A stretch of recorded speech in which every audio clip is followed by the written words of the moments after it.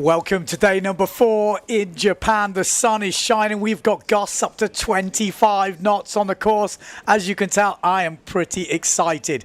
The way the forecast is looking, tomorrow looks like it's not going to happen. So the world titles will probably be decided today. I have to say probably, but I believe they will be decided today. So if you're tuned in, it's getting late in Europe. Get yourself comfortable because it is going to happen. We did get a few heats done yesterday, so we're going straight into the quarterfinals today. But let's just take a look at what happened, well, yesterday's action and the day before.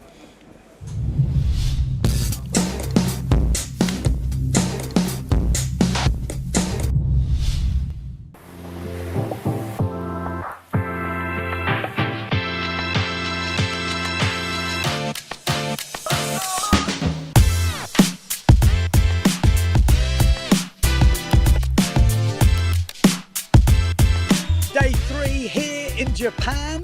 It's been a bit of a slow start today. The wind that was forecast has not come in. The rain has, but for now, no racing. But yesterday went off. 3, 2, 1.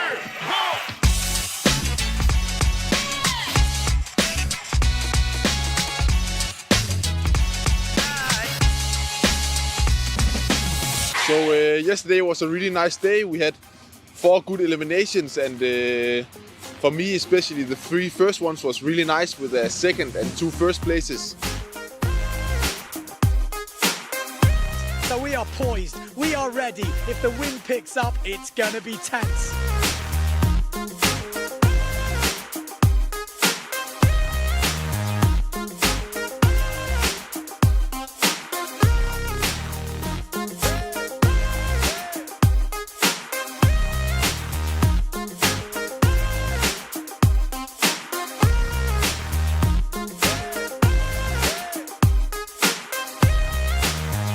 So the wind did fill in the end, but we only managed to get through 4 heats in Elimination 5. And as you can see behind me, the wind just shut off.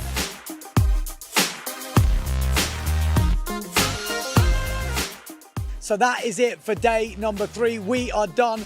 Join us for day number 4, and I'm saying join us because day number 4 is looking good. The sky is clearing up, the wind is picking up, and world titles will be decided tomorrow.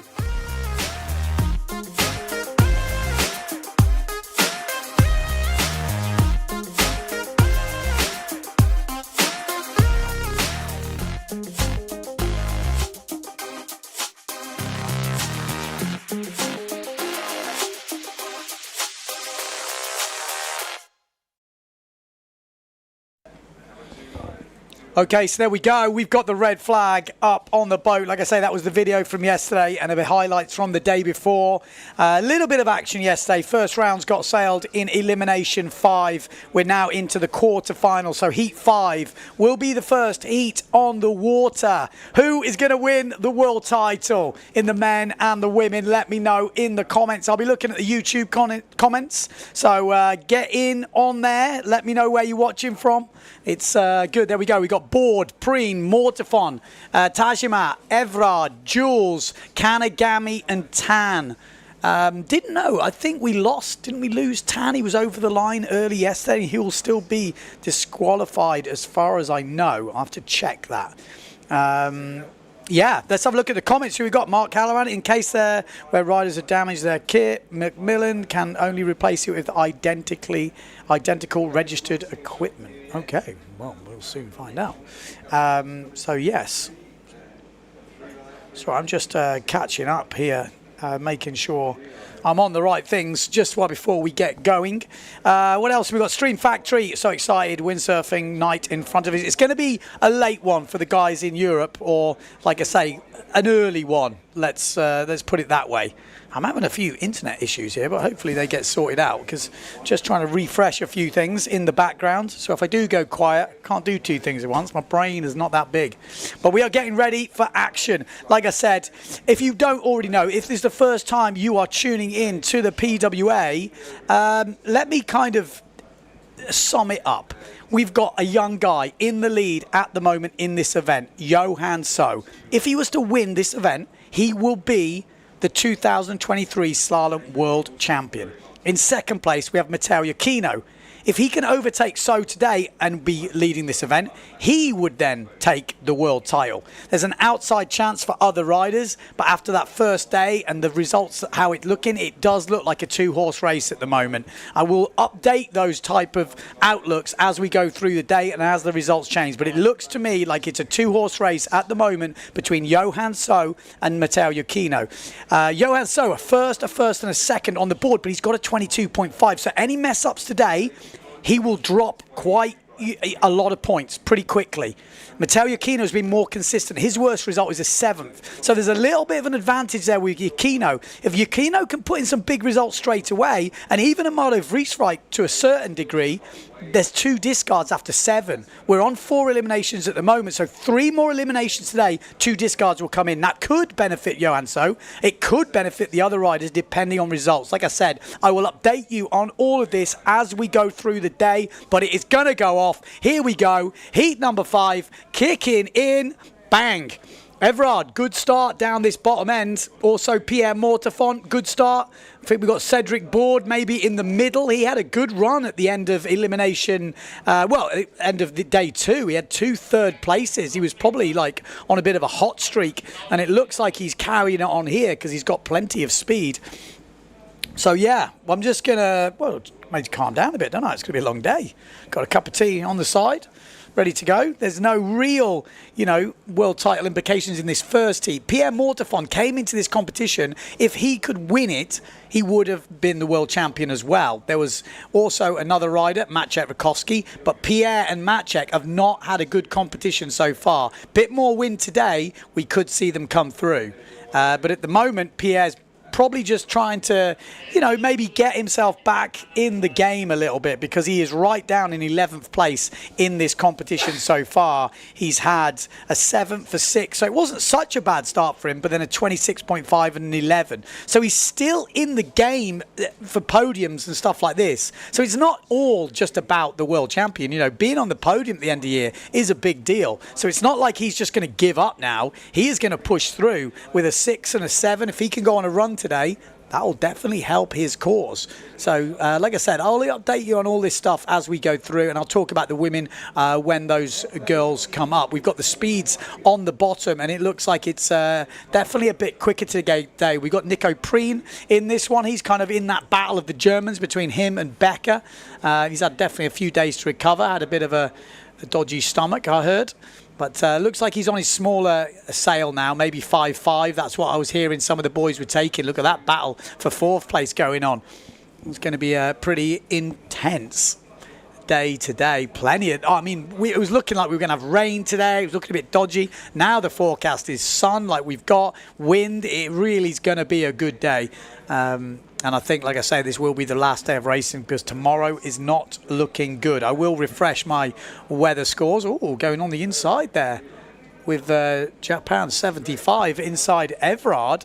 So is that Kanagami, Kanagami having a big fight with Everard here for that 4th place. Obviously, top 4 will qualify for the semi-finals. This is the quarterfinals. We've already done the early rounds. We got those done yesterday.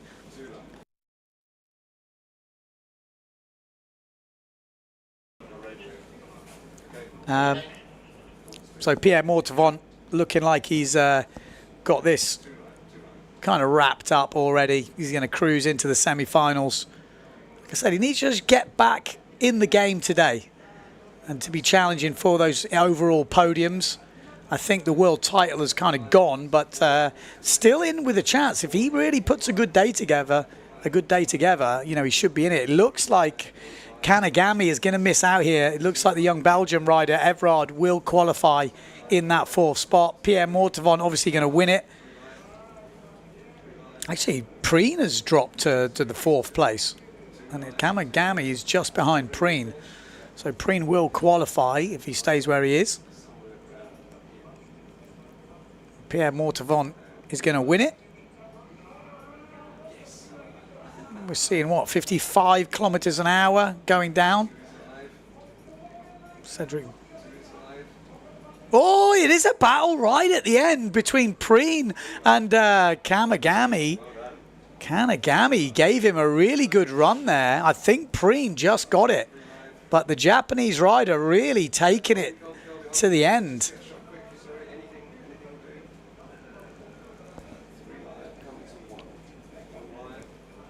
Yellow flag is up, heat number 6. Now this one, every time we see one of the guys who is in with the World Title Challenge, they will be big heats. And this one is no different because we have got Yakino and Johan So in the same quarterfinal. Why? How has this happened? Well, Johan So had that bit of a disaster in the 4th elimination, so he was actually in the 1st round. So that does mess up the seeding, but they've been kind of lucky. It's not a really stacked heat. So you would expect him to maybe push out Makur if we're going on what we've seen so far. Makur, don't get me wrong, not writing him off. He could cause some problems. But if we look at what's happened so far, we would expect maybe Makur to be pushed out by So, because So is coming in as an unseeded rider in this, even though he is leading the event, because it is each round is seeded on the previous round. So this Elimination 5 is seeded on Elimination 4, and Johan So was out in the quarterfinals in Elimination 4. Does that make sense? So, you know, this is what we're going to see. We're setting up, you know, what we're looking at is this could have been a lot harder for them if they'd have been pushed down with some of the other boys. But the semi-final looks like it probably won't be too bad because they will join that last one, the 4 guys from that one. And you can see how far Pierre Mortefon was ahead in that. But here we go, straight up to the start. Yakino with a good start down this bottom end. We've got Jazonas, who showed some good speed actually so far in this competition. That's Makur on the Neil Pride. Looks like Johan So has had a good start in the middle as well. Like I said, we would expect, you know, Yakino, Johan So to push through here. And this is a first look at him. But as we know, one big crash, one mistake could be catastrophic. It really could change the game so quickly. So although we know these guys are the quickest, we know they're racing the best between these guys, one mistake, it can all go very wrong very quickly. So Matteo Yakino rounding first. Johan So, aka the Beast. Oh, and Jazonas has gone. Oh no! No! Oh Christ, by Jazonas trying to save it. He actually went downwind like one-handed rodeo show, and then we had Mattis behind, and Mattis just was trying to work out where Ritis was going, couldn't figure it out, and in the end, he's gone straight into him. He didn't have any choice. So he's took out 2 of the seeds there. Ritis Jazonas and Mattis are both out, and that's opening the door for Makur now in 3rd, and we've got Sukos in 4th place. So it's going to be a little bit easier now for Johan So and Matteo Yakino to make the final. So that is really good news for Johan So fans, because they just wanted him to make finals and put together some good results. He's already got 2 firsts and a second. Like I say, 3 eliminations would give 2 discards. If he has 2 good results now, Johan So, you know, right up there, say 1 or 2, or maybe even in the top 3, he probably will have this title wrapped up after 2 eliminations. So it could be over before it even starts at the rate, because we only had 1 day of proper racing. This is going to be the 2nd day of proper racing. Had a couple of heats yesterday. Wow, we're going to have a look at that in the highlights, that crash. But I can't see those guys. They're not going to get back into this. And it could have been an expensive crash. That foil went straight into the sail. So, Matteo Yakino. Oh, big crash from Makur there. It is some difficult conditions. Like I say, all bets are off today. 1 mistake and you're going to be swimming. Make some predictions. Who do you think is going to win the world title this year? Billy says, good job he's got tomorrow off. He can stay and watch all night. Hi from London, says Julio. Should go to bed, but this looks exciting. We have got, honestly, if you're going to watch a day of racing, watch today. That's it. That's all you have to do for the rest of the year till next year starts. This is it. Just one night. Come on. Join me. It's going to be a hell of a night of racing. Who's in 4th now then? Because Makur went down. We could see... Or maybe he's got back up. There is a Neil Pride that's just got back up. That is 4th, so it is Makur, is it? Yeah. I mean, that just goes to show he's managed to get back up. There's such a big gap because we already, you know, lost 2 of the top seeds in that first one. They would have been normally there to take up that. Someone's saying, is Yukino on Phantom foil? No, he's on Z foil. So Matteo Yukino, Johan So, safely through. We've got Sukos. Gusting up to 28 knots.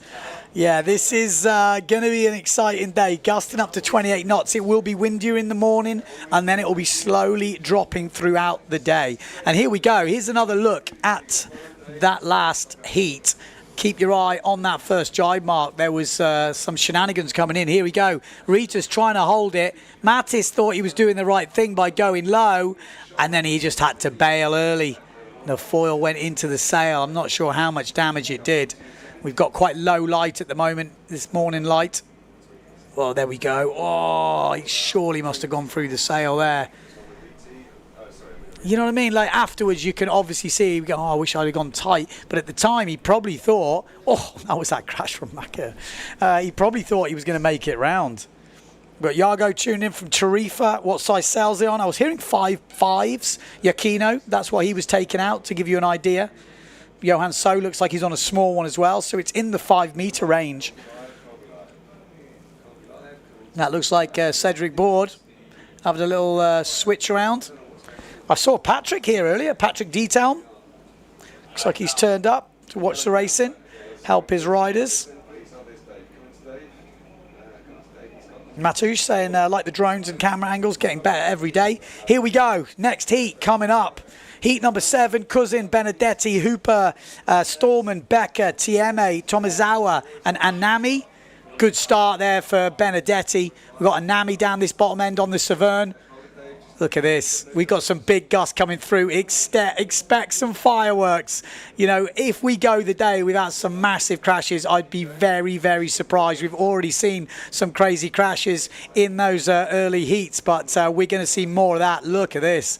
This is smoke on the water. Well, not much smoke, but you know what I mean. It does look pretty cool. They're sort of hovering over the top. We've got a bit of fin action in this race by the looks of it as well. Like I say, up to 28 knots. There's no reason why you couldn't have a fin pushing it through. As we come round this first jibe mark. Hooper rounding first, then Benedetti. So seeded riders in the mix. We've got Cousin in there as well. Stallman on the GA sail. Just waiting for the drone to get back out there to give you those aerial views that we're so used to seeing. I mean, this is how we used to watch the racing and comment the racing. It's kind of hard to think back to that, isn't it? It's such a 2D. Really difficult to see. But Benedetti looks like he is still in second place. Yeah, it is going to be Hooper rounding first. We got Becker in second, Benedetti in third, Alexander Cousin in fourth, and then Stallman in fifth place. Looks like Jimmy Tieme on the fin, giving it a good go. You wouldn't count him out on the fin in this, would you? To follow those guys round.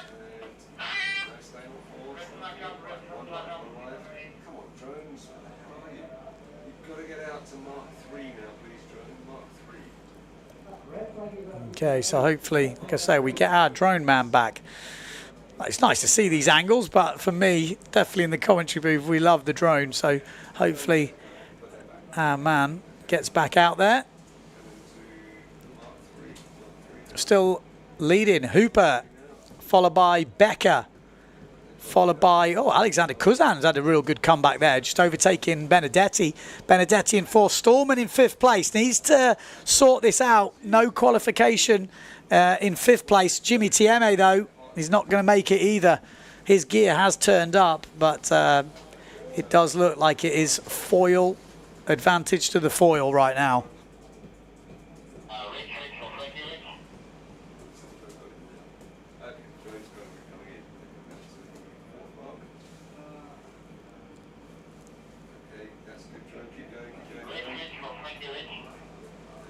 Okay, there we go.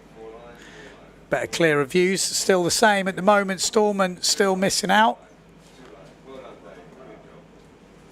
Ooh, Stallman's close here with Benedetti. Check that. The GA from Scotty Stallman from the UK having a battle with the Italian, and also Alexander Cousin down this bottom end. This is definitely not all over yet. They're going to be pushing super hard. We could see some mistakes. If those foils come out the water, if they breach, all lift is gone and you'll be seeing a crazy crash, and they can't back off now. There is no relaxing as we come into the finish. We've got Hooper leading this one. Becker looking solid in second or third. Benedetti, Cousins under a bit of pressure here from Stallman, and Stallman might have just got it. Stallman might have squeezed out Alexander Cousin. We'll wait for those results to come through.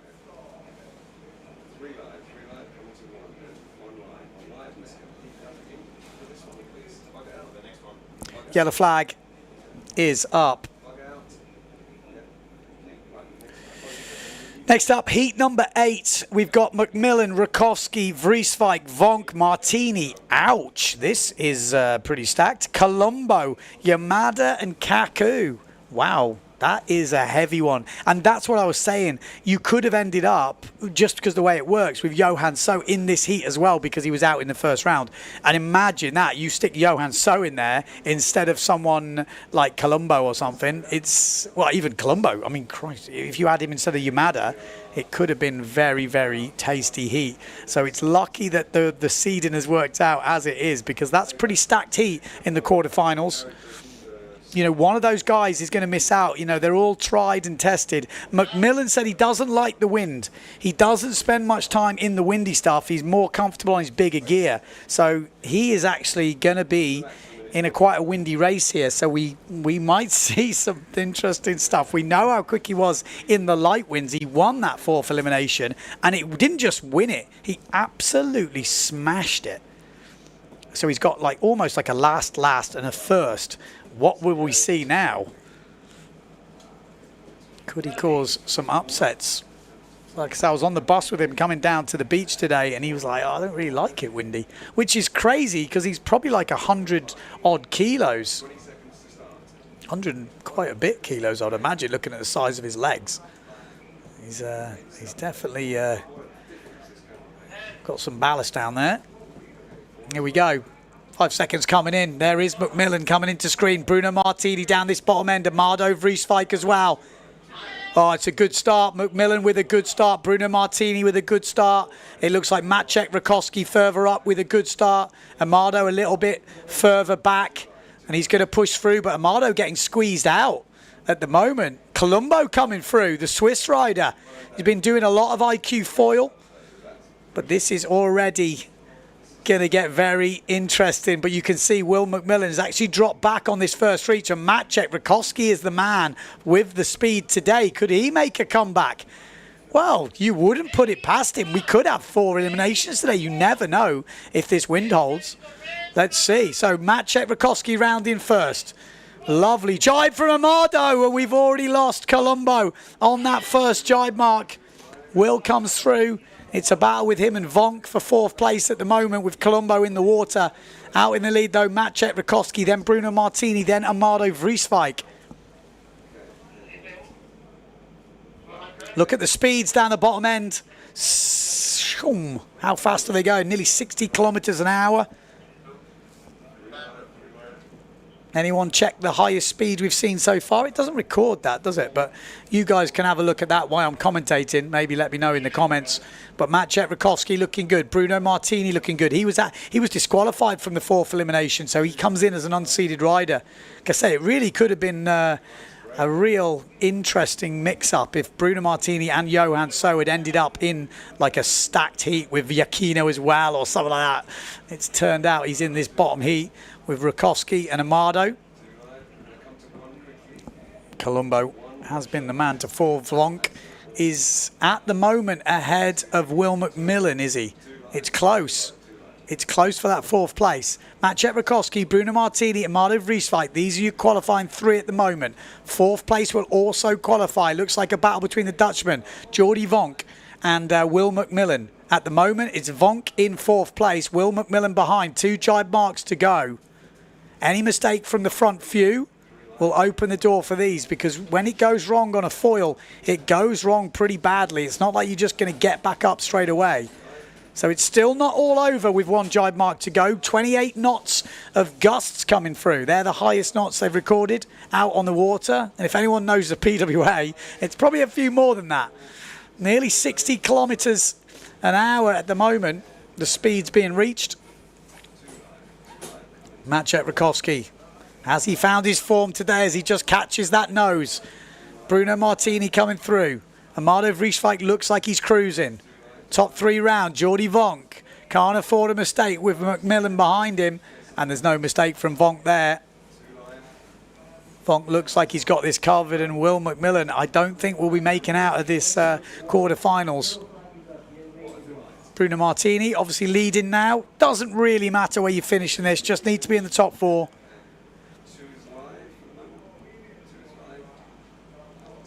So Bruno Martini, Maciej Rakowski, Amado Vrieswijk, Jordi Vonk, that looks like your top 4. And there is the finish. All 3 riders over. Jordi Vonk will be the 4th and last qualifying spot. There it is. Will McMillan will miss out. Crazy when you look at his results. I mean, it's actually bonkers when you look at his results. He's in, where is he overall? He's... It's 27th, 38.5, 30, 46.5, and a first. And then he's put in, what, a 22.5 there? When he's on, he's on.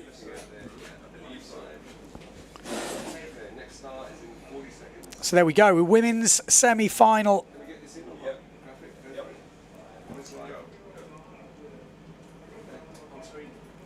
Okay, now let's update you on the women's world title race and the result here in Japan. In this heat, Lemaitre, Alabao, Onishi, Saki, Davico, Biaggiolini, Steph, and Sventavani.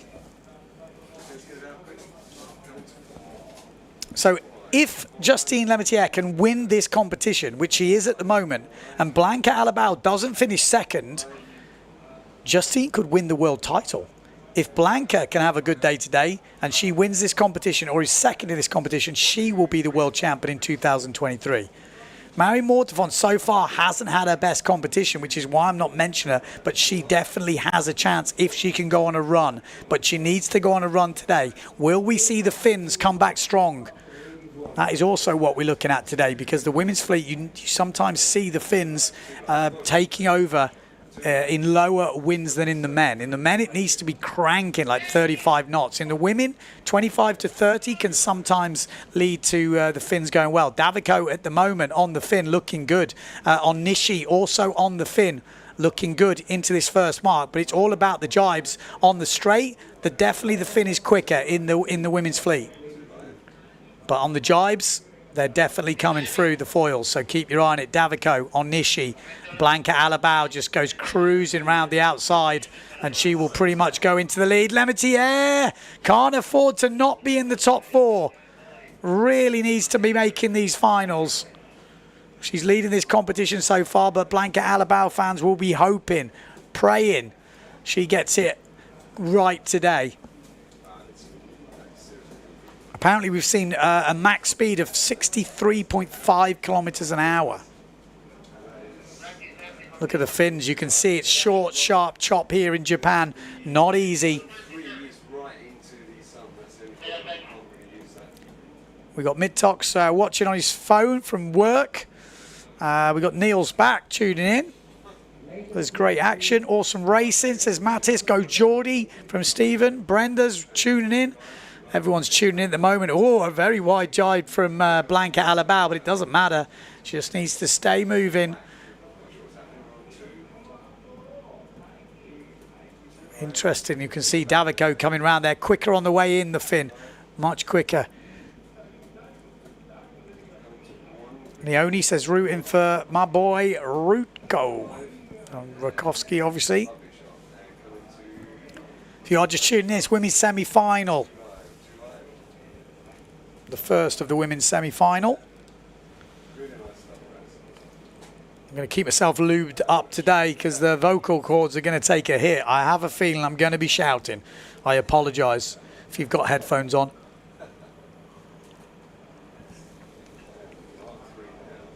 There we go. Davico rounding first on the fin. This is the hard one for the fin on the way out. Really short, sharp chop. You can see it, how hard it is. Could we see the fin has taken the win today? Blanca Alabao. Looks like she's cruising in second. Again, this is just a qualifier. Semi-finals, top 4 will do it. Old Gart saying good night from Holland. I hope that doesn't mean you go in. I hope you're coming. Go Blanca, says Brenda. Mario, go Blanca. Coverage is great, we're hearing on YouTube. If you want to leave some comments, get on YouTube. It's looking good, though. We've got Davico leading. Blanca Alabao second, Justine Lemaitre in third, and Onishi in fourth place. They would all be qualifying for the winners' final elimination 5. Just needs to keep this together. This should be quite a comfortable win for Davico on the way in. Blanca, Justine, Onishi. I wonder what we're going to see Marion Mortefan on. Are we going to see Marion Mortefan on a fin, maybe?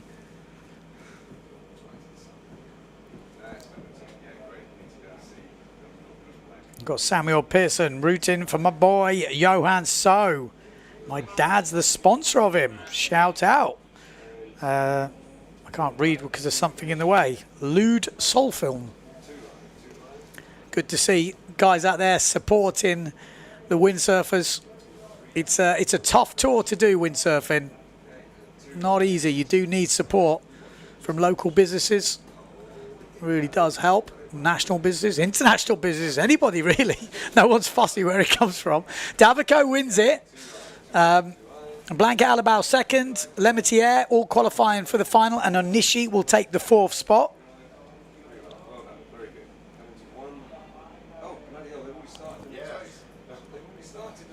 So we're already into the next one. We've got Oppendahl. Straight away, they're trying to rack them up. They don't think about the TV here. They just carry on. The problem is with that, when they start so quickly, we don't always get the drone back up.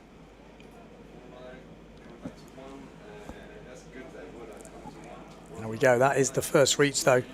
I think we're going to see some fin action there. It looks like Anna Yama on that S2 Maui sails. Looks like Oppendahl looking pretty solid at the moment. We should have Lena Erzin as well. She was going well. Marion Mortefan. It's going to be Marion Mortefan going around in first. Then we've got Oppendahl, then Anna Yama, and then Erzin. That's your top 4 at the moment.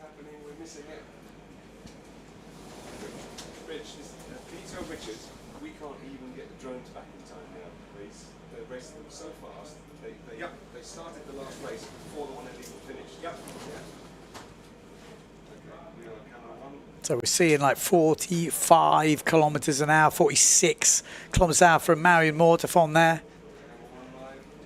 So it does look like Marion Mortefan, Oppendahl, Anna Yama and Erzin is your top 4 riders in this women's semi-final.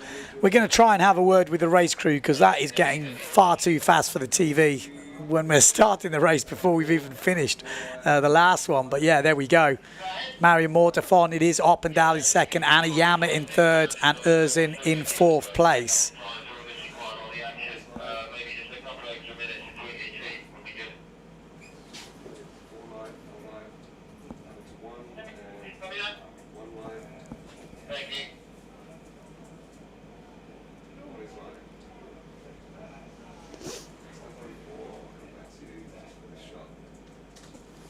There we go. The speed blur coming down. Anna Yama's pushing hard on the way in. Like I say, the fin looks very quick on the way in. Pretty hard on the way out. We saw in the men, Jimmy Tieme taking the fin, and he really didn't make a dent on the top guys. Marion Mortefan cruising through in first place. So this is the semi-finals number 2 for the women. Top 4 qualify. Is Is that a Oppendal? Yeah, Oppendal, second.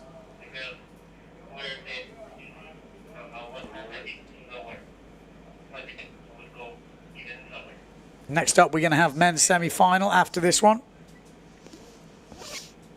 And things will start to get pretty exciting. Any mistakes from the top guys will be punished. So not just the event win is on, the world title is on probably today. The way it's looking. Here we go, Mary Mortefont, Oppendal. Oppendal kind of cutting her Olympic IQ foil training short to come back to the PWA. Good to see her back. Mary Mortefont in first, Oppendal second. Third is Anna Yama on the fin. You can see he's choppy coming into that jibe. It's not easy. Good jibe from Anna Yama and Lena Erzin. A little bit less wind she would probably like at the moment if she's going to put a challenge in. It is pretty breezy out there, and I think her smallest sails are 6 meter. Some of the guys are on 5.5, so that just puts it in perspective. She is sailing with a massive sail. I think I've got those numbers right, but I think someone said she was on the IQ gear. I don't know. Maybe someone could fill me in, but I'm pretty sure I heard the other day on an interview her smallest sail was a 6 meter. She's pretty massive. So Mary Mortefont, Oppendal first and second, and then it will be Anna Yama and Lena Erzin. They will be your other 4 riders to make that women's winners final. So hopefully we have a bit of time now to get the drones back in the sky, get them up for the next racing. So we are having words with the race crew to just slow things down a little bit for the drones.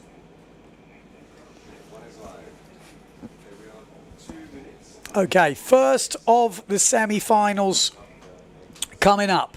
Elimination 5, Mortefont, Board, Evrod, Preen, Yakino, So, Sukos and Makur. Pick 4 riders from that. It's not as heavy, you know what I mean? If you had to pick 4 riders there, you would pick, you know, going on form, going on results, Mortefont, Board. Well, Preen, So, to be, you know, Yakino, actually Preen's in there. So there is an extra guy that could cause a problem, but it'll be more about the racing. If anyone goes off, that's the start. If anyone makes a mistake, there are guys in this to take charge. We have got some fast boys in this one, though. Let's have a look. So we've got Johan So in the middle, going for that world title. Matteo Yakino also in that world title race. We've got Cedric Board upwind, could be a danger man. Upwind of him on the duotone is Mortefont. That looks like your top 4. Preen not got the speed at the moment. We kind of saw that the other day, but he'll be there or thereabouts. Matteo Yakino still round in first place. Then Johan So. Can't afford any mistakes. Oh, 1 under all the way round. Cedric Board, Mortefont. Like I say, it's more we're looking at the front 4 in case there's a mistake, in case there's a gust that catches them wrong. Preen in 5th place, ready to pounce if there's any mistakes. This is tense stuff. 2 good results for Johan So today. And when I say good, I'm talking first or second, and he could have that world title wrapped up, depending on how the wind plays ball. But it's Matteo Yakino who's going to go round in first. Then Johan So. Then Pierre Mortefont. Then Cedric Board. Then Nico Preen. Oh, and Matteo Yakino has gone down. Matteo Yakino has gone down, and that is not good for the Italian. It's great news for Johan So fans, and he's still in the water. This is an absolute disaster for the Italian. I'll have to say, I thought it might be the 20-year-old that got the nerves today. But it looks like it could be the Italian. Matteo Yakino is opening the door for this guy, the Beast. Could he be the world champion in 2023? This is amazing news for the Beast fans. It's obviously not over yet, but that is huge.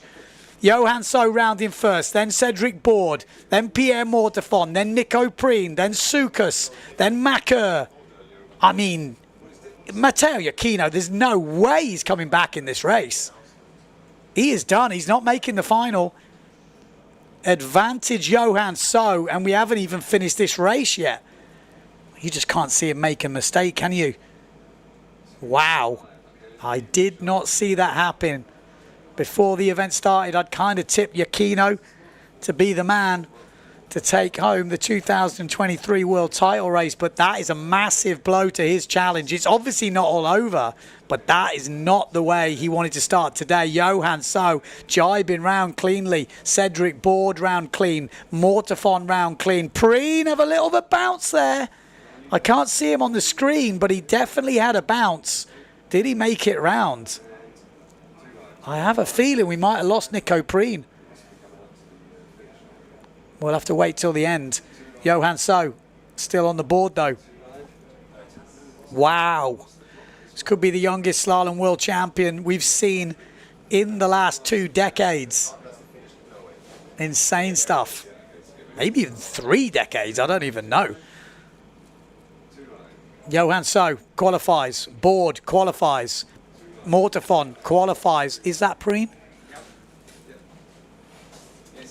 Yeah. Preen in 4th place.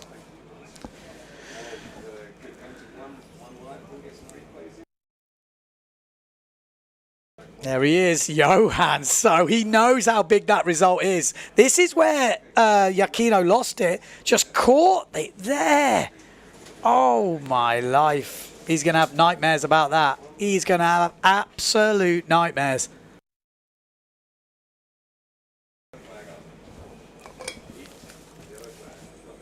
It's how all of Italy I could hear there. Wow. Second semi-final, elimination 5s. Hooper, Benedetti, Becker, Stallman, Rakowski, Martini, Vrieswijk, Vonk.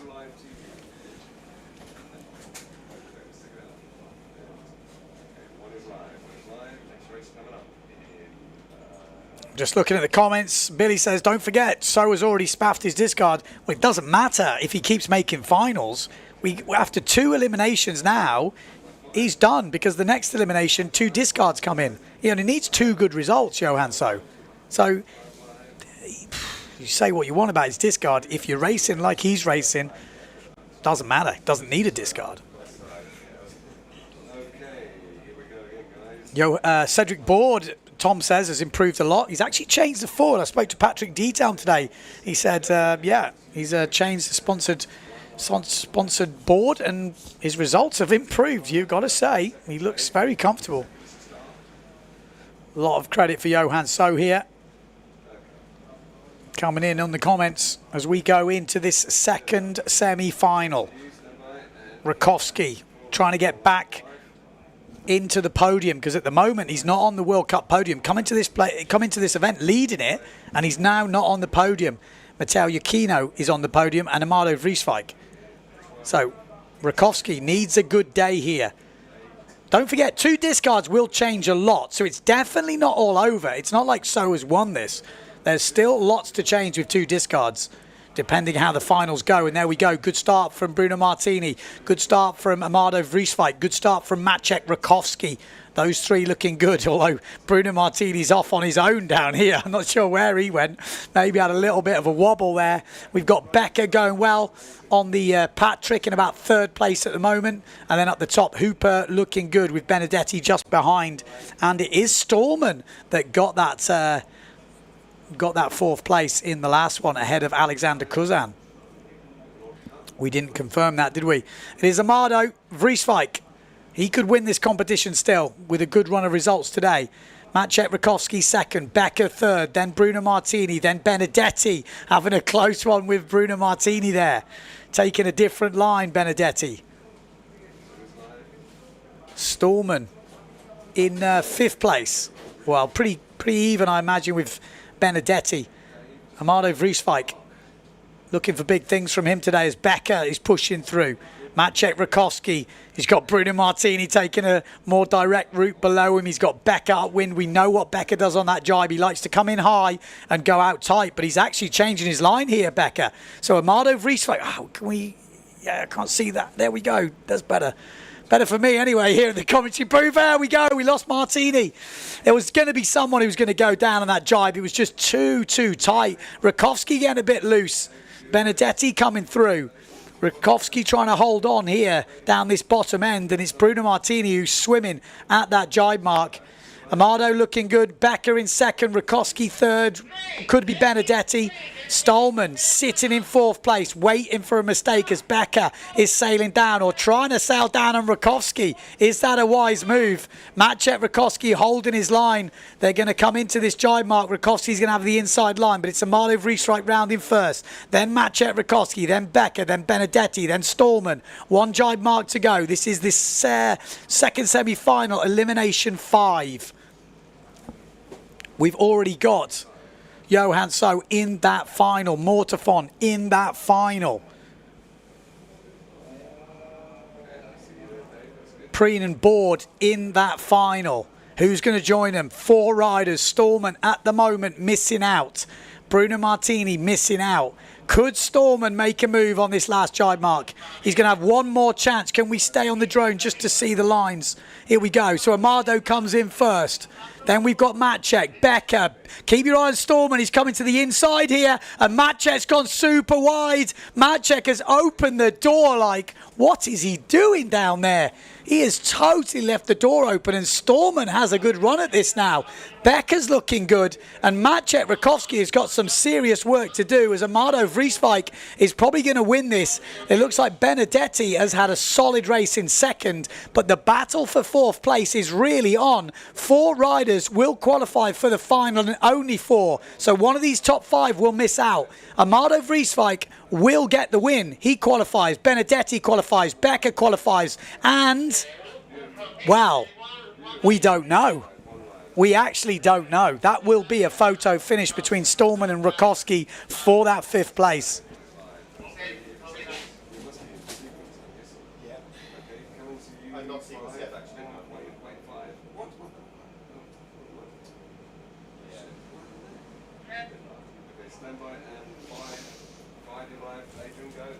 He is not happy, Bunny, there. That's Matteo Iachino contemplating life right now. Oh, he's been so close so many times to so many world titles. He's obviously had one, but he could have had a few more. That sea snake is going to haunt him from New Caledonia from a few years ago, and maybe that jibe might be a reoccurring nightmare. Ouch. Runners-up final coming up next in the women. We've got Saki, Biaggiolini, Sletovani. We got Steph, Sunaga, Suzuki, Ishii, and Erkan. I don't think we've got Erkan in this because she had quite a nasty crash. And same as it doesn't look like Steph is racing either.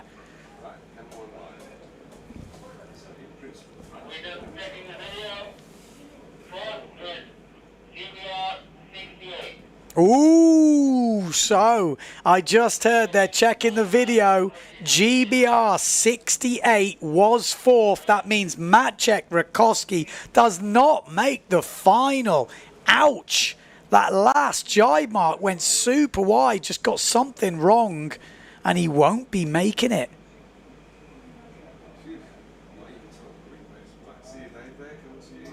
My Dave. And 4 live. Okay, during your clear. 4 live. Coming up to 30 seconds to start. 30 seconds to go. Yeah, it goes from bad to worse for Maciej Rakowski. He's really not having his best competition here in Japan. This was where last year he won that world title. Not the same memories in 2023. Bob says, who says spoil racing is boring? There's no way. If you can like it or not like it, but the racing is far from it. Far from it. Biaggiolini there. Looking like she's on the fin. This is runners-up final for the women. We have lost a few at this event. There was a nasty crash, like I say, from Erkan, the Turkish rider. She's done damage to her foot, maybe ligaments in her knee. It was a big crash on the first day.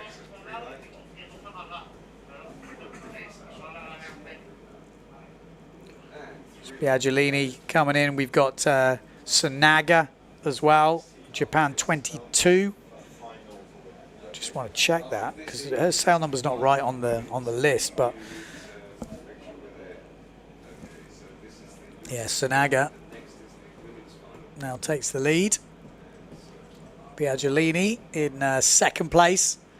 This is the women's runners-up final. Battle for 9th place. Biaggiolini. And we've got Saki just trying to avoid Biaggiolini.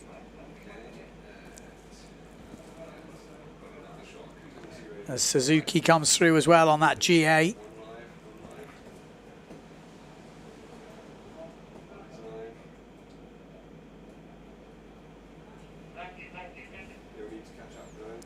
And this has been, this is already shaping up to be an extremely interesting day. I definitely wouldn't count out some of the riders taking the win here because we've had 4 eliminations. And like I say, once we get to 7 eliminations, 2 discards come in. So you're getting rid of 2 of the races from the first day. So it can change a lot today. Even though we think, you know, lots of people are quite far ahead, it could change depending on today. Need some good races today. We've already seen mistakes, though, from Matteo Yukino and Maciek Rakowski. In the women, well, all the seeds are in the winners' final. This is the runners-up final.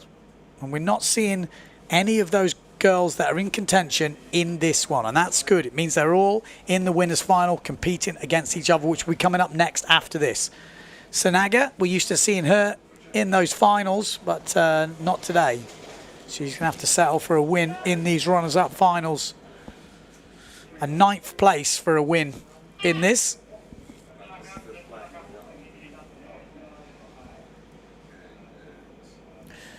If you're wondering what the forecast is for today as we come through these, like I say, runners-up final in the women, I mean, I need to tell you, the forecast for tomorrow is looking absolutely like nothing. It really is. Like, I'm not a weatherman, but it's white. It's saying 3 to 5 knots, nothing. So this is it. The world title is on the line today. The wind looks like it shuts down about 2 o'clock today.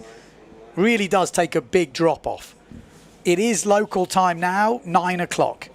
So we have probably got about 5 hours of racing. We could easily get 3 eliminations. You never know. 4 could be on the cards. So lots of racing to go. We've really only halfway through this event. So it'll be 2 proper full days of racing. Day number 2, and it'll be obviously today, day number 4. And we already start ahead today. We'd already done 4 heats in the men. So we do have a good chance of finishing 4 eliminations. Will they push for that? I don't know. So lots and lots of things can happen. We've already seen upsets in this first round with Maciek Rakowski and Matteo Yukino not making the winners' final.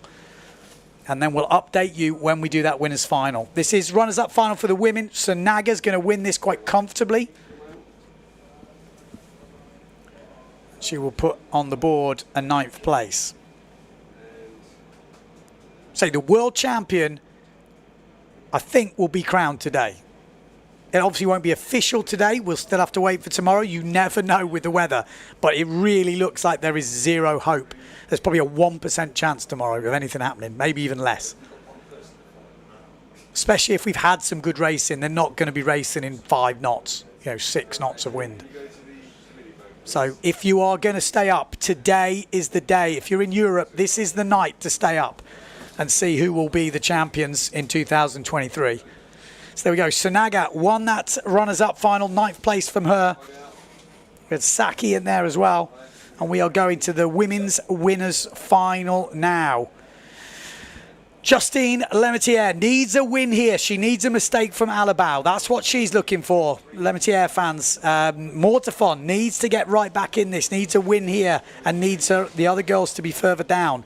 Davico, she's been on the fin looking good. Alabao's in this, obviously. Anishi, Oppendahl, Anayama, Erzin. Erzin's on a pretty big sail. I think she'll come more into it as the wind drops. But in this windier stuff in the morning, Alabao's going to be one to watch. Mortafon's going to be one to watch. Oppendahl could cause some problems. Maybe Davico on the fin. Okay,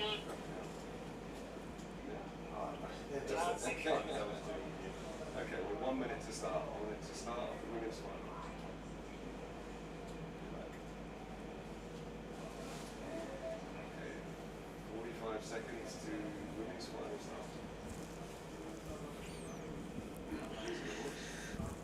I'm just looking at the comments. Brenda's saying full racing can be exciting to watch, but I wouldn't say yesterday's racing was exciting to watch. The thing is, we were only in the first round yesterday. So, of course, it's not exciting. When there's nothing on the line, it's not exciting. You have to have something on the line, like in anything. You need something on the line. There needs to be drama. There needs to be stress. There needs to be pressure. You need to know if that person doesn't make this position. That's what makes it exciting. It's not just the action. The action is just the added bonus, but you need that moment. You know, you need those results. You need those numbers. You need the positions, the stress. Here we go. Starting women's final. Bang. It's a good start. On Nishi up that top end was right on the line on the fin. We got down this bottom end. Good start from, well, obviously Blanca Alabao. Not such a good start from Oppendahl, but she's really low down and it might come in towards the end. Erzin looking very good in the middle. She's on a 6 meter, bigger than some of the guys. Marion Mortefon on the small duotone sail. Justine Lemaitre a little bit further back for her. But it is Blanca Alabao who looks like she'll be leading, although Erzin is not backing off here, is she? Erzin from Slovenia is pushing through, and she is not giving up as we come into this first mark. No way is she backing down. Lena Erzin wants another win. She's had the last 2 have been her wins. Elimination 3, Elimination 4 were wins for Lena Erzin. And she makes it through here on the big sail. If it goes light, she's going to pull out. But if it gets up a bit more, she's going to be on the edge. Justine Lemaitre leading this competition, back in 4th place at the moment. She'll need to address that, but there's plenty of breeze, a lot more wind on this outside jibe mark. This is when the big gear might become a bit of a handful. Blanca Alabao in 2nd place at the moment.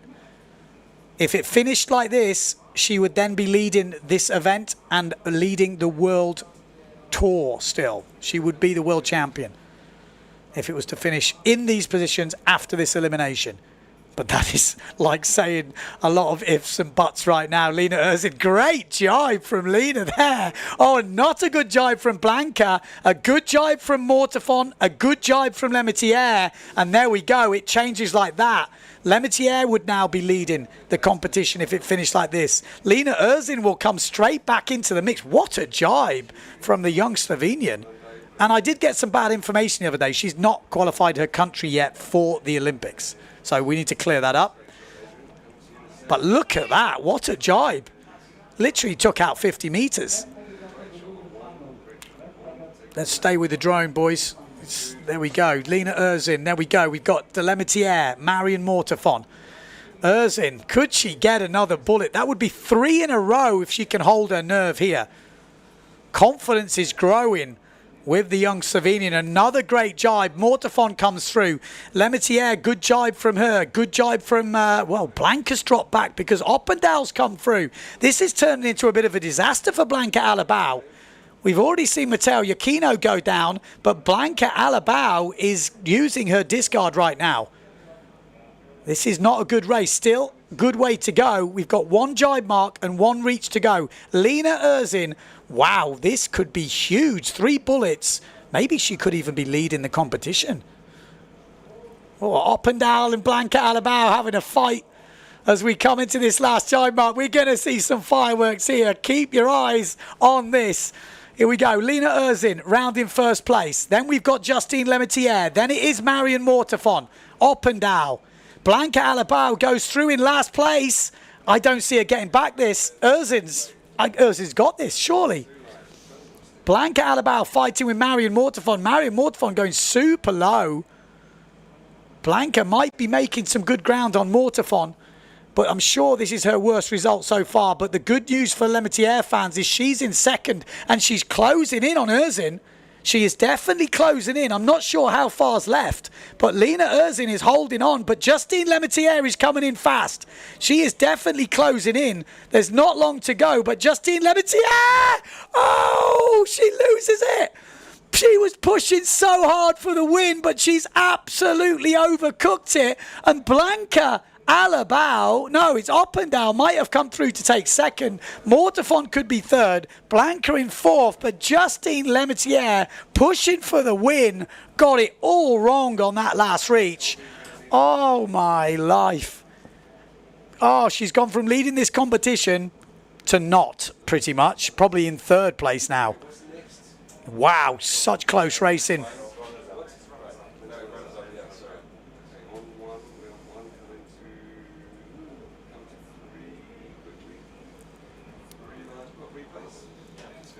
Oof, wow.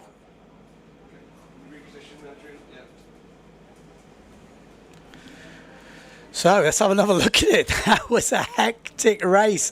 Women's winners final, elimination 5. Blanca Alabau was looking like leading here, but Erzin just absolutely bullied her coming into this mark. Just held her line, held her nerve, and then from then on, never looked back really. She had some good jibing. She's racing with a bigger sail. So she had to watch herself, but there was a few wayward jibes from Blanca Alabau and let the other riders through. It was a really interesting race. We thought at one point it looked like Justine Lemaitre at this point was closing in, and she really was closing in. And then the nose caught on that big crash on that last mark, on that last reach. Lena Erzin holds a nerve. 3 back-to-back wins in the women's fleet. She is going strong for the win here. Thomas Bourne said, I would have held second. You say that now, but that's only because you know she crashed. If she'd have took on the win, that's what winners do. They go for the win. She smelled blood. She went for it. Didn't work out. We got Orlando saying she's on an IQ foil. Here we go. Runners-up final, men. Elimination 5. We got Maciej Rakowski in this. Matteo Iachino, Bruno Martini. This is a stacked runners-up final, if ever I've seen it.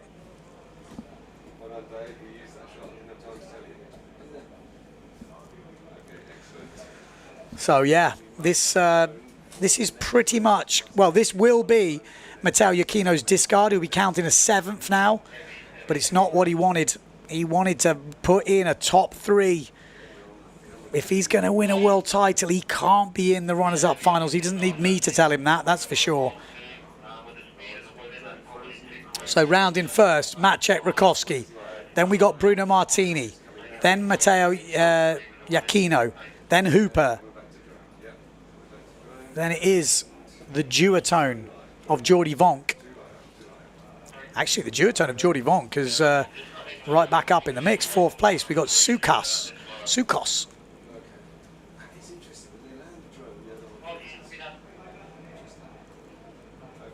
So Iachino, no, Maciej Rakowski leading.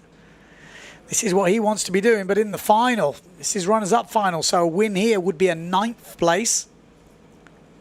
Not easy conditions out there, that is for sure. You can tell these guys and girls are the best in the world, and if they're having problems at certain points, you know it's difficult.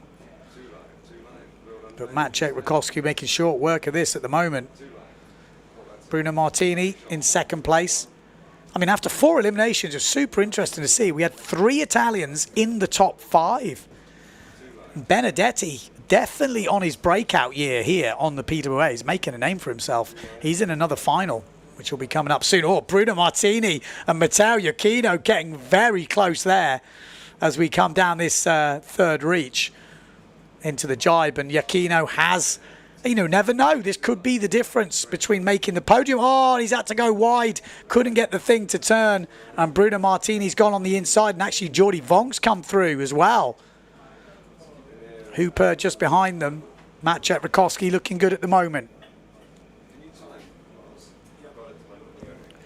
Seeing just over 60 kilometers an hour from a lot of the guys in this heat.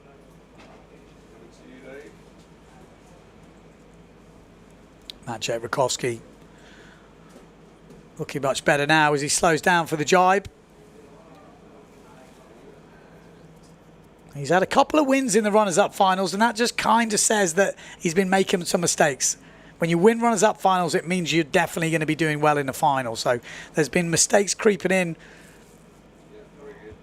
But Rakowski looking very solid for the win here. Bruno Martini charging him down, but there's no way he's going to take out that much distance on Maciej on the last reach. He's giving it a good go though, isn't he? Matteo Iachino in 3rd, Jordi Vonk in 4th. So it will be ninth place for Maciek Rakowski as he comes in towards the finish. So not the result he wanted, but the best he could have done in this runners-up final. 9th for Maciek, 10th for Bruno Martini, 11th for Matteo Iachino, 12th for Jordi Vonk, 13th for Hooper, 14th for Sukos, good result, 15th for Makur, and then Everard coming through after that. Okay, one heat left of this Elimination 5, and it's the big one. The final of the men. Lots on the line here, and this is huge. You know, any mistakes from So here, he will be counting it. So a last place, let's say a last place, some big crash, finishes 8th, he'll be counting 8 points. Amado wins it, he's going to catch up quite a lot. So, you know, we're going to have to wait and see how this plays out. But we've got Johan So in this, leading the competition so far. Cedric Board has been on a good run recently. 2 third places in the last 2 finals. Mortafon is playing catch-up today. We've got Nico Preen in there. Battle of the Germans. We've got Vrieswijk going for this event win. He can still do it. He needs to put in some good results, though. Benedetti has been going for it. Becker having the Battle of the Germans with him and Preen. And Scotty Storman makes another final. Great to see the Brit in that final. That was that big one between him and Maciek. Right on the line, that was. They had to go back to the video replay to split it. It was that close. And then we see, you know, what Maciek did in the end. He won that runners-up final. So Maciek, he's just not going his way. Sometimes that's how it goes. Just don't get the run of the green.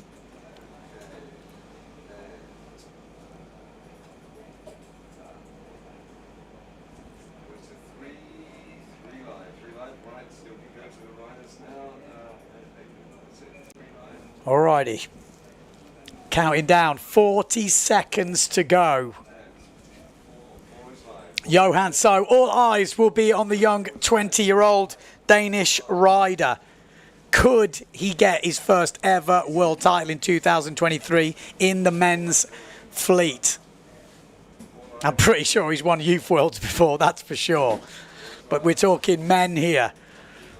I think the last time we seen it, it's like probably over 3 decades ago. It's got to be either Robbie Nash or Bjorn Dunkerbeck. You know, something in that era was the last time we saw someone who's 20 years old winning the Slalom World title. So it ain't easy. Nerves could come into it. Will we see the machine break? We're about to find out, but it's a great start from Benedetti on the right-hand side on the challenger. A good start from Amado Vrieswijk in the middle. Also Cedric Board, but there's a few guys who are really off the pace on the start. Not quite sure what happened there. Nico Preen is one of them. Becker is also another one with a bad start. Little wobble from Board. We've got Scotty Storman in the mix here. The beast at the moment is sitting in between this pack. Amado wants a win, wants to get back on track for a win here in Japan and hopefully an overall podium finish. Is the world title out of his grasp yet? Well, not exactly, but he would need some things to go his way. Oh, Benedetti. Board's looking very good again. A great jibe from Johan So. Good jibe from Scotty Storman. Keeps himself in the mix. Mortafon quite far back now. It looks to me like it's going to be one of these top 4 riders. But Amado Vrieswijk, you can only think a mistake would be something that would cost him because he's got the speed, he's got the distance from the rest of the pack. Johan So at the moment is fishing around behind Cedric Board. He doesn't know where to go. He's maybe got a bit of extra speed, but he doesn't want to come off the gear. Or Benedetti getting a bit loose. Amado Vrieswijk, though, will jibe in first place. Second place, Johan So. Then Benedetti on the inside. Then Cedric Board.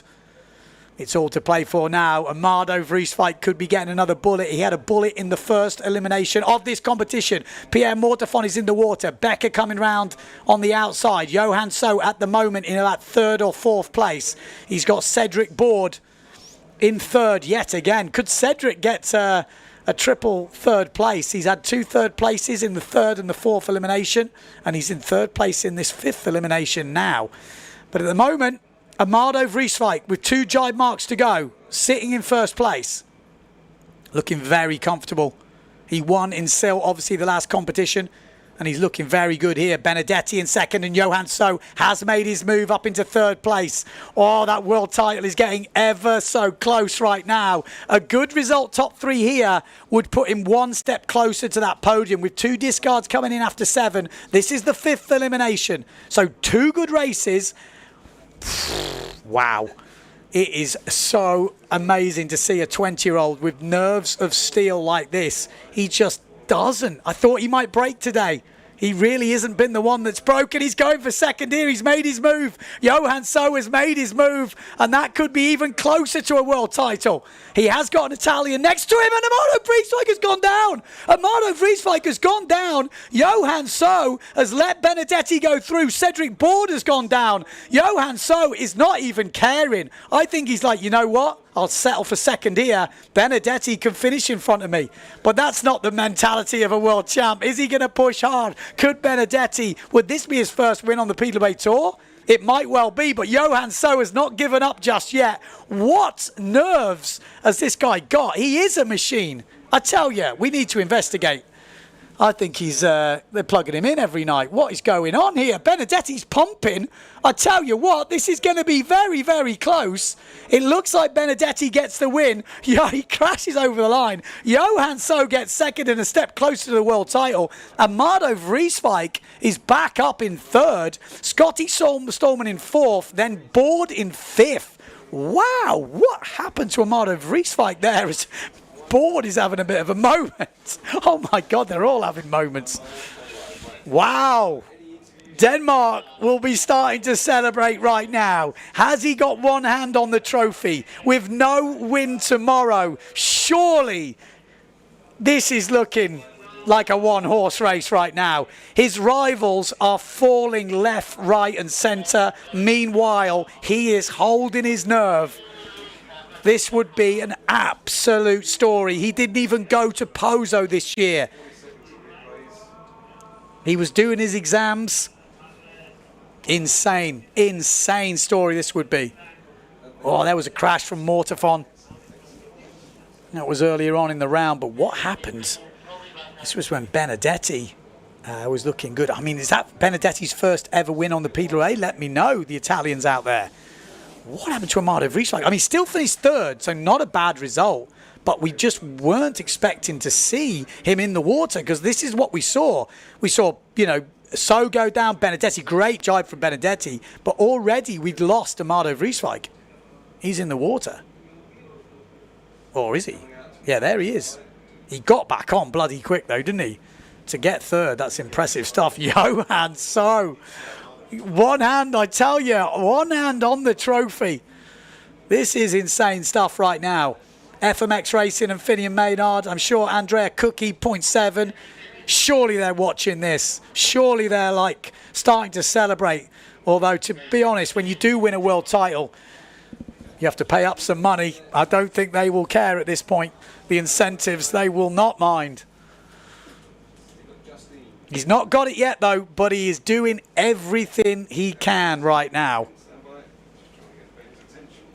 Thanos saying So looks so unfazed with everything.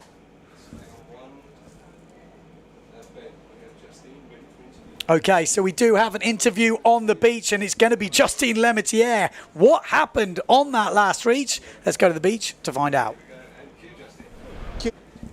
Justine Lemaitre, that was a massive crash on the finish line. First of all, are you okay? I'm okay.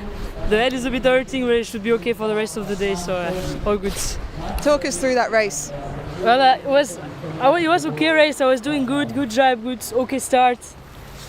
I was saying that I could come back on because the wind was light, so Lina was pushing hard, and at the end it was more windy, so she was more struggling with the big gear. So I was coming back strong. And yeah, I was pushing. I don't even know what happened actually. It just went from sailing to in the water, so it was a good one, yeah. You said as well you catapulted again after that one. We didn't see it. What happened there?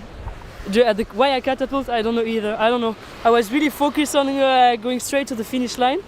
I really don't know. Maybe it was a gust or the foil came out. I really don't know. How do you reset now for the next race? We have a bit of time, so I'm gonna take some rest and put myself back in the fight mode, and hope it's gonna be okay for the next one. We're glad to hear you're okay, and good luck for the next one. All good, thank you. There we go. It's nice to hear, actually, from not just the winners. You know, sometimes some of the bigger stories are from, you know, the other riders, and one of them is Justine Lemaitre going for that win, and then obviously just smashing out on the last reach. We will be giving you an update of the overalls as these come through, and they will be updated on the PWA website as we go. I mean, this is super exciting. I don't think we could have planned it any better. And Johan So fans, you know, his sponsors, his supporters at home, I'm sure all the Danish riders, maybe like just the Scandinavians in general, they'll be, maybe everyone around the world. It's so nice to see a new face at the top and challenging some of the, you know, tried and tested names. I don't think anyone predicted that this year, you know, and especially with Johan not even sailing in Pozo this year. It's impressive. Right, results through for the women. Let me give you an update.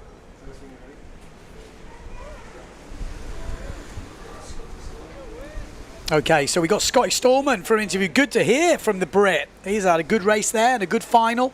Let's go into the beach to hear from Scotty.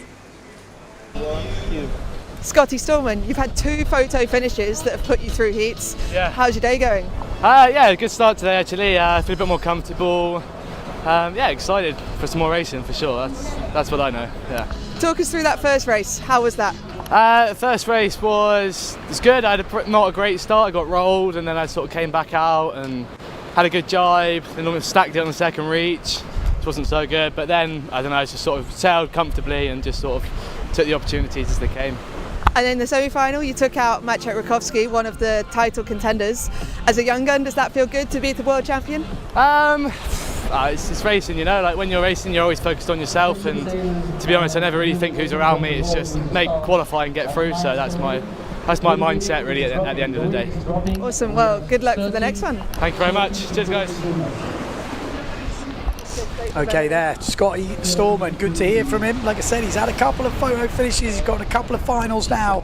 I'm just looking at the overall results, just going through. At the moment, in the women, we've got Lena Erzin is now leading this competition. 3 back-to-back bullets, puts her on 7.1 points. Daniela Benedetti. Blanca Alabao, 2, she's in second place, 7.7, so 0.6 behind. And then Justine Lemaitre, with that 8th place in the last one, she discards it, she's in 3rd. Otherwise, with a 1st place there, she would be leading, Lena Erzin would be 2nd, and Blanca would be 3rd, and Justine would be leading the world title race. That's how crazy it is. Now, because of that crash, just because of that crash, Blanca is still leading the world title race. So, you know, that one mistake has cost her massively at the moment. Okay, Benedetti for an interview on the beach. Let's go and hear from the Italian. Daniela Benedetti, PWA race winner. How does that sentence sound? It's amazing. I didn't expect this, and yeah, I was always second position this final. Then I saw Amado's falling, and I say, okay, let's go for it. And I took the chance, and I bring it home. I was really close with Johan, that is super fast, but yeah, I mean, I managed to win. Well, it's my first win in the finals.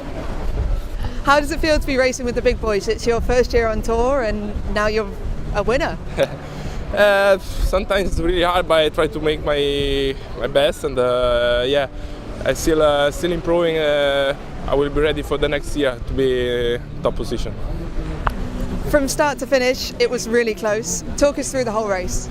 Yeah, I had a really good start on the pin. I managed to get the pin, and then I ran like second the first mark already. I was always there after Amado. It was going really fast, but then he did a mistake, and yeah, I got it. Pumping down the last reach, was it just too light? It was super light, and the 5.5 was getting light, small sail. Yeah, and then I felt like something on the foil, so I had to pump, and then yeah, just after the finish, I think I stopped with this maybe some plastic on the foil, and they crashed. So I had to pump to arrive first. Awesome. Well, that's a massive result. Congratulations. Thank you very much. There we go, Benedetti with his first ever win on the PWA. We do have an update in the overall results. So for this competition at the moment, Johan So is obviously leading 5.4 points. Are you insane? So this is the women's results. We can have a look at them just while they're on. So Lena Erzin, you can see leading 7.1, 7.7 for Blanca Alabau, Justine Lemaitre 10.7, and you can see that 8th place is now her discard. She would be counting, let's say, a second there, and instead she's counting a 6. So instead of that, you can take off 4 points. You'd have 6.7 points, and she would be leading this competition. Lena would be second, Blanca third, and she'd be leading the overall title race. Because of what happened, Blanca is still leading that title race. Oh, that could be massive. Right, men results. We have got Johan So leading 5.4 points. Second, first, 22.5, and second. One more good result, and he's nearly home and dry, because another result, we get 2 discards. Wow. Amado Vrieswijk, he's still in with a chance, obviously, but he's going to need a mistake from Johan So. He is still in the overall title podium race, which I'll come on to in a minute, but Matteo Iachino, with that mistake, he drops to 3rd place now. Obviously Amado overtaking him. Danielle Benedetti up into 4th, Cedric Bordin 5th, wow, Bruno Martini 6th, so 3 Italians in that top 6. Maciej Rakowski down in 7th, and then the battle of the Germans, Michelle Becker leading that one ahead of Nico Prien, and Mattis, after a mistake earlier today, is still in 10th place. The overall title race is Johan So leading, Matteo Iachino in 2nd, and Amado Vrieswijk still in 3rd place. It's going to come down to the wire, isn't it? It's going to come down to the wire, but Johan So can end that very fast. Next race is coming up in 10 minutes time. 10 minutes time. So 10 minutes time, we're going to take a short breather because it's going to be a hectic day. I'm going to have a cup of tea right now, get myself ready.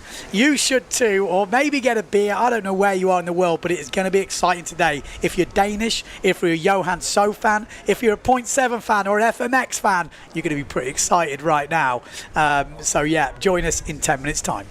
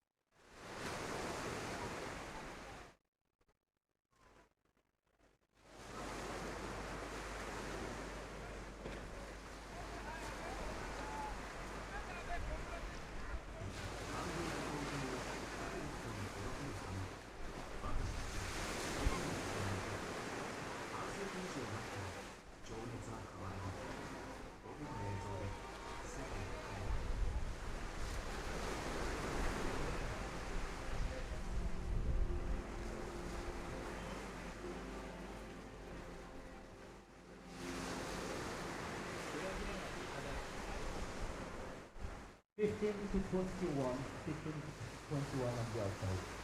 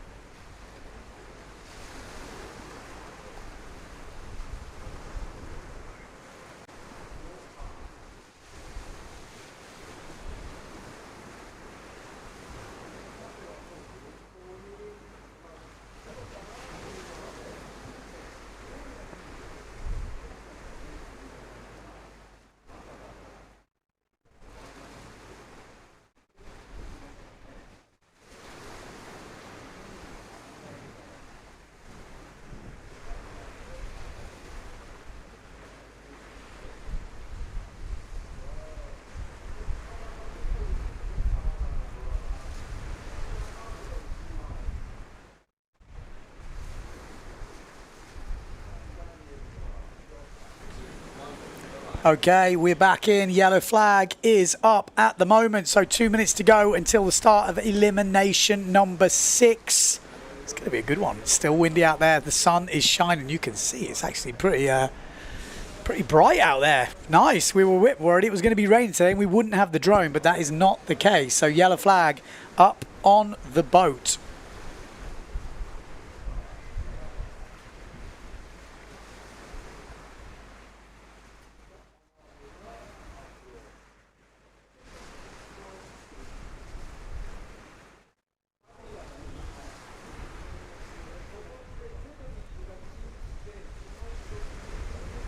Okay, so like I say, yellow flag is up, heat number 1. I'm just looking at the heats. Is there any shockers? Where is people placed? Johan So in heat number 6 actually looks okay. He looks like he's got not a bad run. It's not a crazy stacked one, because sometimes you can end up with a really stacked heat. Some of the guys are out early. He's got a lot of the Japanese crew. You know, no disrespect to Japanese crew, but in terms of Johan So's level, yeah, I think he's got a pretty okay quarter-final. It's looking ominous, isn't it, for the young Danish rider, 20 years old, maybe one hand close to that trophy. 2 hands not yet, but 1 hand is making its way there as we speak. First heat, we've got Macmillan, Tieme, Jules, Tomizawa, Sjoberg, Kudu, Ki Hwan, and Nakajima. Good start again from Will Macmillan. He really is on it on the start line. Good start from Sjoberg as well. Got Jimmy Tieme on the fin. We've got Tomizawa. And we've got Kudu by the looks of it. Yeah, Kudu on the GA. Tomizawa on that Severn sail. Okay, this is the first round. So like I say, it's going to be a long day today. I'm going to try and keep it nice and calm in these early rounds, because it is going to get hectic as we get through. Sjoberg looking good at the moment from Sweden. Jibes through in first place. Will Macmillan in second. Jules in third. Jimmy Tieme on the fin in 4th place. Could be the last time we see the fins and the foils fighting it out together if new proposals go through.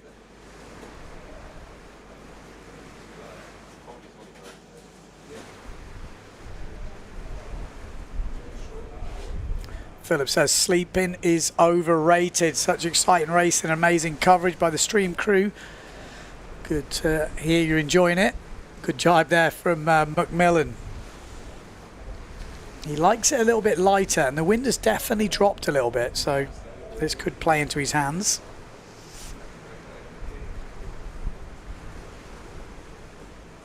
Will's apparently got a British passport.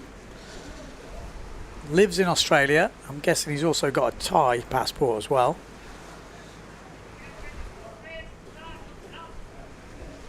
Could we claim him as a Brit? Get him and Stallman. We're lacking a few Brits on the PWA. Kind of interesting to see a few more Brits making the jump. Obviously, we had Ross Williams before. He's no longer doing it. Jimmy Tieme is up into 3rd place now. Tomizawa is in 4th. Good jibe from him ahead of Lohan Jules. Japanese rider. Actually, who is the highest ranked Japanese rider in this competition at the moment? It could even be Tomizawa. Let's have a look. Oh, Tajima is 19th at the moment. He's the top Japanese rider. Tomi Anami is the next rider, 25th, and Tomizawa next, 26th. So, Will Macmillan, Sjoberg, Jimmy Tieme, and Jules. Lohan Jules is having a big fight with Tomizawa here. Who is going to get the nod? Oh, it was a good jibe on the inside for the Japanese rider. Lohan Jules a bit lower. This might be pretty difficult for the fin to make it. You can see on how low the angle that Jimmy Tieme is going. Is he going to make the finish down there? That could help the foils out if the wind has shifted. That's the difference with the foil. They point so much higher. But it is going to be McMillan. Yeah, he's made it. So Lohan Jules gets it as well. And Tomizawa misses out. Schoberg through. Jules through. Jimmy Tieme through. And McMillan.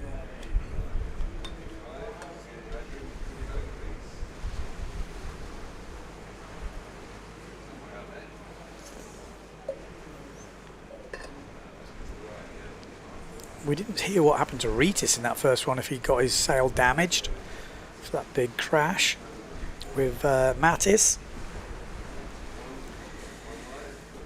Next up, heat number 2, Tajima. That is the highest ranked Japanese rider in the competition at the moment, and he's with the second placed Japanese rider, which is Anami. We got Kanagami in this as well, Tan, Kitara, Nakajima, Kutsuma, and Christian, the Bulgarian. But 1 Bulgarian, 7 Japanese riders. It's heating up in the office. This is the nicest day we've had. Sun is shining.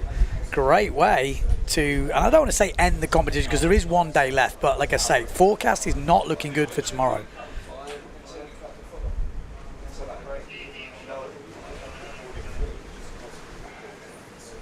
Then Will is not a Brit. He's got a British passport.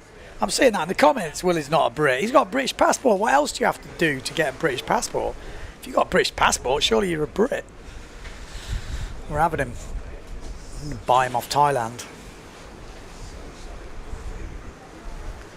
He's got a very British accent. He can't be an Aussie. He hasn't got an Aussie passport, has he?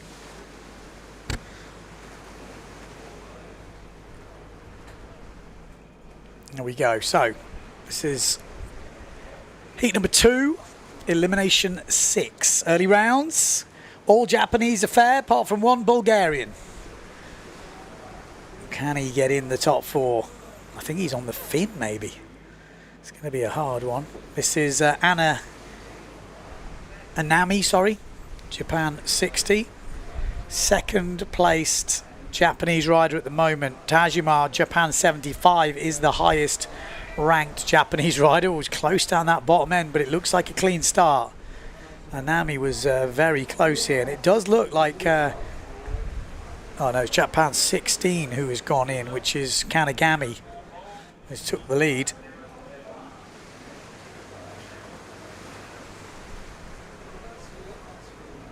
Tajima definitely further back at the moment, with Kitara on the GA sail making a little bit of a move. We've also got Kitsuma in there on the duotone, but here comes Japan 75, which is Tajima. Tajima and Kanagami at the front. We're expecting to see Anami as well, the young Japanese rider. He's not there. Where is he? Anami back in 5th place at the moment. Expecting him to come through the fleet.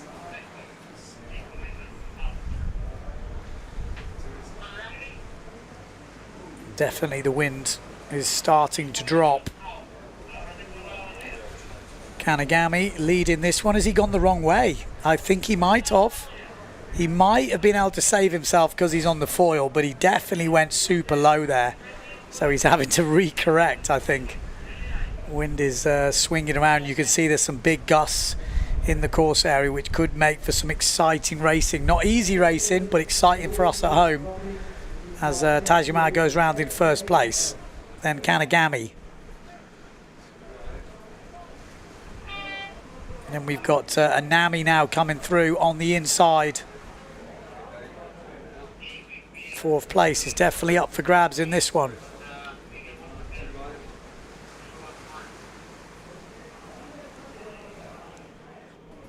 It's like a national competition, this one. And they don't, you know, don't think they're not. These guys are having a pretty much a national competition within the whole World Cup as well. You know, they are going for the top Japanese rider. And they're probably counting this result. Again, I don't know. I haven't had confirmation of that, but I could imagine that would be a thing. It would make sense, you know, having a big event like this. It might, you know, count towards their national competition. If anyone is out there that knows that for official, it would be good to know. But they're having a good battle. Again, it's not crazy exciting because it's the first round, and you just need to get inside the top 4 and you will be qualifying. So that's why I'm not going crazy here. But it's having a good race. The boys, you know, won't be. That's why you can't get too excited, because some of them are not pushing at this point. They know they just need to finish in the top 4. So it's a different style of racing. As soon as you're clear inside that top 4, you're not going for the race moves that you might usually go for. You're not going for every place. If they're outside the top 4, it does make a difference, because you still be counting that result. Let's say in the quarterfinals, you know, 5th, 6th and 7th might be having an epic race, because you will be counting those results. Depending on how you do it overall, obviously. But Japan 75 is going to cruise this one. This is Tajima.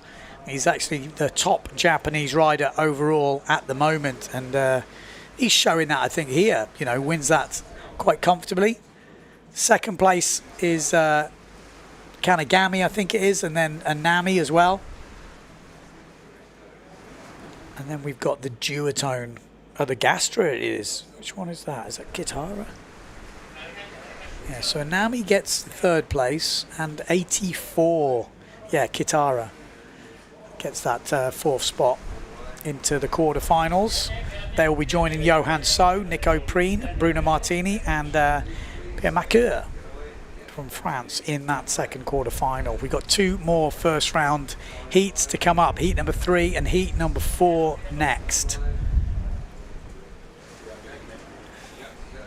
It is hot in the booth. I'm not going to complain, because it has been a bit nippy this week, but it is hot.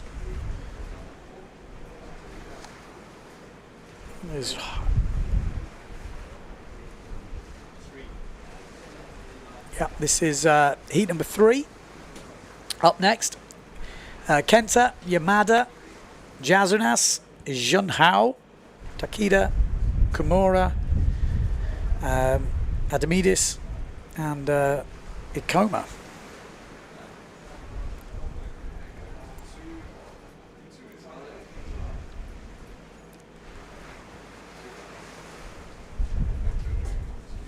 So 40 seconds to go until the start.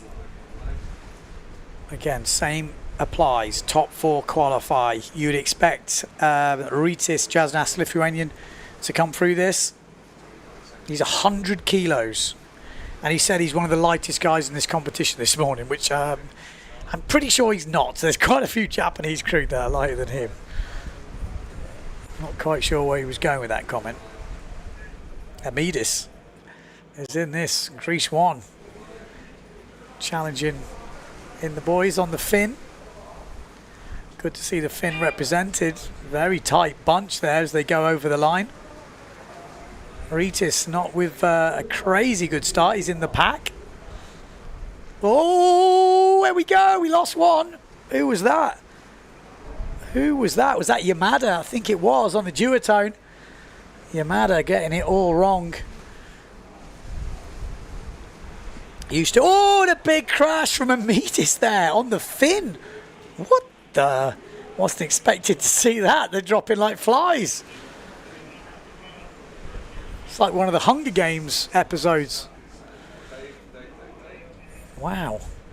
There's some big crashes in this early round, heat 3.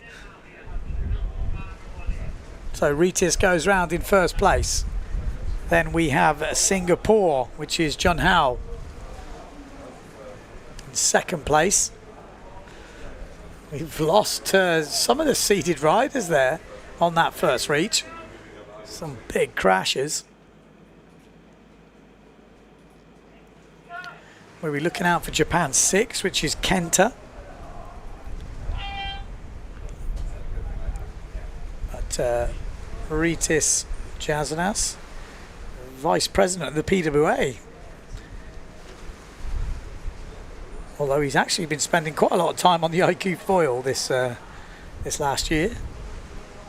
Interesting to read his comments the other day, and there's someone gone super wide there as Japan 5-6-2 comes through, which is Takeda.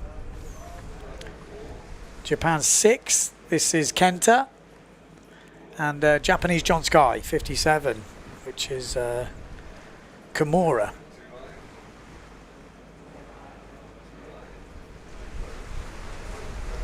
Regis looking in control here.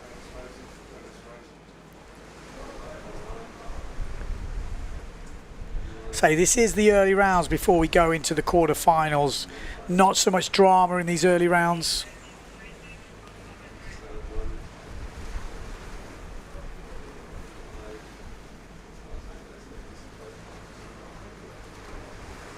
Bob saying Rita's switched sales sponsors. He's been on Challenger for a while, I think. A few people are asking about my comments about the fin from earlier, which I'll go into when we finish this heat, but I guess I can go into it now. It is still the early rounds, and Rita's just pumping out of that one. Got Junhao just coming through.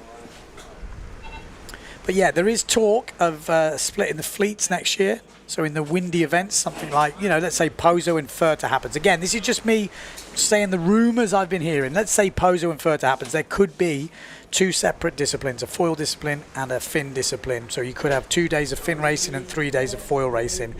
And then there will be split results. And I think there'll be an overall champion, a fin champion, a foil champion. That's what I'm hearing. Again, it hasn't passed. It's not official. This is just rumours and sailors talking and things that are happening in the backgrounds. Again, nothing official right now from the PWA. This is just beach rumours. But I like to bring you the rumours just so you can have an idea of what's been talked about. If you are, let's say you're an event organizer and you want to do a fin only competition, that might be an option next year. So if you are someone out there, call me. Call the PWA.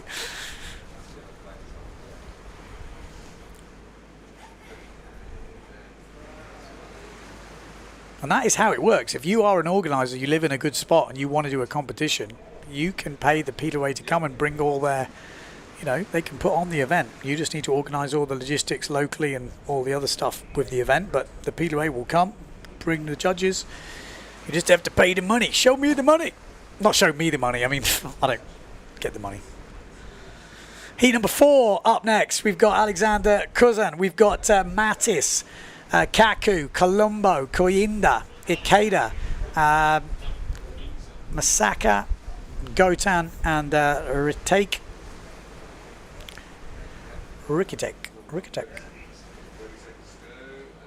We got third 20s.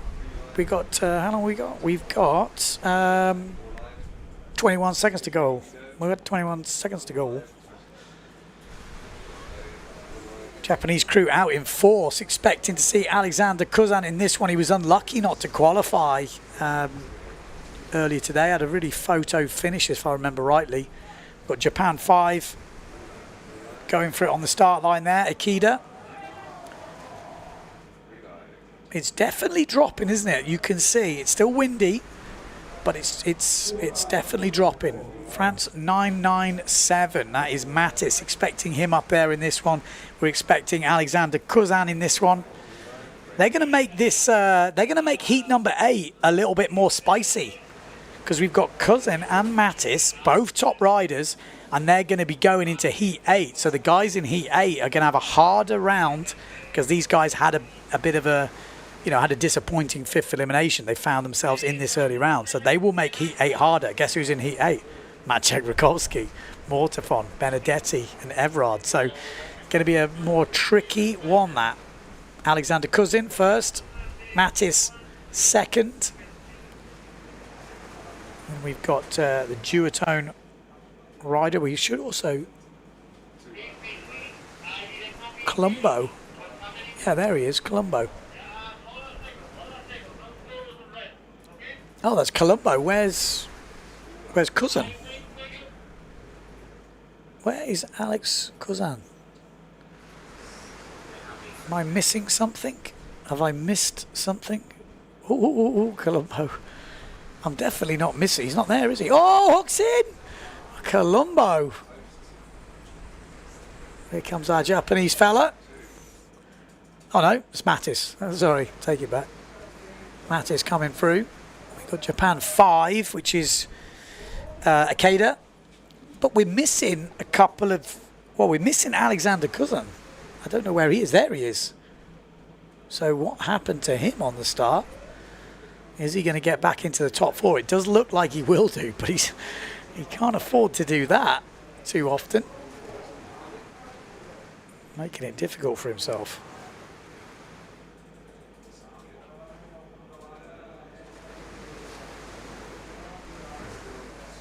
Mattis rounded first. Ikeda second. Looks like Colombo in third. Then we've got one of the duotones, and then I think you might find that Cousin is fighting back there. So he's got a lot of work to do to get in the top 4. Alex Cousin. We might need to have a look at that top 4 finish. We might need to warm the drones because that 4th place might be quite exciting. We're going to have a fully charged up Alex Cousin trying to make that top 4, and he's got a lot of work to do. So we've got Mattis.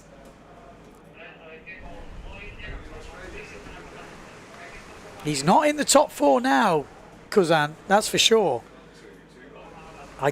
He's surely not going to make that. He's got half a reach to make up. Keep your eye on the far jibe. If he makes a mistake of this jibe, whoever that is, he makes it round the jibe. It's quite close, actually. Keep your eye on 4th place. Not all over. We're going to have a real drag race for that 4th place. Mattis is going to win it and qualify for the quarterfinals.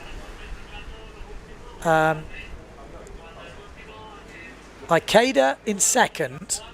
I think it's Colombo in third. And then 4th place. Oh, he's not going to do it, is he? I don't think he's going to do it. Oh, what a disaster. Japan. No, Cousin did not make it. Who's that, Joe? I couldn't see. Could have been Gotan, or couldn't quite see the sail numbers from the Japanese rider.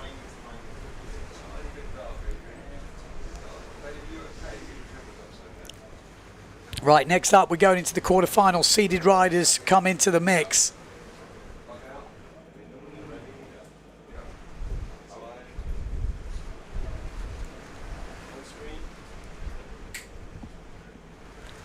Yeah. So here we go. First of the quarterfinals. Heat number 5. Vrieswijk, Becker, Yakino, Sukas, Macmillan, Schoberg, TMA, Jules.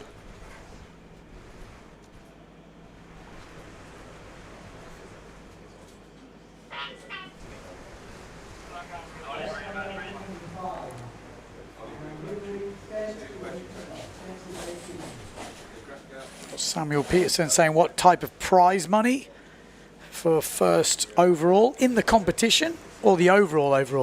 I don't think there's any extra money for the overall, but obviously there's incentives from the brands. If you sponsored by whoever, whatever sail brand, whatever board brand, whatever foil brand, there'll be incentives if you're world champion, usually in contracts. So it can be an expensive year for some of the brands if you get a world champion,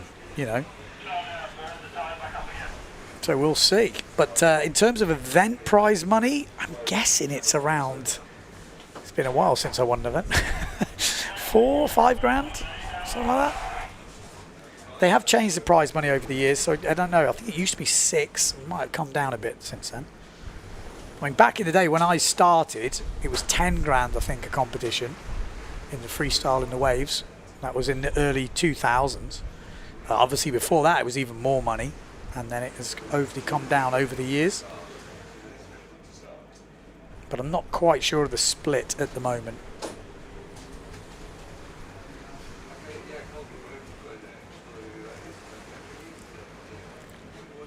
Yeah, still 2 minutes 30 to go of this heat. Yeah, a couple of replays of this last heat, because I'm not quite sure what happened to Alex Cousin. I don't think we even saw him in that. Maybe we did on the first reach, and that hooks in on that jibe Colombo. That's the problem with those long harness lines. Can be. Yeah, and that was that kind of finish there from Alex. He wasn't far off making it back, but too little too late. Yellow flag is up the boat. Reflex film, so first place wins enough to cover the airfare and accommodation. Yeah, but you've got to remember, a lot of these guys have sponsors, which maybe expenses are paid for. They also got contracts, which, you know, give them money for doing what they do anyway, and they decide how they spend it. And there's incentives as well if they win a competition, if they're third, if they're whatever. So the prize money should always be looked at as a bonus. You know, if you're counting on prize money, it's going to be very, very dangerous, isn't it? So hopefully all your other expenses and stuff should be covered. And then if you're winning and you're second or you're third, that little bit of prize money can be a bonus. Well, that's how it used to be. Obviously, I think times have changed a bit. And maybe some riders are relying a little bit on the prize money to cover it.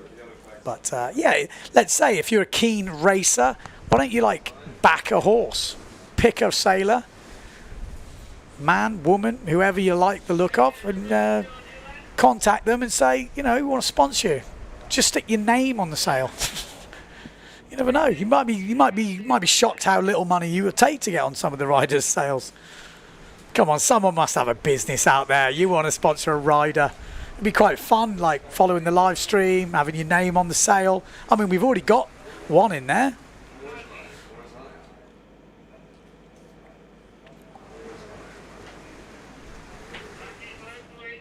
Yeah, also, I mean, equipment sales and stuff like that. Sean Hogan just mentioning.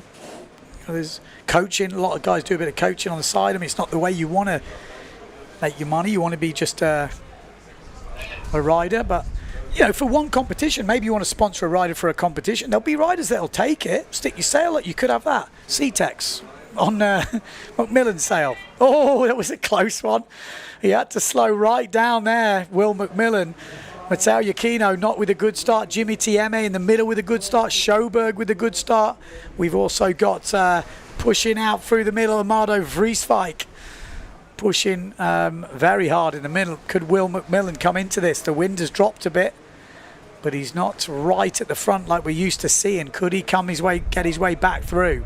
Jimmy Tieme losing ground to Amado Vrieswijk. Vrieswijk already with a third place in the first elimination today, which was elimination 5. We're now into elimination 6. He's definitely got the speed, Amado Vrieswijk, as Becker comes through. Amado, we used to see him in that first place.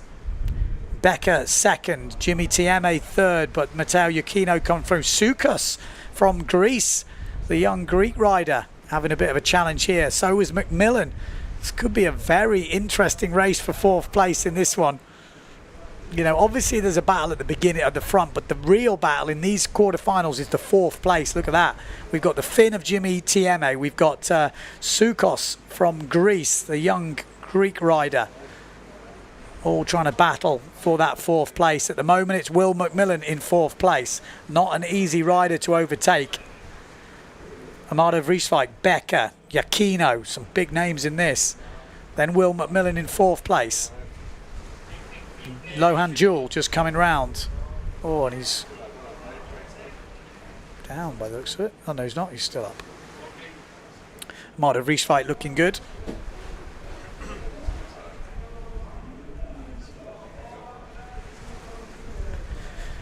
Looking pretty solid, isn't he? Right at the front, Amado Vrieswijk looks very comfortable. He's had some mistakes, but he's definitely challenging. That's for sure. Looks really comfortable. Got a bit of an edge on the speed. Becker looking good as well as the wind drops. So is Macmillan. Macmillan with a light patch there, having to pump his way up. He might have just dropped off the plane. He's managed to go through the hole. Matteo Yukino in 3rd place.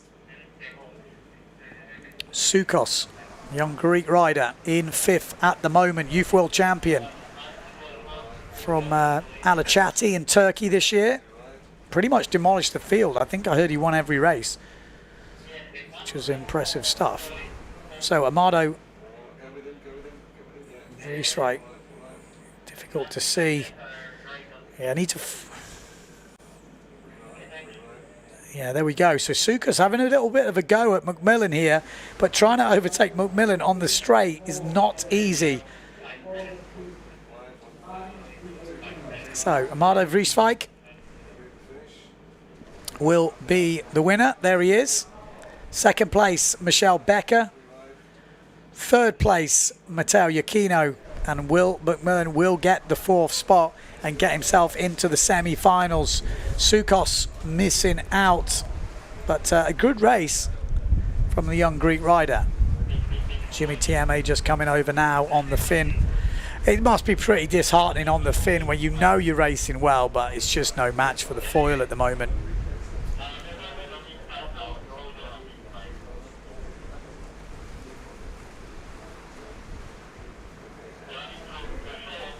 We go a little bit of a replay. This was close from McMillan. Oh, he had to really slow down, and that's what did him the damage. I'm pretty sure if he'd have been up in that one on the start, he would have put together a better race.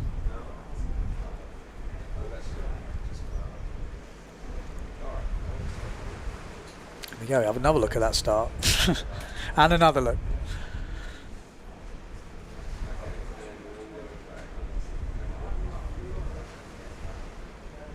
Bob saying, with the races and starts, most have earbuds for the starts. What are they linked to?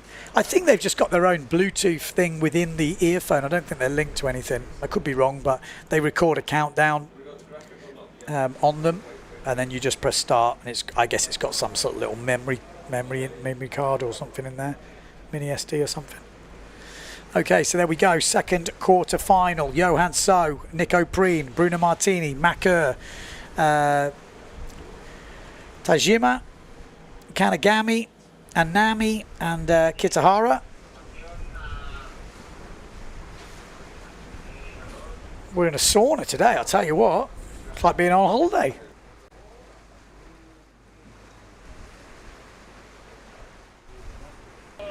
Okay, here we go. Coming into it. No mistakes allowed from Johan So. I mean, if he was to have a disaster now, it would leave it open. I mean, he really would have to have a disaster.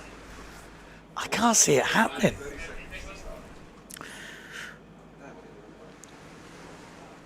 I made some predictions earlier thinking he might, you know, the computer might break, the robot might break down today. And then I kind of thought about it, worked out how many races, how many discards are coming in, and changed my mind. I'm like, and then the racing started, and I think I'm getting proven right now. Because he's only got to put in 2 good races today. There could be 4 races today. It's not beyond the realms of possibility. But 3, he only needs 2 good races. 4, okay, needs it. But another good one here would put him in the driving seat. And he's already got a good start. Bruno Martini down this bottom end, a good start. Nico Preen as well. Good start from the 2 Neil Pride boys. Also, Tajima, the top Japanese rider, could he make the semi-finals?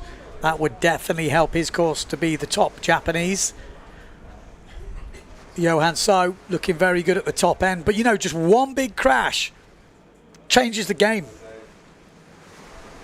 Is it going to happen? Probably not, but you know, it could happen as he goes into the lead ahead of Bruno Martini. We know how fast Bruno Martini is.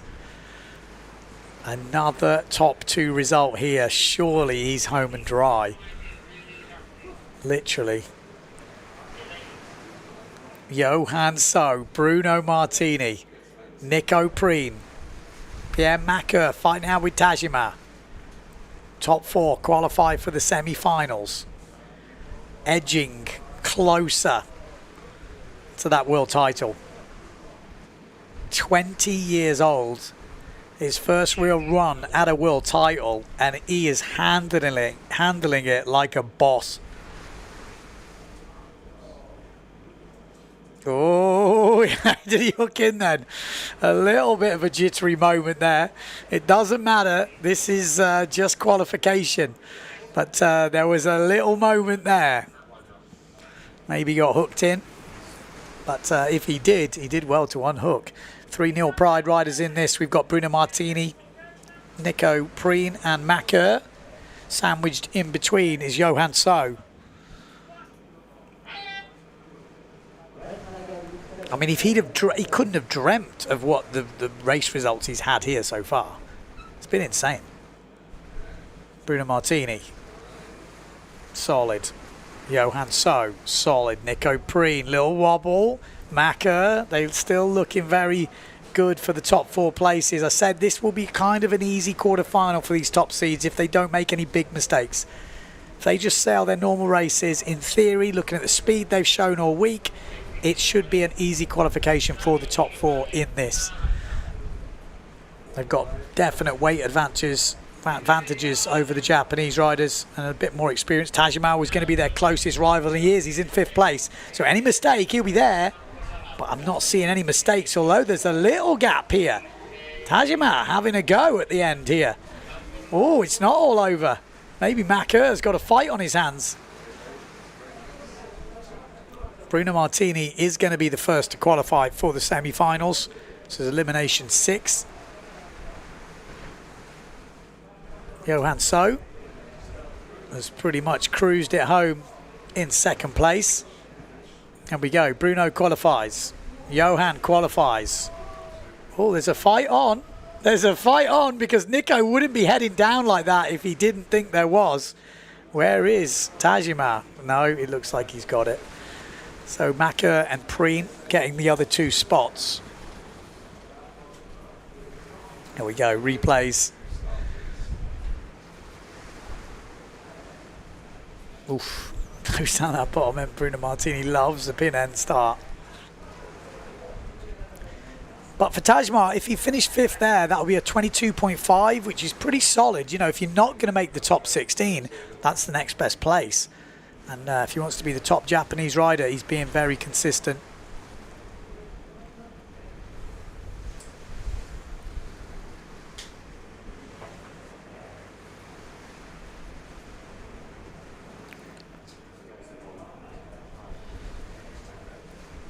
So, yeah, there we go, qualifying. People asking what foil is the Beast using. I'm pretty sure he's using an F4. He's using an F4 foil. Amado Vrieswijk using Z foil. I'll just go through some of the top riders. Matteo Aquino is Z foil. Board's been going well. He's been using that Patrick foil. Will McMillan on his winning Patrick foil. I'm just going through the ones I know off the top of my head.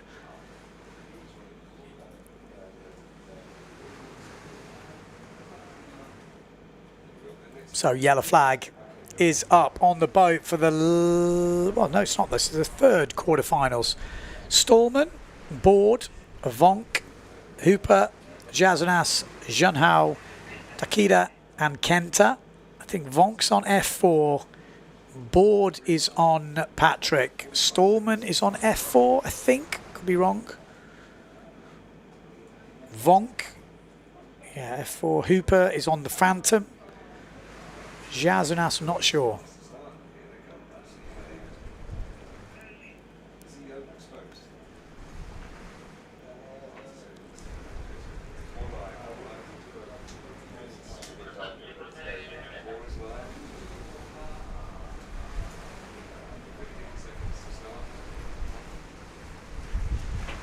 Okay, here we go. Lining up.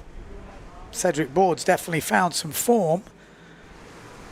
Rudy Vonk looks like he's pushing a bit harder in this one. Oh, there's a few people having a little bit of a run around, and it's not gone well in the middle of the line. I'm not quite sure who that was, but that could have been one of the Japanese crew. Hooper looking good.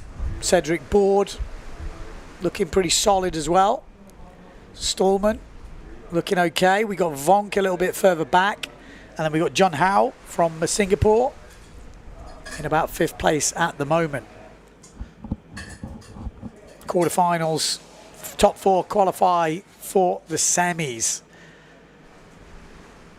And then we'll have another look at the overalls at that stage and the event, obviously. Cedric Board, second place. Stallman, third. Hooper, first. Fourth place, Jordi Vonk. Where's Jazunas? Where's Ritis? I'm not seeing Ritis. Was it Ritis who went down on the start line, maybe? Because I'm not seeing him in the top 4 here, and he is someone you'd expect to be challenging. So it could have been him who went down there. So Hooper, Board, Stallman, Vonk. That's your top 4. And I just can't see anyone else breaking into that. They've got such a good lead as the Japanese crew come down. Like I said, they're having their own race. And that's the beauty about racing. If you've never raced, don't think it's all about leading the race. It's having your own battles within the race.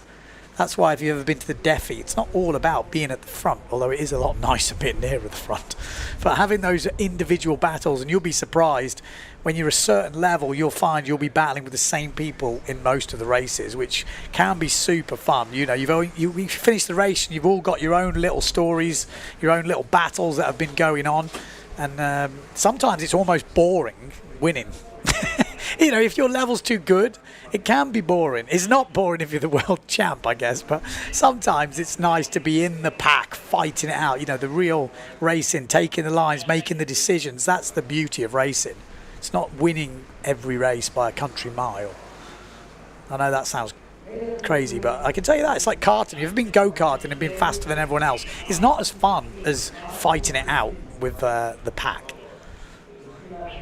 So results looking the same at the moment. Vonk in 4th, Stallman in 3rd, Board in 2nd, and Hooper in 1st place. They will be your 4 qualifiers from quarterfinal number 3, which is heat number 7. There we go, Hooper just putting it over the line. I think he might be the foil speed world champion in 2023. Blanca won the women, Hooper won the men. So we know he's fast.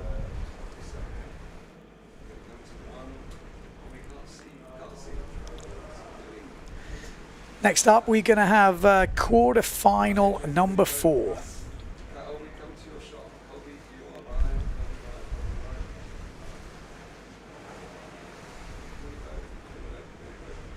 Bill Short says here, I think anyone can watch foil racing, even if you didn't foil windsurf yourself. The action is non-stop, and the drone coverage and the commentary makes it as good as it gets at this point. I would agree with that. I think it is definitely watchable. I've spoke to friends who are not windsurfers, and they've ended up somehow watching it because I've linked to it and they've clicked on it, and then they've found themselves sucked in. Okay, next up, we've got the last of the quarterfinals. Quarterfinals number 4, Benedetti, Mortafon, Rakowski, Everard, Mattis, Akeda, Colombo, and Kaku. Alexander Kuzan missing out. You can't believe that. Made it a bit easier for the other boys. But this will be... this won't be that easy. There'll be a few boys mixing it up here. Colombo, Mattis, Everard. I'm sure they're going to have a real battle for that 4th place. You'd expect Rakowski, Benedetti, Mortafon, if we're looking at results so far and speeds we've seen, you'd expect those 3 to qualify, and that 4th place could be a real battle. Mattis could throw the cat amongst the pigeons a little bit because he had a bit of a, well, he had a big crash in that first one with Ritis, which is why he's been in these early rounds, which is why he's seeded how he is, because we know he's challenging with the top guys. 30 seconds to go.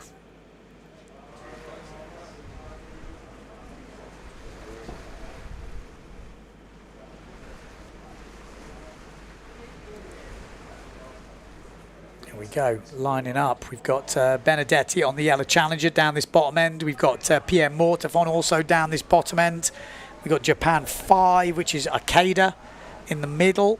We've got Mattis on the GA.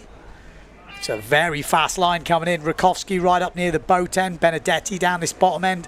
Mattis going well. And you can already see Pierre Mortafon, Mattis, Rakowski, Benedetti pulling out from the rest of the pack. But Colombo is in there. Colombo could be trying to cause some issues here.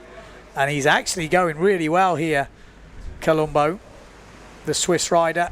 Been concentrating on the Olympic discipline for a while now, crossing over into the PWA, and he's just gone over the top of Pierre Mortefon and trying to roll Benedetti at the moment. Benedetti sitting in 4th place in the competition right now. It would be his best ever finish at a PWA event, and Colombo's going for the inside line here. Rakowski goes round in 1st, Benedetti in 2nd, Colombo in 3rd place. Then we've got Pierre Mortefon, Mattis. Going to be a tight fight for that 5th place if it stays like this. As Colombo drop back on that jibe mark. Mattis going low here. He has. Colombo's dropped right back. Mattis taking a straighter line as Maciej Rakowski comes into this 2nd jibe mark. Good jibe from Maciej. Good jibe from Mattis all the way up into 2nd place, although went really wide there. Came in with a tighter line. Benedetti came from wide to close and came out smelling of roses. Pierre Mortefon solid in 3rd, and Mattis has actually now got a bigger fight on his hands with Colombo, so that different line has cost him. He's in a much trickier spot now, Mattis. I think he's in 10th place in the overalls. So still on for a top 10, which would be his best result, I think. Maciej Rakowski needs to keep the mistakes out of his racing. Not easy out there, though. Benedetti 2nd. Mortefon a little bit lighter at that mark as Colombo pumps his way out, and Mattis is not going to have this easy. Elio Colombo going to give him a real fight here. Pierre Mortefon having to watch his back. He's dropped out of the podiums in the overall, Pierre Mortefon, at this competition here in Japan. Trying to get himself back on track. Maciej Rakowski as well. He's out of the podiums as well. So Maciej Rakowski, Benedetti, Pierre Mortefon. It is Colombo who goes round in 4th place. And he's got a fairly good lead here ahead of Mattis. So Mattis not having a good day at the office. I think he was 22.5. He missed out on the semi-finals in the first one. Where is he? Mattis. Yeah, 22.5 in the last elimination. And I don't think he's going to make this. Colombo is looking much better for that 4th place. Yeah, there we go. It's done. Mattis out again. 22.5. Not a good day for Mattis. So we have a look at the replays here. Alexis Mattis. I mean, he had a pretty solid start. It was more that one jibe mark. Came in lower. I mean, he came into this mark already in 5th place, but came out really nice. He made some ground up here with a good jibe, got the power on nice and early. But this jibe mark here had to straighten up, had a bit of a wobble there, tried to save it, and that just one mistake there has cost him. From then, Colombo held him off all the way round. Just having a look down the results. I'm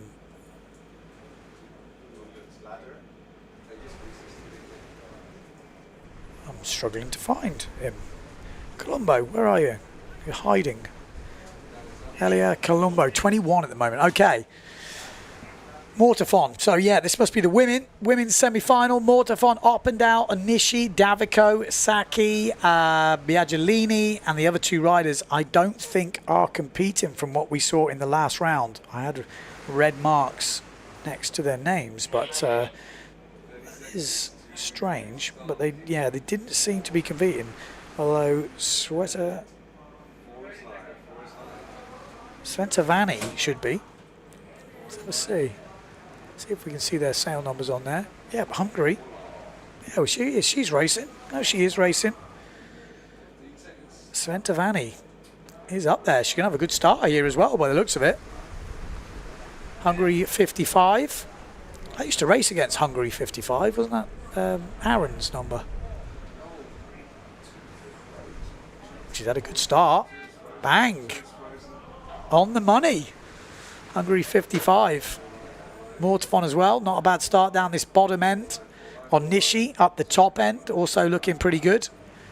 Marion Mortefon probably won the start there though, down this bottom bit. Oppendal in the middle. Saki as well on the Neil Pride. Centovani from Hungary in the middle. On Nishi on the top. Oh, it can't be on Nishi. Ishii it might be. Oh, I'm looking at the wrong list. That's probably why. That makes more sense. I was going to say it definitely looks like an Ishii. So Marion Mortefon round in first place. Second place Oppendal. Oh, just dropping off the plane. Svetovani on Nishi coming through. Davico as well coming through from France. Saki. Oh, it's been a bad jibe for the Hungarian. I'm definitely not complaining, but it is hot today here in the booth.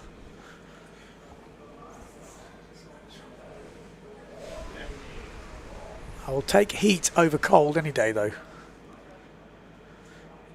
Marion Mortefon. This is semi-finals. It's like the first round for the women. So semi-finals, top 4 qualify for the final. Marion Mortefon, Oppendal, Davico on Nishi, Saki, Svetovanti.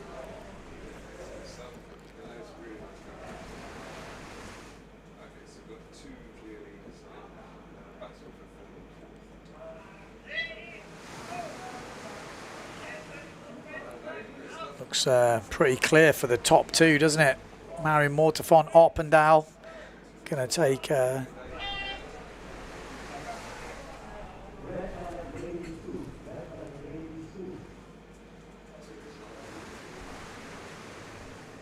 I'm just looking at the comments, PWA. I think there's been some chat going on. He said we never used to have battens, foot straps, camber inducers. We had dagger boards and football fins. You know, were they different sports? No, it's just evolution. I think that's due to the fight, you know, the people talking about fin versus foil. But I think there is a difference. I think, you know, I can see that. I see that in just general sailing as well. There is a definite different feeling, I think. You know, for me, they're different sports. Not different sports, that's wrong. They're the same sport, but they are different categories. I do like watching, I like sailing on the fin. But the foil racing, like I say, for the top end racing, it is the better craft. It is the more, I mean, it just does it more, everything better. And we are seeing some amazing racing. You can do different lines, you can try different attacks, you can have different tactics. It's actually, when we watch the fin racing again, you will see it is a bit more tricky to take these different lines that you can take with the foil. So I think it will be interesting to see what happens next year. But I think you'll be surprised. I think it'll be, I'd love to know who's the best fin racer in the world, you know, which I know it sounds stupid calling it fin racer, but the best slalom windsurfing racer versus the best foil racer. I think that would be nice, would be exciting. Would be good to see which gear is, you know, doing the best on the fin, because I know there's a lot of you out there that don't ride the foil. But for me, there's no question that foil racing is here to stay. You know, the Olympics is foil, a lot of the boat classes is foil. And we have seen some of the most exciting racing on the foil this year. Obviously, it is all been on the foil mostly, so it does make a difference.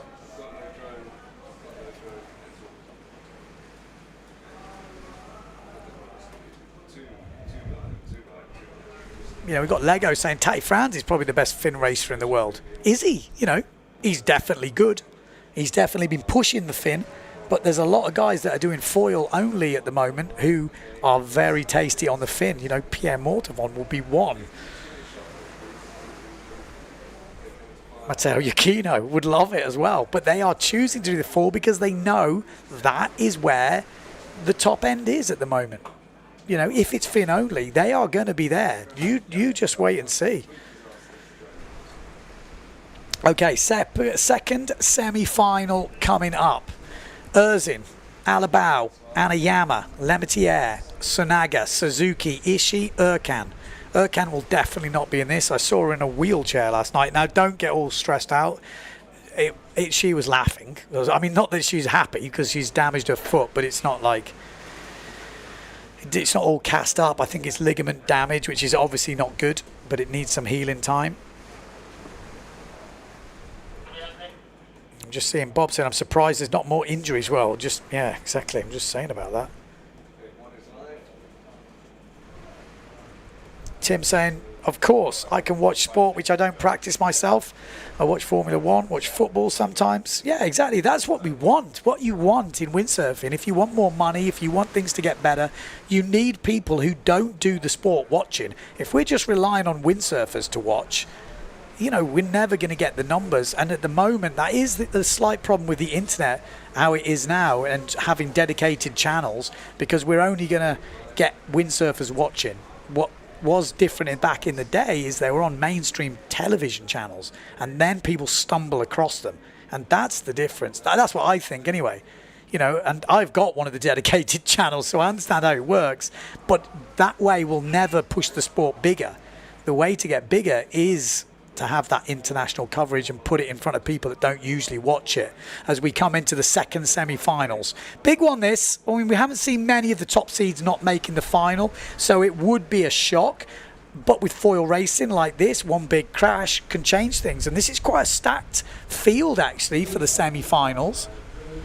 Top four will qualify. We've got Blanca Alabao, Justine Lemaitre, and as I say that, I think that is someone who's Sunaga maybe just managing to stay up there. Oh, that looked like she'd lost it. Somehow managed to hold on. It can't be Sunaga. It's on a loft. Oh, it's Sunaga, yeah. It is Sunaga. So rounding first, Blanca Alabao, Justine Lemaitre, Lena Erzin, Anna Yama. That's your top four. Pretty much going exactly with the seeding. Sunaga as well, fifth, going with the seeding. Any mistakes though, any problems, will be punished.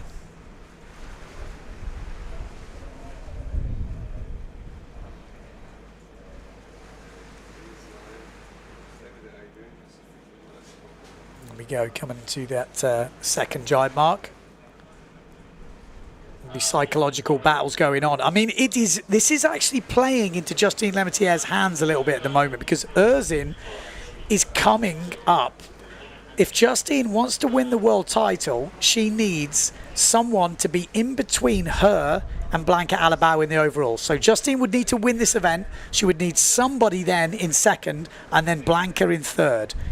Erzin is doing what she needs to do, but Justine needs to step her results up now. It could all happen. It could get very exciting in this women's fleet. We thought Marion Mortavon was going to be in it, but she's not quite having the event she needed to have, and that could have made the difference in the overalls. Blanca Alabao, if she finished 1 or 2 in this event in Japan, she will be the 2023 champion. But, like I said, Erzin is on a run. She's just won 3 eliminations in a row. She's in third place here. It doesn't matter. She's in a qualifying position. It's all about the finals for the women. But, I mean, Justine, if she hadn't have crashed, she did, a lot of ifs. But if she hadn't have, it would be pretty tense right now. Still can change.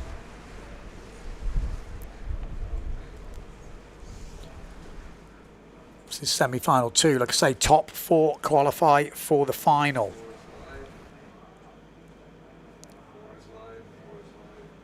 Here we go, Blanca Alabao. Justine Lemaitre, Lena Erzin. And just need to qualify, top 4. And here we go, Anna Yama fighting it out with Sunaga here. Battle of the Japanese for 4th place, and not the best entry to the jibe for Sunaga there.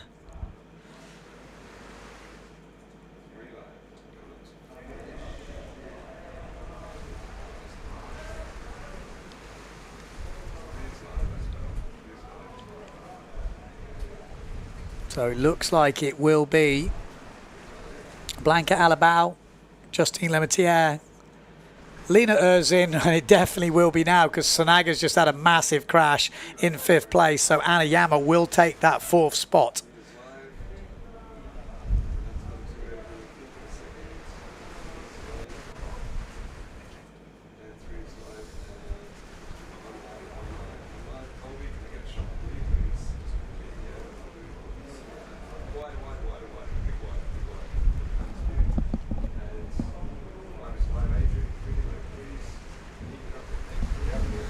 So just while we look, I'm just looking at the comments on YouTube. There's pretty good discussions going on here.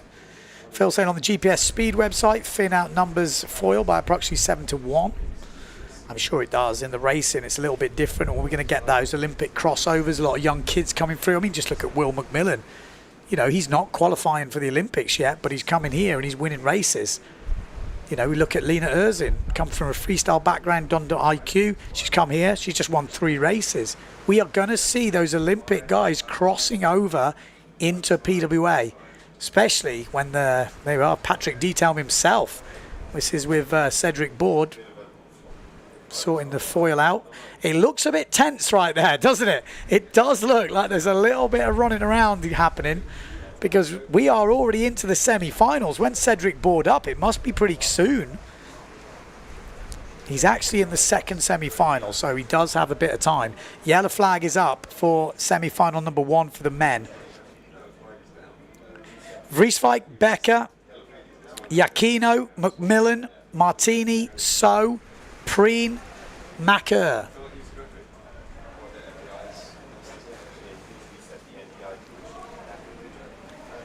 All eyes will be on Johan So in this heat. Could McMillan cause some problems?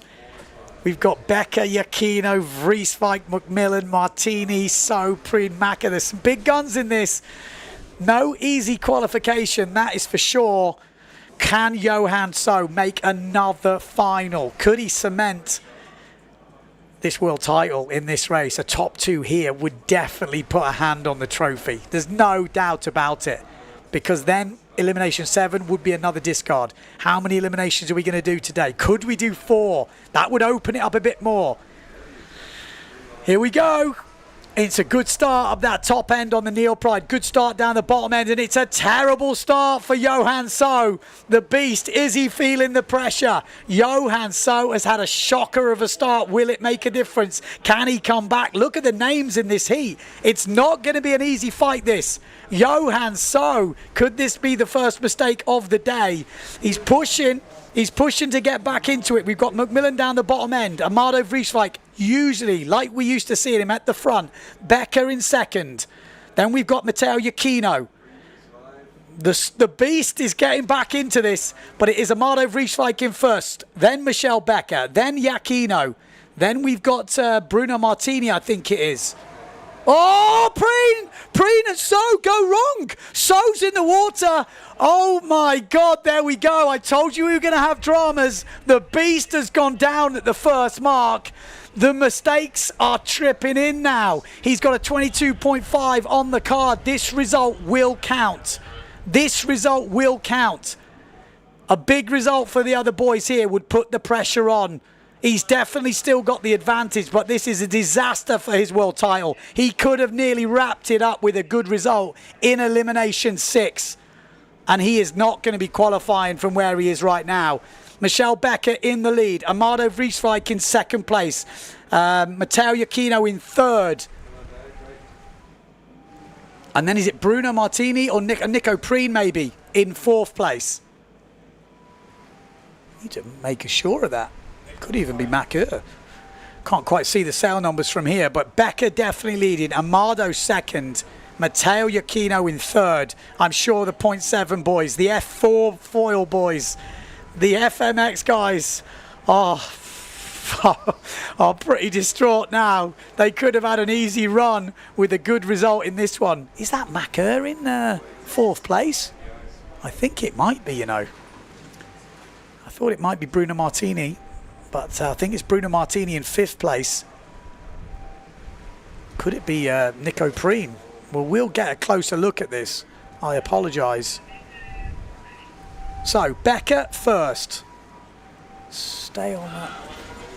Amado second. Iachino third. Then we've got Bruno Martini.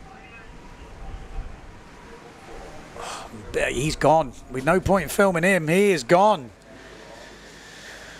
Oh, I think it's Bruno Martini that stepped up into fourth place now. So it's going to be Becker, Amado Vrieswijk, Matteo Iachino and Bruno Martini that will make the final.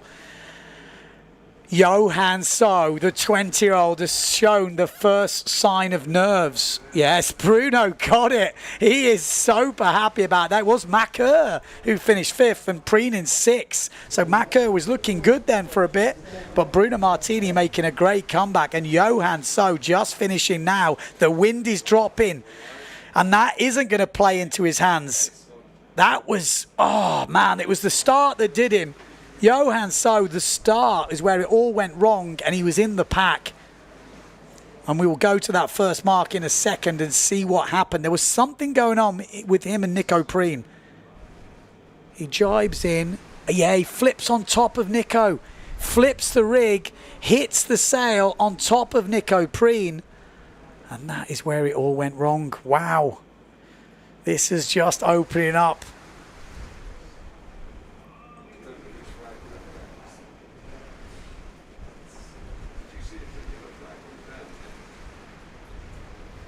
There we go. PWA just confirming. So is on a 2023 F4 windsurfing GP race foil. People were asking what foil he's on. Bruno Martini, happy boy there by the looks of it. Well, from that angle anyway. Better make sure of that. All the equipment is there. Bob says sucks for So, but it does make it more exciting. Wow.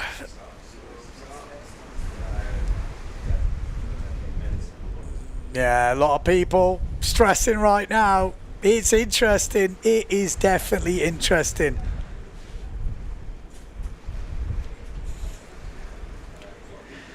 This is heat number 6, so still only one discard after this. So he, you know, Johan So will be counting this result. Whatever he gets in the runners-up final, he will be counting. So it could be a 9th, could be a 16th, depending where he finishes, and that will probably have a big say. It's just so disappointing for Matteo Iachino fans. If he'd have nailed that first one today, he could be in such a good position right now, but he didn't. That's how it's looking. The second semi-final coming up. Hooper, Board, Stallman, Vonk, Rakowski, Benedetti, Mortafon, Colombo. Wow. Drama. Love a bit of drama. I like close racing. That is what I like.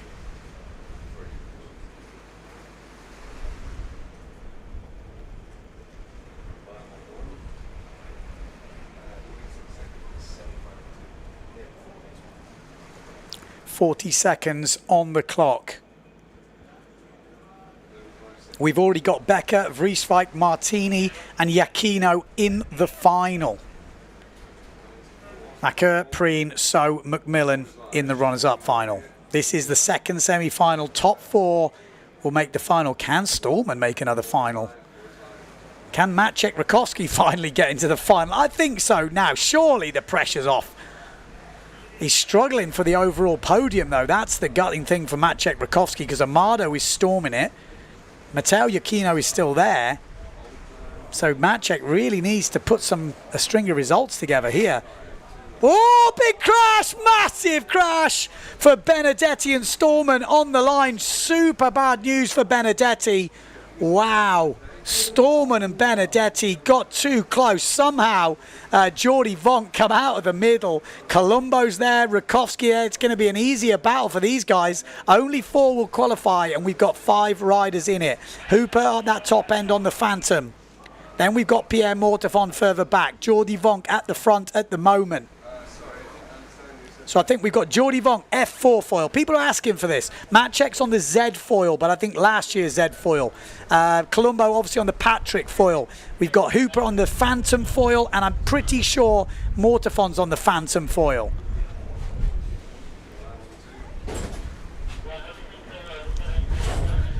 Wow. There is some serious drama, and it makes the losers final now harder. You've got Benedetti probably in that runners-up final. You know, not in the winners' final. Makes it easier for the guys in the final. Interesting. Love it. Absolutely love it as we come into this second jibe mark. Maciek Rakowski jibing first. Second place, Jordi Vonk. He's found some more speed, Jordi Vonk, as we go to the last event of the year. Hooper in third and Colombo in fourth. Pierre Mortafon at the moment missing out.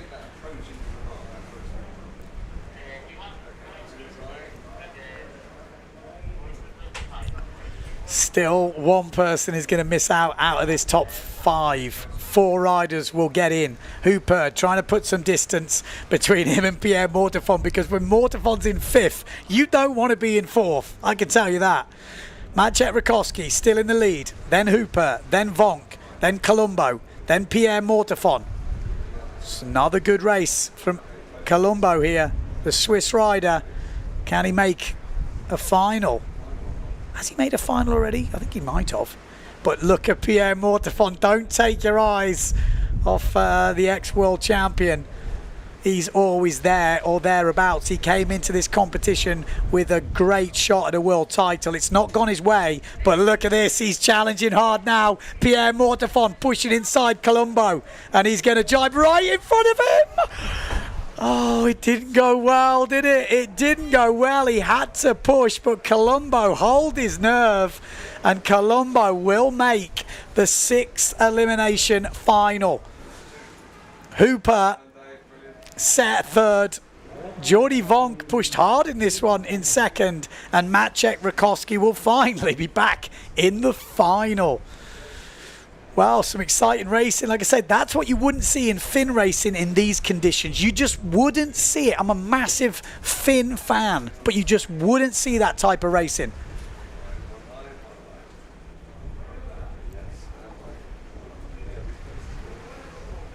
Wow, let's have a look at this. The start. Jordi Vonk's trying to get out of the way. Storman got hit. Oh my, look at the distance. Wow. Oh, Benedetti's going to be upset. What happened? It was Benedetti. Yeah, Benedetti got that lift. Oh, oh, God. How is that view? Oh, my life. That is... We got to watch that again. Forget the rest of the race. That was ridiculous. Wow. That is one of the... I mean, talk about being at the right place at the right time. That chase boat was right there. Man, that really gave it some perspective. Insane shot that was.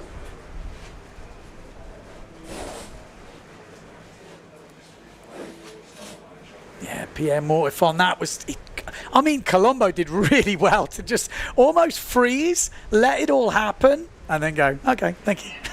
See you later. Look at this. Bam! Cracks down. Colombo's just balanced there. Little bit of heel pressure. Thank you very much. He gave it a good go, though, Pierre Mortefon. Can we have another look at that start shot, if we've got time? Because that was pretty epic. Yellow flag is up. So we've got 2 minutes to go. Yeah, look at this. Gets the lift. Oh! Then puts down, gets ejected. And then, oh, my life, Stallman. See you later. Eject and, oh, Christ. Body slam. Wow. I think that's going to be in the highlights. Just a lucky guess, I reckon.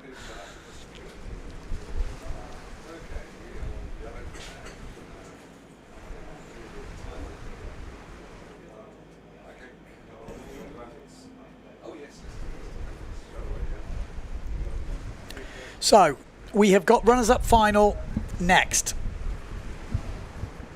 Sventavani from Hungary, Biagilini, Davico, Steph, Suzuki, Ishii, Sunaga, Erkan.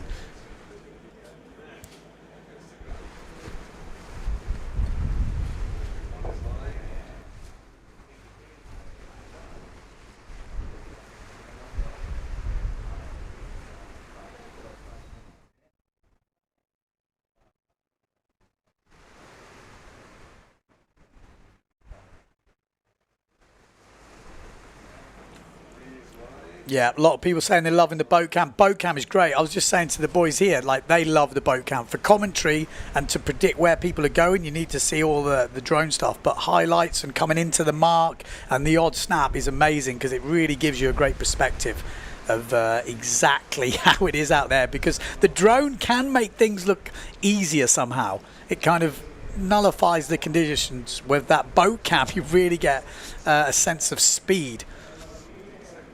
So I understand what you guys want, but like I say, for the commentary and to kind of build up the tension, you need to see the lines on the jibes.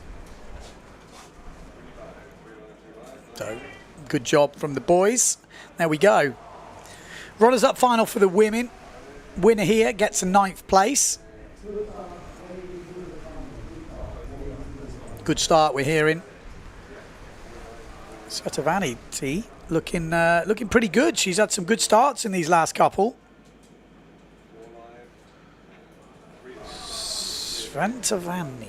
It's not an easy name to say unless I'm saying it totally wrong, which is pretty much assured. I butcher names. So Davico looks like leading this one. Svetovani in 2nd place. Sunaga 3rd. Biagilini in 4th place. Good job from Davico, good job from Sunaga. Up into 2nd place.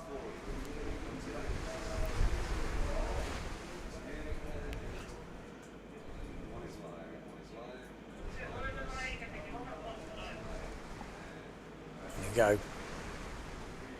Ooh, some great racing so far today. Wind is holding up, the sun is out. I think that makes a big difference here. If we've got clear skies, wind seems better.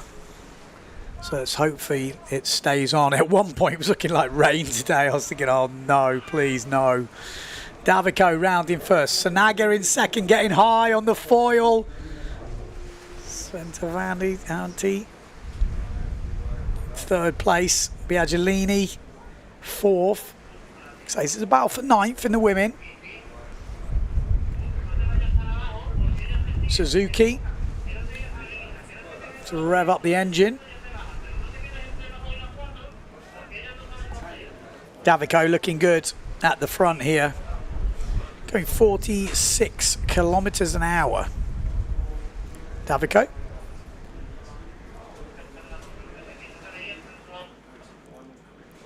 Has anyone seen the top speed for the guys? It'd be interesting to do a bit of a comparison. Davico goes round in 1st. Great jibe from Davico. Good jibe from Sunaga as well.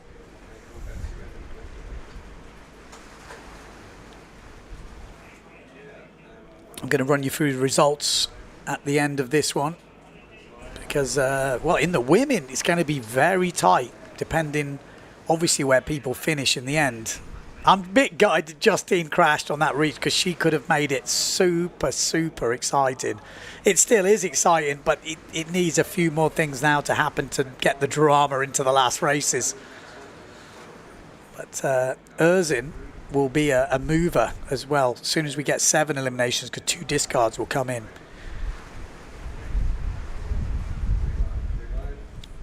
And for the other guys, they need So to mess up again, really, because he's had such good results. Now he probably have used his 2 discards, but if he messes up again, that's when it gets super close. If he'd have done well in this elimination, kind of was already home and dry, you know, within reason. Now he's opened it right up. Davico looking good though here for the 9th place. And she gets it. So 9th for Davico. Sunaga 10th.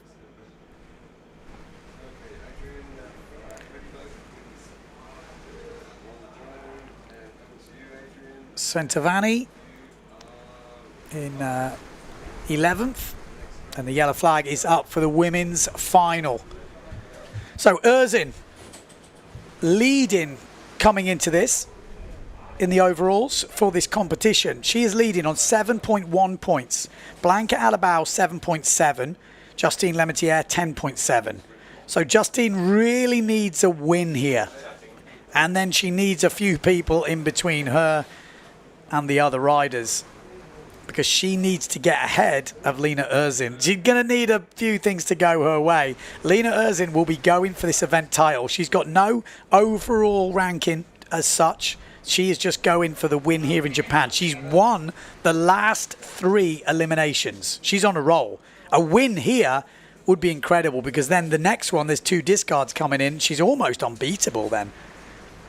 So it's a big race for Lena Erzin. Can't really afford to mess up because that will make it all spin right around. And the way it's been going, you know what's coming. She's not going to win it because then there wouldn't be as much drama. And the way this competition is going, it's just got drama written all over it. It's not going to go as we predict. She has had 3 wins. She is on a big sail, though, and a big board, and the wind is dropping. So it would be hard to bet against her. She's in form. Does she feel the pressure? She looks pretty iced, to be fair. Blanca Alabao knows she wants that world title, so she might come out a bit swinging here. Oppendahl might think, you know what? I'm going to go for the win here. I've got nothing to lose, and she's on the start, Oppendahl. So, ooh, it's a general recall. Wow. Wow. Let's have another look at that, because Blanca wasn't exactly holding back there. Was she sticking out more than the rest? Maybe not. But Blanca's in the middle. Stop. Ooh, can we have a pause? Can we have a rewind? I tell you what, because Blanca's in the middle. Stop it there. Back. How much can I push the directors here? Back a little. Can we do a little shimmy back? Does it work like that? Oh, it does. Stop. Ooh. Oh dear. I tell you what, I told you it's going to be drama. From what that looks like, Blanca Alabao is definitely sticking out. Is she out more than Oppendahl? Maybe Oppendahl's a little bit more. She might have escaped. It looks like maybe Oppendahl and Blanca Alabao. We'll wait for the official results, but looking on that overhead cam, oh, this has got drama written all over it. Last event of the year. Checking the VAR, exactly. VAR, we're out. What do you think, people at home? You just saw it on the screen. Give me a call.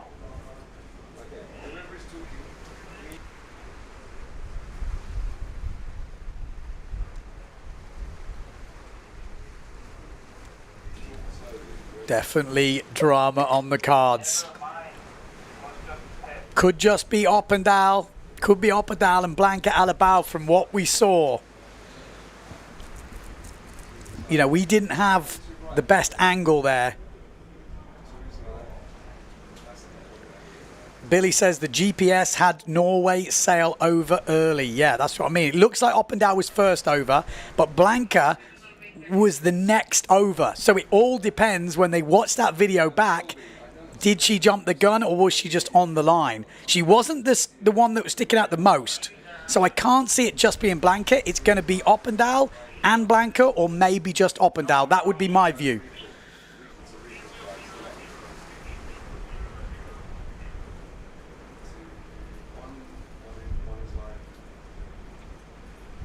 Okay. As she escaped the drama. Is it just Oppendahl or is it Blanca and Oppendahl?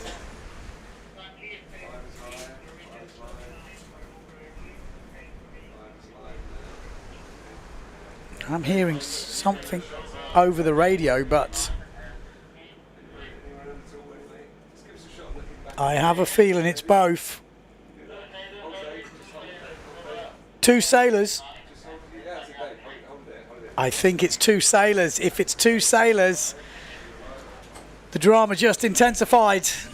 We'll wait for the official word, but I think what I just heard over the radio in the background is bad news for Blanca Alabao fans. And this could take a twist on probably the last day of racing. I have to say probably because it's the weather. We cannot predict it, but the forecast is terrible for tomorrow. This looks to be the last day of racing. Again, not official, but it looks that way. I'll wait for it, but I think there we go. Winners final 6 now sailing. General recall. Alabao and Oppendahl jump the gun, are disqualified. Dun, dun, dun. You can't write this, I tell you. If you're a screenwriter, they'd say, no, that's unbelievable. That can't happen. Surely not. It just did. It just did. Imagine Imagine Lemaitre didn't crash in the one before, but she did. Does that make a drama? Let's have a look at the results. How does that change things without sailing this? Results looking Blanca Alabao. Next worst result is a 4th. So it's not disaster, but after this round, she will have 11.7 points. Justine Lemaitre has 10.7. Justine needs to win this. She's going to need another discard anyway, but she needs to go on a winning run here. It's not going to change things too drastically for Blanca. There's a second discard coming in. Yeah, it's not going to change things crazily because Justine needs to go on a run. Wow, she really needed that result last time out.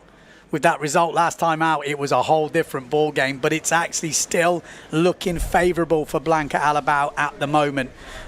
This is 6 elimination. 7 elimination means 2 discards. That means you can chuck away both of your worst results. So if you're being very consistent, it's going to help you as well as the people not inconsistent. You know what I mean? It's going to get very close, but it's still looking pretty solid for Blanca with the way the results have gone. Again, after this final, we will know way more. If Justine Lemaitre was to win it, yes, then it changes things. Not much, but it changes things a little bit. Blanca Alabao, whoa, she's going to be feeling the nerves right now. She is going to be feeling the nerves. Penny, for your thoughts? What is she thinking right now? She's going to have a lonely sit now and a wait. And we could get more racing today. Without more racing today, I think she would be the world champion, but there's still wind on the course. It's still only 11 o'clock in the morning here in Japan. We started at 8 o'clock. The wind is meant to drop by around 2, so we've still got time. Still got about 3 hours of decent wind. In theory, it could go longer than that. Don't control the weather. Women's final about to kick off. Only 6 riders going to be in this. Can Marion Mortefon get a win? Can Lena Erzin get another win? She's on the start again. Could this be the 4th bullet? Justine Lemaitre needs the win here. Needs the win. So she's on Loki foil. You can see that. There's 2 Maui sails and FMX boards. But look at Lena Erzin go. I mean, this is what Justine was doing to people at the first event of the year in Garda. Now Erzin is doing it to the rest of the field. So we're used to seeing on the PWA in the freestyle disciplines, really good freestyler. She's won that youth championship quite a few times, world titles. But she's been concentrating on IQ foil, come back to do this event here in Japan. First PWA, as far as I know, on racing gear, and she is taken to it like a duck to water. Lena Erzin. Then we've got Justine Lemaitre, Marion Mortefon, Saki, and Anayama on Nishi. That's how it's looking at the moment. Obviously missing 2 big names, Blanca Alabao and Oppadal, over the line early. But Lena Erzin could be on for a 4th straight win. Justine Lemaitre needs the win here. She doesn't want Lena Erzin to be too far ahead, because if she's going to win the world title, she needs to win this event and needs someone in between her and Blanca. At the moment, that isn't happening. Lena Erzin is running away from it. She's got it wrong. Oh, she's opened the door here. She's opened the door. She's still leading, but there is signs that it could happen. Justine Lemaitre smells blood now. She's going to push her super hard. Needs to keep the pressure on. Needs to keep it on. 2 jibe marks to go. Keeping the dream alive. Justine Lemaitre. Erzin looking for a 4th straight win. Just touching down a few times here as we come into this jibe mark. She's got a lower line in. Justine's got a better line into this jibe.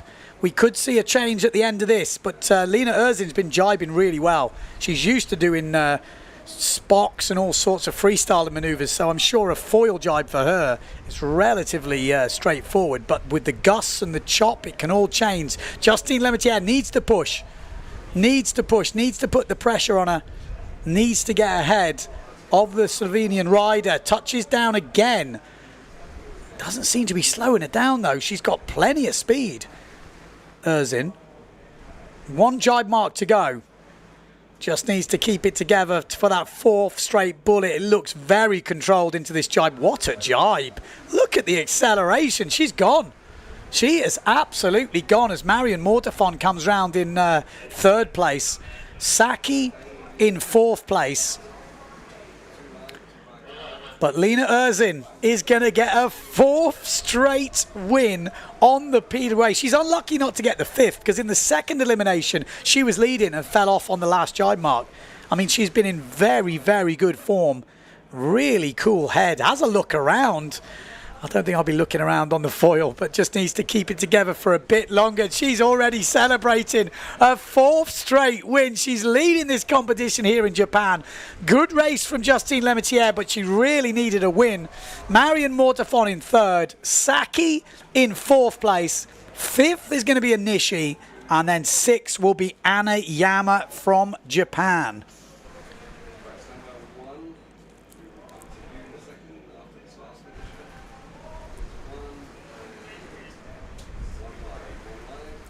Yeah, I'm heard Lena's on the IQ Foil Youth Board. So there you go, competing with the PWA on the Youth Board. Obviously, it's quick enough. Great start, though. Look at that. She absolutely pinged it.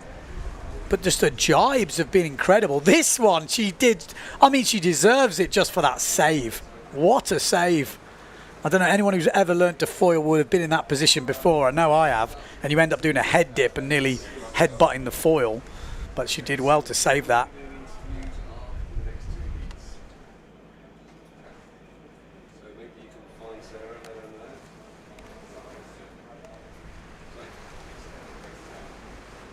Sean Hogan says, yes, she's on the Youth IQ Foil Starboard version. Solid but heavy as a pig. So it didn't seem very complimentary, but she's obviously winning this World Cup at the moment on it. Maybe fat is fast, isn't that like a saying? And talk about the board, obviously. Okay, runners-up final, men. It's a pretty big one, this, funnily enough. Maka, Preen, So, McMillan, Mortefon, Benedetti, Stallman and Board. Some big names in this. Johan So, wherever he finishes here, those are the points he will carry. Because he's already got a 22.5 as his discard. So this won't be his discard. Every place counts at the moment. Once we do 7 eliminations, another discard comes in, blah, blah, blah, blah. But at the moment, every point counts. So a win here will be big. Even though it's the runners-up final. It makes a huge difference. Can't afford mistakes. Will McMillan lined up. Starboard Challenger. We've got FMX and Challenger from Benedetti. He had that big crash on the last start line.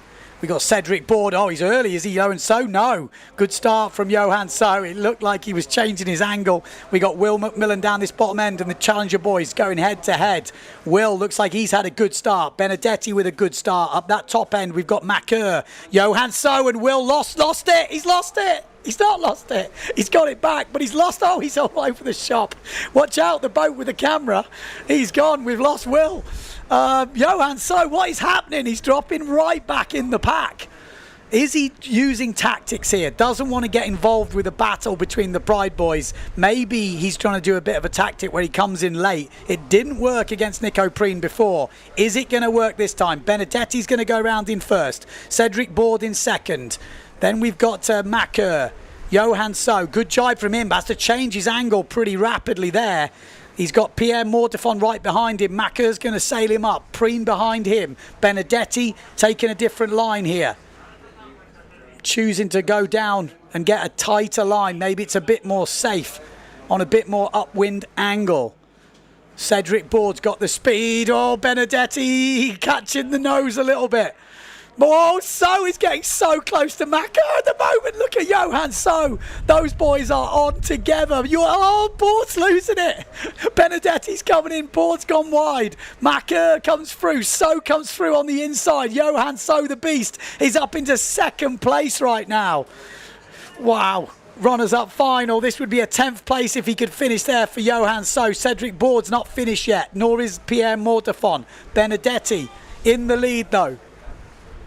Benedetti on that yellow challenger as Johan So is trying to eke down on the top of Cedric Board, trying to exert his dominance. It's probably one of the youngest riders versus one of the oldest regular riders on the tour, Cedric Board. Benedetti goes round in first. Johan So looks a bit safer now in second. Cedric Board behind him. This is actually not a bad result for Johan here. With the way Matteo Iachino's first race went, this isn't as bad as it could have been. Pierre Mortavon in fourth place, Cedric Board in third, Johan So in second, keeping the dream alive. Benedetti in first. Benedetti has really shown some good skills this year, the Italian. Benedetti, nice jibe from him. Then Johan So, then Board. Oh, going on the inside, was that Macker? Coming back into it, Johan, the beast, is going to get 10 points to add to his score, which would only put him on something like 15 points, so it wouldn't be terrible. Benedetti's going to win this surely, or is the beast having a go here? I think he is having a go. Johan So is reeling him in. Look at the speed difference. The beast is trying to get him. He doesn't have enough time. Benedetti wins it. Johan So second. So 9th, 10th, Borden 11th. And then we've got Macker, Stallman, Will. I think there's a few others lower down as well. But that could have gone very wrong.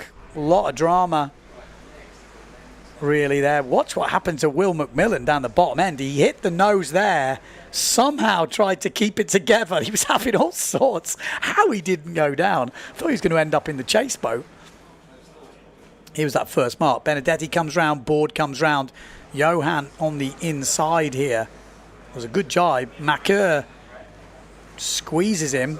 And then these two now, this was Macker and So having a real tight battle. Wow. I wonder what that looked like from the low-down camera.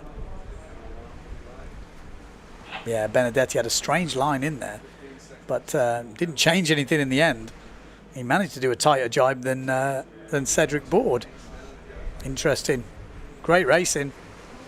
Johan, did you see when he wanted to? It's like a Bjorn of old. He just put the hammer down and he was just reeling him in. But a solid 10 points. How does that look, the overalls? The overalls won't change too much. Johan So will be on 15.4 points. If Amado wins this final, he will go into the lead for the competition. If Matteo Iachino wins it, he will only be a couple of points behind Johan So. So, oh, yeah, if Matteo hadn't messed up that first one, we could be on. It could be super drama. There's still drama to go. Final coming up, 50 seconds to go. Becker, Vrieswijk, Martini, Iachino, Rakowski, Vonk, Hooper and Colombo.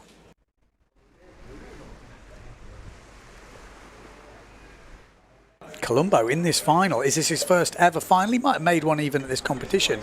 Going good though. Becker looking for a good start. He's usually on the money. Maciej Rakowski needs to try and get back on that podium or it's going much harder because Amado's having a good competition. Matteo Iachino is still up there. And obviously Johan So is having a good competition too as we come into this start. This is Bruno Martini and Colombo fighting it out down that bottom end as we come right into the start. Up the top end, we've got Matteo Iachino starts at the top. You don't usually see that. Bruno Martini right down this bottom end. We got Michel Becker, Colombo all in the mix. Amado Vrieswijk pumping out from the middle. Look at Amado Vrieswijk, he's got the speed, so does Bruno Martini. And they're squeezing down on the Patrick rider, Colombo getting squashed. Matteo Iachino squeezing into third place. Colombo is mixing it up with the top boys here, but it's going to be, I think, Bruno Martini round in first, although Amado Vrieswijk will have a nice line on this jibe mark, going out to in. Bruno's going to have a tighter line and a harder one. So Bruno Martini, it's getting light into this mark. Bruno Martini plugs it down, and there you go. It back-winded fully. You could see the wind just shutting off. Oh, and that's going to get cancelled. Big hole in the wind there. Wow, the wind is shutting down. Oh my God, imagine the wind shuts down now. There's a lot of ifs and buts, but if Matteo had had a slightly better first round and the wind had shut down now, you could be seeing, you know, Johan So miss out on the world title. That's how close this race could be. I don't think we're going to see that, obviously, because Johan managed to get, what did he get? 10th. Let's just work it out again, because if he'd have been 11th or 12th, it would have been all on the line. Oh my life. Amazing stuff. The double discard will change things, but it will all depend on where they come in that 7th elimination now, because Johan has got 2, you know, not perfect results. So Johan's on 15.4 points. If Amado wins this final, he will take the lead here in Japan. He's then got a second discard of an 8th point. And Johan will have a 10 point. So yeah, it's going to be close for the overall. And then it's more if Matteo can do something. And Matteo has got 7 points. So this really is going to be super exciting. The wind is shutting down. I can tell you now, I'm looking outside. There's definitely still wind around, but the wind is dropping. It's 11 o'clock local time. This is going to be great. I don't think this could be much more tense.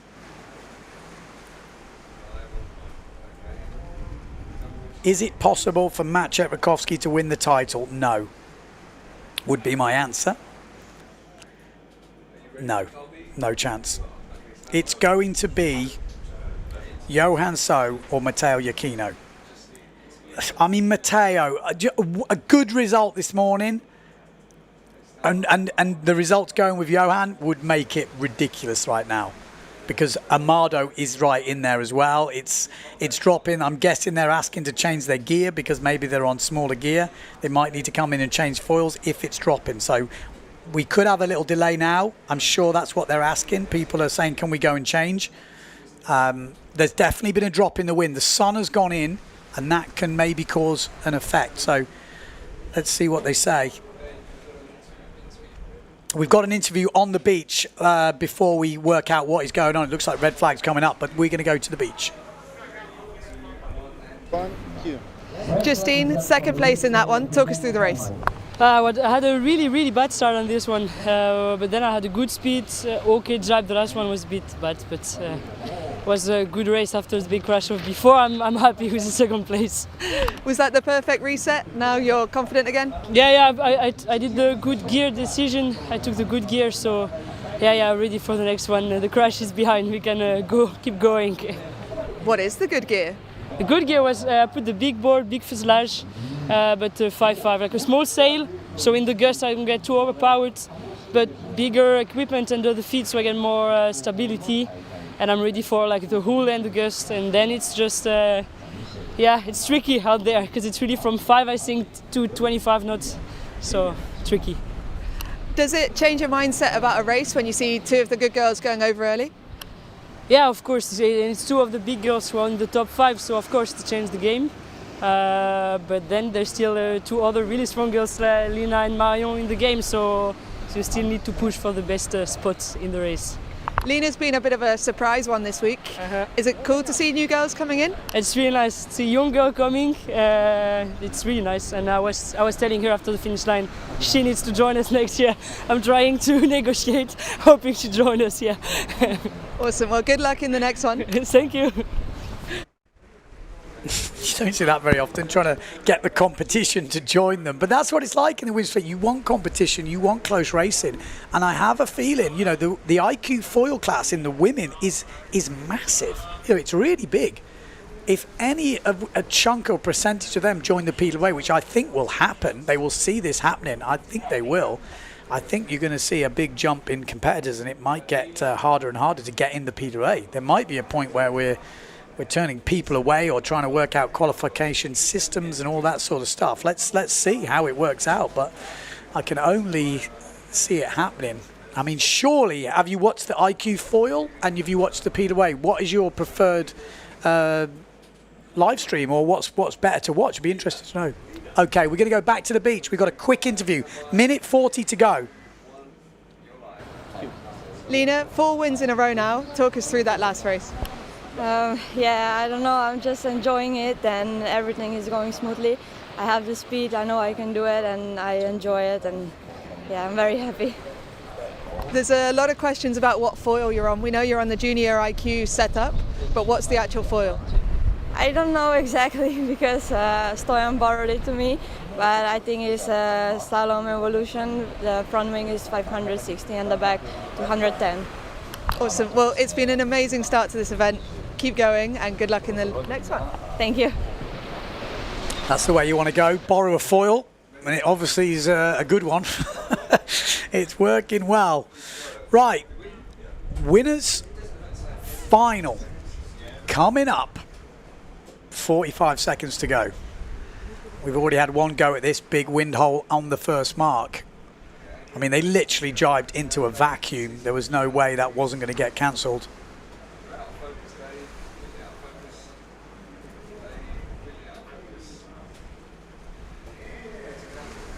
So Becker, Vrieswijk, Martini, Iachino, Rakowski, Vonk, Hooper, Colombo. 15 seconds to go. Iachino needs to win this. Amado Vrieswijk needs to win this. Those are the guys you're looking at. If Amado wins, he's leading this competition in Japan for the first time since the first elimination. There we go. It's a good start at the top end. Maciej Rakowski. Great start from Amado Vrieswijk in the middle. Also Becker with a good start down this end. Or is it Colombo? It's Colombo maybe with a good start. Also Bruno Martini, but he's super low. I would say the winner of that start is looking like Amado Vrieswijk or Colombo down this bottom end. Yeah, Colombo's looking very good. I don't think he's got the speed of Amado Vrieswijk, and we'll see the Aruban coming down from the top. Although Colombo holding him off at the moment. He's having to pump a bit. He's on a smaller sail. You can just see the steady as a rock. He's a big beast these days, Amado Vrieswijk. He is an absolute unit, and it is Amado Vrieswijk in first place, Colombo in second. Then we've got Bruno Martini, Matteo Iachino, Becker, Maciej Rakowski. It's super light at that first mark. They all pumped their way through. I mean, you've got to give it to the front guys. They pumped their way out of that, and I think this one will carry on. I think this will carry on. They're maybe on too small a gear. Oh, they cancelled again. Interesting. I thought they might not do that. Wow. Interesting. It is difficult because the guys jibing in the pack have obviously got less wind. The guys at the front had a bit more clearer air coming out. Could look at that a few different ways. But maybe they need to come in and get bigger stuff because there's definitely wind out there, but there's a hole on that first mark.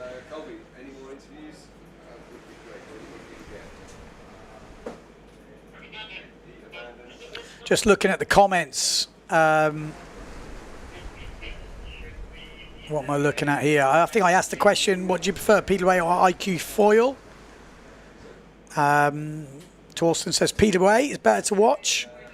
Would be nice if you could get an interview with Lena. I think we did that. Oh yeah, that must have been from before. Lena, oh, I don't know what foil I've got. Yeah, she just got given it. Oh, that's impressive. The drones have been excellent. Michael's saying we grew up with PBA and then PWA. So what is IQ foil or the Olympics? Okay, we've got another interview on the beach coming up.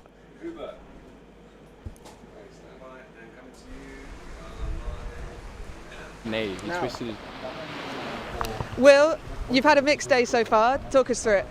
Well, it's been pretty tricky today with gear choices, and I went a bit small for our first round and then I went a bit big for the second round, but overall it was pretty good. I made it to 1/4 where I got knocked out because of a silly mistake in the last jibe, but the losers final wasn't bad. I had a bit of a moment off the first reach but finished it off okay. What equipment are we taking today? What's everyone on? Small boards, small foils and kind of medium sails around the 7.0, 6.5 kind of area. Yeah. So big sail for power, but small sail for speed. Small foil for speed. Yeah, I think that's the way most people are going. Well, except me. I've gone bigger foil, slightly for control because my small foil is quite hard. But that's just me.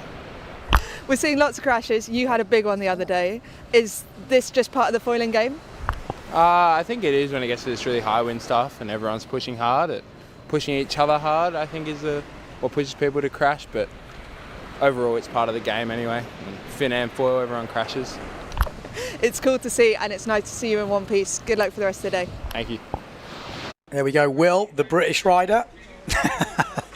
He's got British passport. Come on, we need more Brits. No, he's from Thailand, lives in Australia, British passport. Come on, what are we calling him? What is he? He's sailing from Thailand at the moment.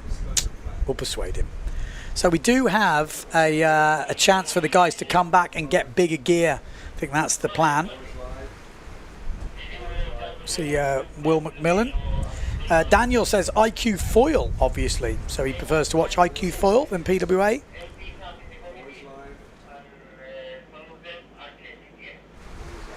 Martin Bailey says, please, course racing is boring. PWA all the way. Whatever happened to Delphine Cousin? Did she retire? Or IQ? I think she was doing IQ for a bit.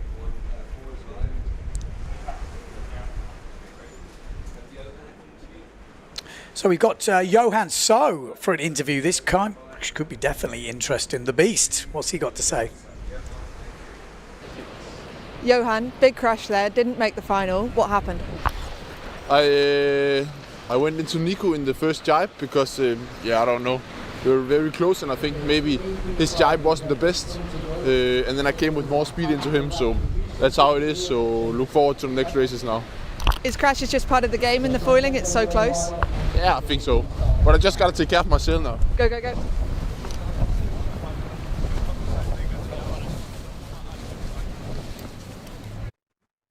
There we go, he's gone. Quick exit.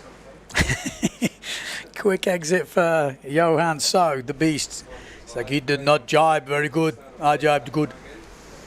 I will destroy him. That's my accent. It's not so good, is it? I need to practice.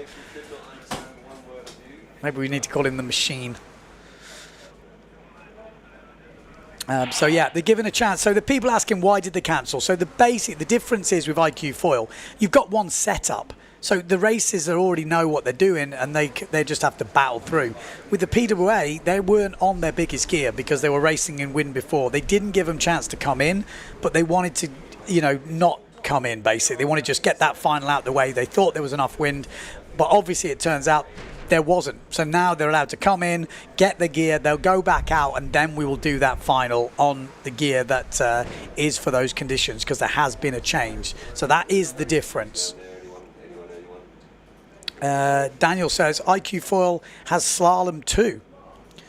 Light wind slalom. Do they do? I think they do slalom in light winds and IQ foil, and then when it's windy they do the course racing and the long distance.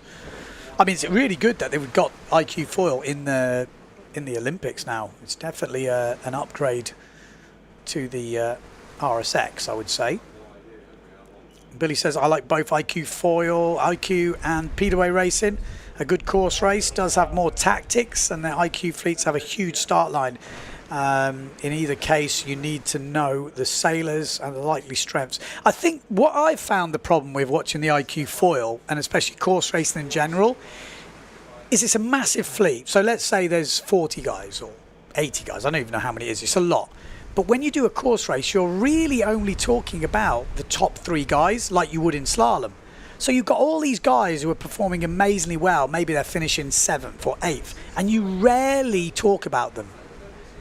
Whereas what I like about the PWA format and the slalom format we do, from the very first round, you are talking about all 4 riders who are qualifying, and you're also probably talking about 5th and maybe 6 riders because they're in the mix for that 4th place. So all the way through, we get a really good chance to meet and see all the riders in action.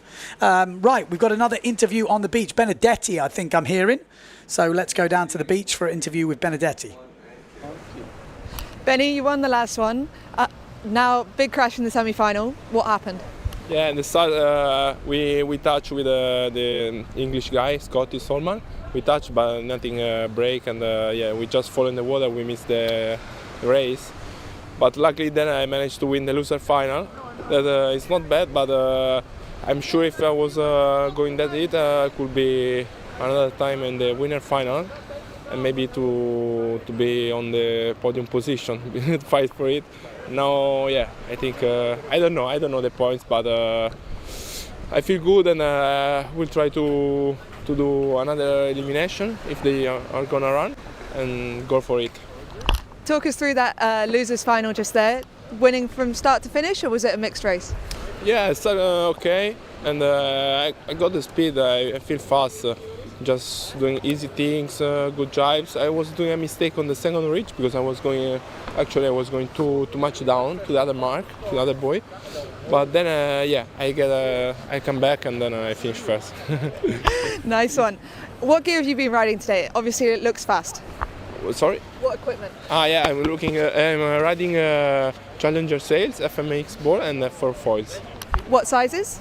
I was 6'6", 85 board, and 97 mass with a 560 front wing.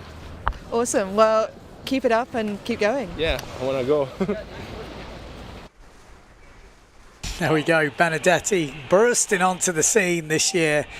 I mean, I'm almost gutted. I'm just looking at results now because the wind is dropping. I'm almost gutted because if Johan had been 2 places back, it would have made this final just insane. Like, insane with the way the points are going to work out. I think at the moment, he can't lose the world title.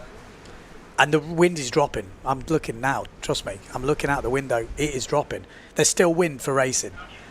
We've got to do a whole nother elimination to get 2 discards. Could change things. But as we stand at the moment, Johan So is on 15.4 points.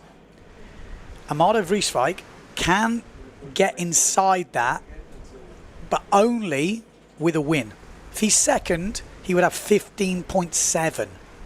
So Amado Vrieswijk, to take the event win, needs a first. Matteo Iachino already has 16 points.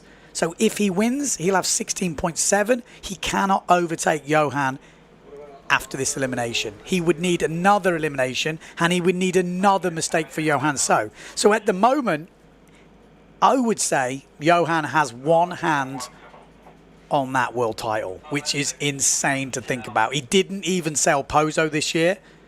He's 20 years old. The last time we had someone that young winning the PWA Slalom or PBA Slalom was back in Donkey's days or Robbie Nash days or something crazy. So it is such a long, it's like 3 decades ago or something like that. It is mad.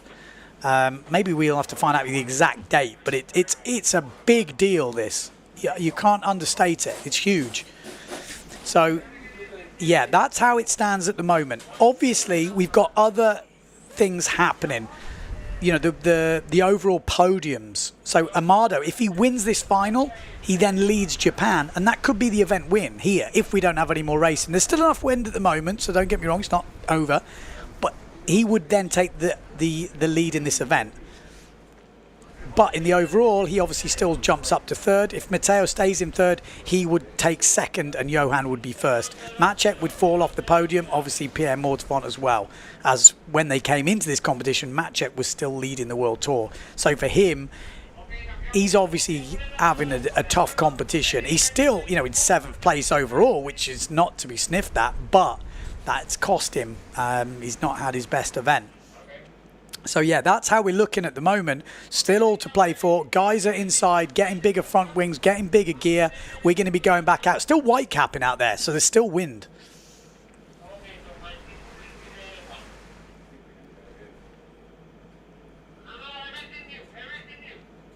We got Chris Williams saying IQ variety, of course, is nice. Would be better with my commentary. Thanks, mate. I have been contacted a few times for it, but it's never really worked out. And they've got their own commentator now, I think.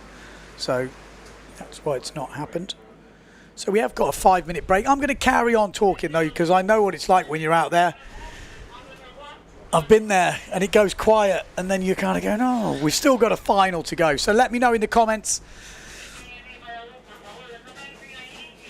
Let me know what you are doing if you've got any questions. But we have got, there's moving the course around a bit. We've got guys on the beach getting their kit ready.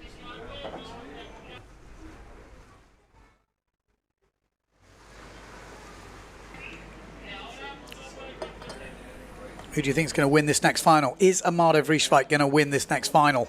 If he does, he will be leading this event here in Japan. Then we would go into the 7th elimination, but you can see the wind is dropping. It's dropping fast. It's 11:30 local time. There's always less wind on the inside though, so don't let it totally fool you. There's still wind out there.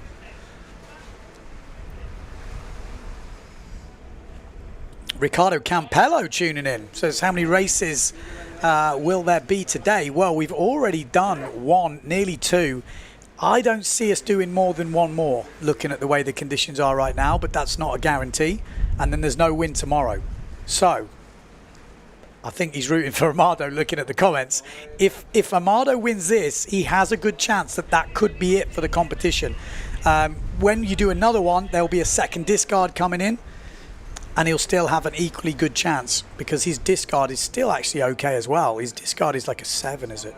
His second discard is a 8, and Johan's will be a 10th. So Johan will have something over him, but he would need to be Johan in the last elimination by 1 place if he were to win this next final. A lot of ifs and buts at the moment, as meanwhile they're changing gear. No, Amado will not be world champion. For Amado to be world champion, he needs to win this event, but he came into this competition like 2 places back. So I'm pretty sure Amado needs to win, but Matteo Giacchino and Johan So couldn't be second. And it's looking likely that one of those guys will be second if Amado was to win. So he can't win the world title.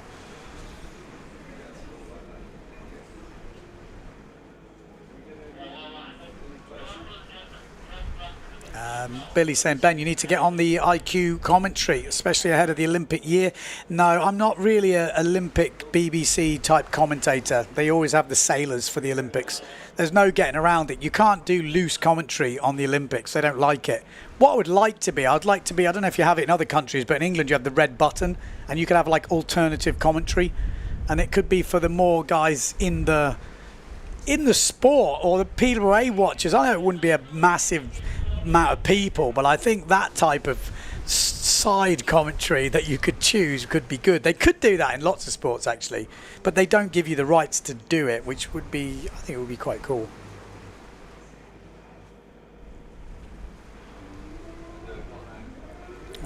Bob saying, with all the crashes, there has ever been a dangerous sailing call in the PWA foil racing? There has actually. It was against Blanca Alabao in Fuerteventura this year, her and Jenna Gibson. And she was disqualified from the round, if I remember rightly.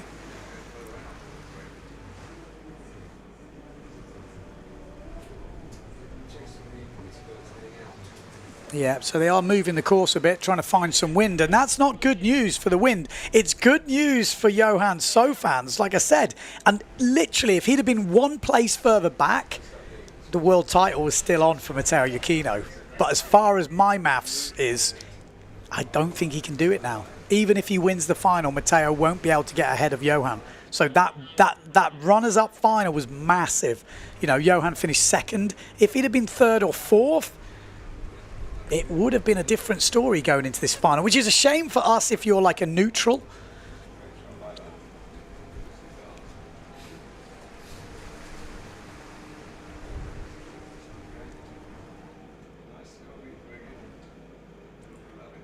There we go, just playing around, putting different foils in. Benedetti and Maciej Rakowski. Maciej's obviously on Z foil by the looks of it. I think he's on the older Z foil. I think he said to me, I could be wrong, I don't know if I'm allowed to say this, but he was trying to get like the newer foils that Matteo has got or Amado's got, and basically long and short of it is they have to give the edge to their team riders because Maciej's not a team rider. As far as I know, he bought his foil. So kind of interesting. It's a technical game, this.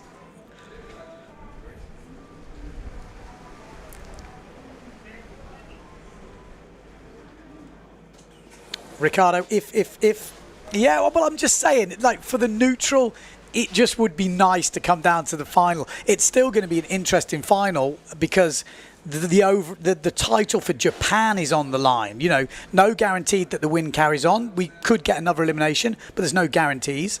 And if we do get another elimination, the world title is still on. you know, if Johan messes up in the last one and Matteo steps it up, then it's still all to play for. It really is. So this is, it still could be very interesting. And there's still lots of wind out there.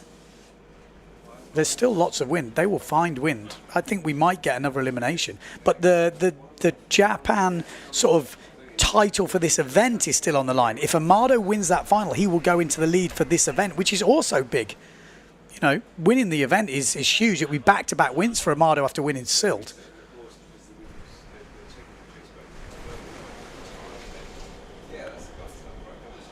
Ricardo Campello, Maciek needs a haircut. If you had a haircut, you'd have to get a smaller helmet. Nico Preen. Bruno Martini on the left. He's a beast, to be fair. He could be nicknamed the Beast and it would fit. See, he's got one of those Liberty harnesses.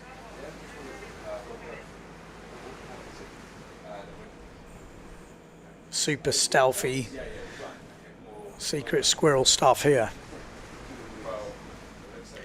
David Brown, what if Amado wins? Aren't they both on 14.4 points? Oh, but Johan So didn't win the runners-up final. He came second, so as far as I know, 10th. Then Matteo third means they are on equal points, and I think it runs on countback. That's what we worked out the other day. They will finish on equal points, but Johan wins on it. Then goes on who's beat who the most times in the year, and it works out that Johan wins.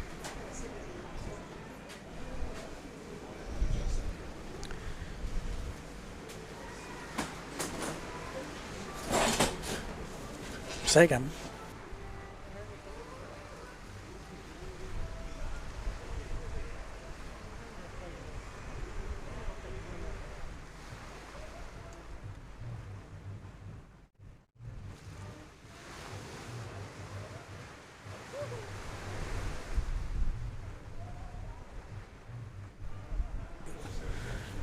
Okay, so we got Sarah Jackson in the house. She told me she can't get any interviews. I said, get back out there. Get back out there. She says, too tense. What's happening? It's super hectic out there. Like, we tried to get interviews with the caddies. They're busy running around trying to rig more sails, change bring the foils. Drama. Come on, bring the drama. Journalism, straight in there. We tried. They said no. I even like it when they say no, because then it gives you a sense of who's focused, busy, whatever. But it's interesting, definitely, to see it. What have you noticed on the beach? Who's looking the most calm? Everyone's looking pretty chaotic, to be How honest. are these two? There's a good vibe around, for sure.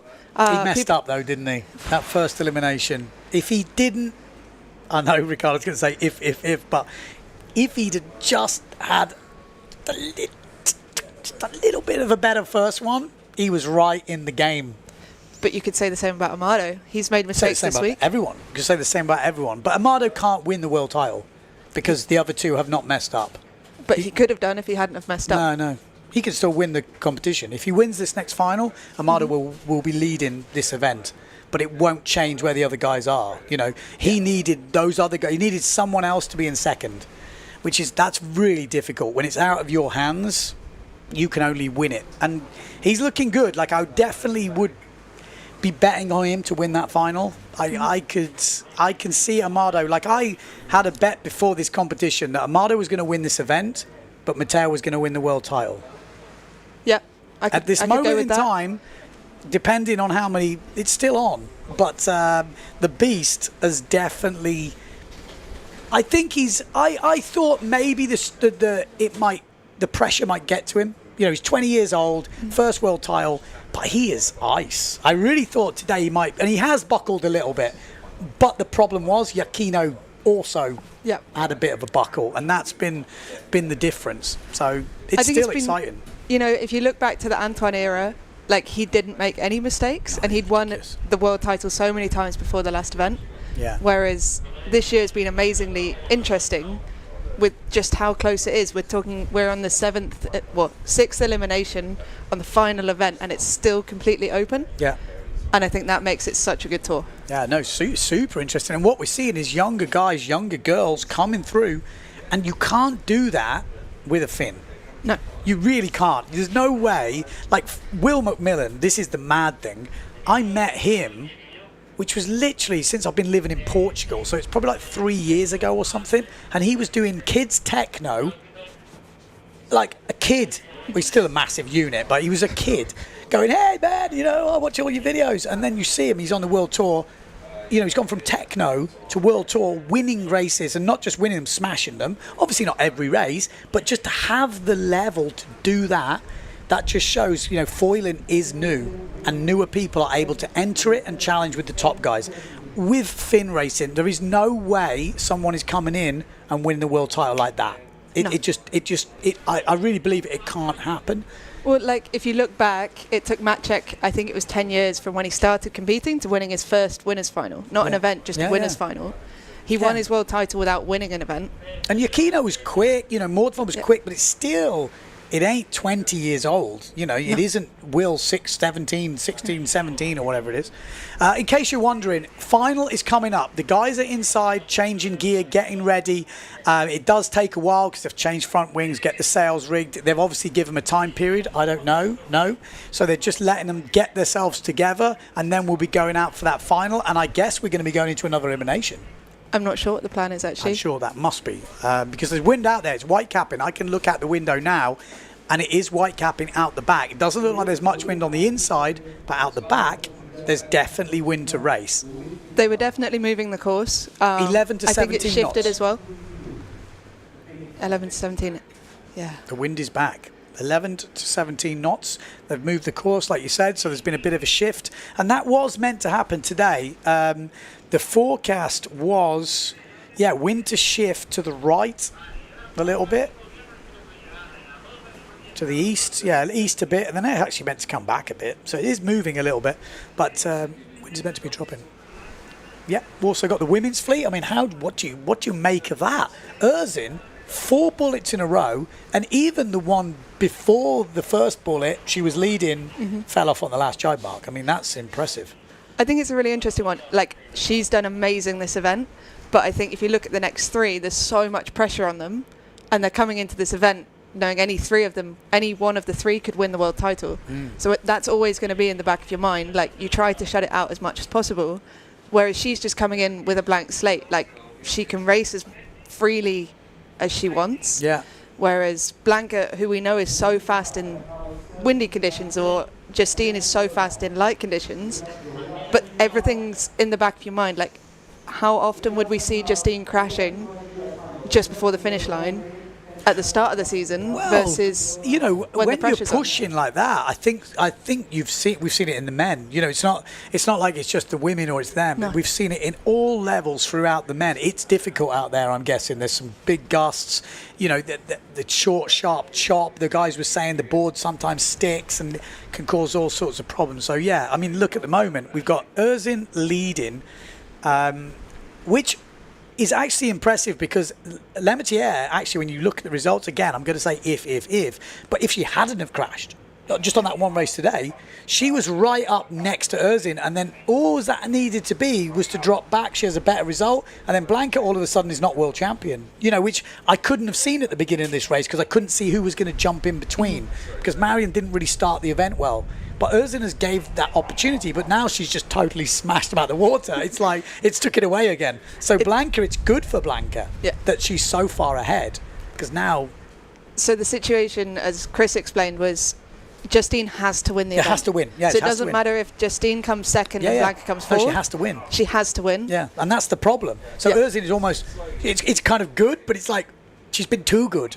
You know, she was like that's what she actually needed to happen, but now she can't win. You know, well, she can, but as soon as the second discard comes in, if you look at Lena's individual results, it's kind of insane what she will jump to, because if she does another semi-decent race, second or third in the next one, she's on hardly any points. Well, after 7, you're counting 5 results. Yeah. She'll be counting at least 4 first. I mean, that's what I mean. Any decent result in this next one, you ain't going to overtake her in the overalls. It's done. So then the overall will go to Blanca. Yeah. Because she's got a third already. Doesn't matter anyway. She's got already a third as her discard. Yeah.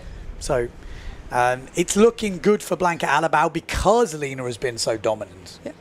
So it's kind of worked out well for Blanca, which is great news. I mean, she's deserved it this year. She hasn't been outside the top 3 at any competition. She won Pozo. It was her first ever win on the PWA Tour.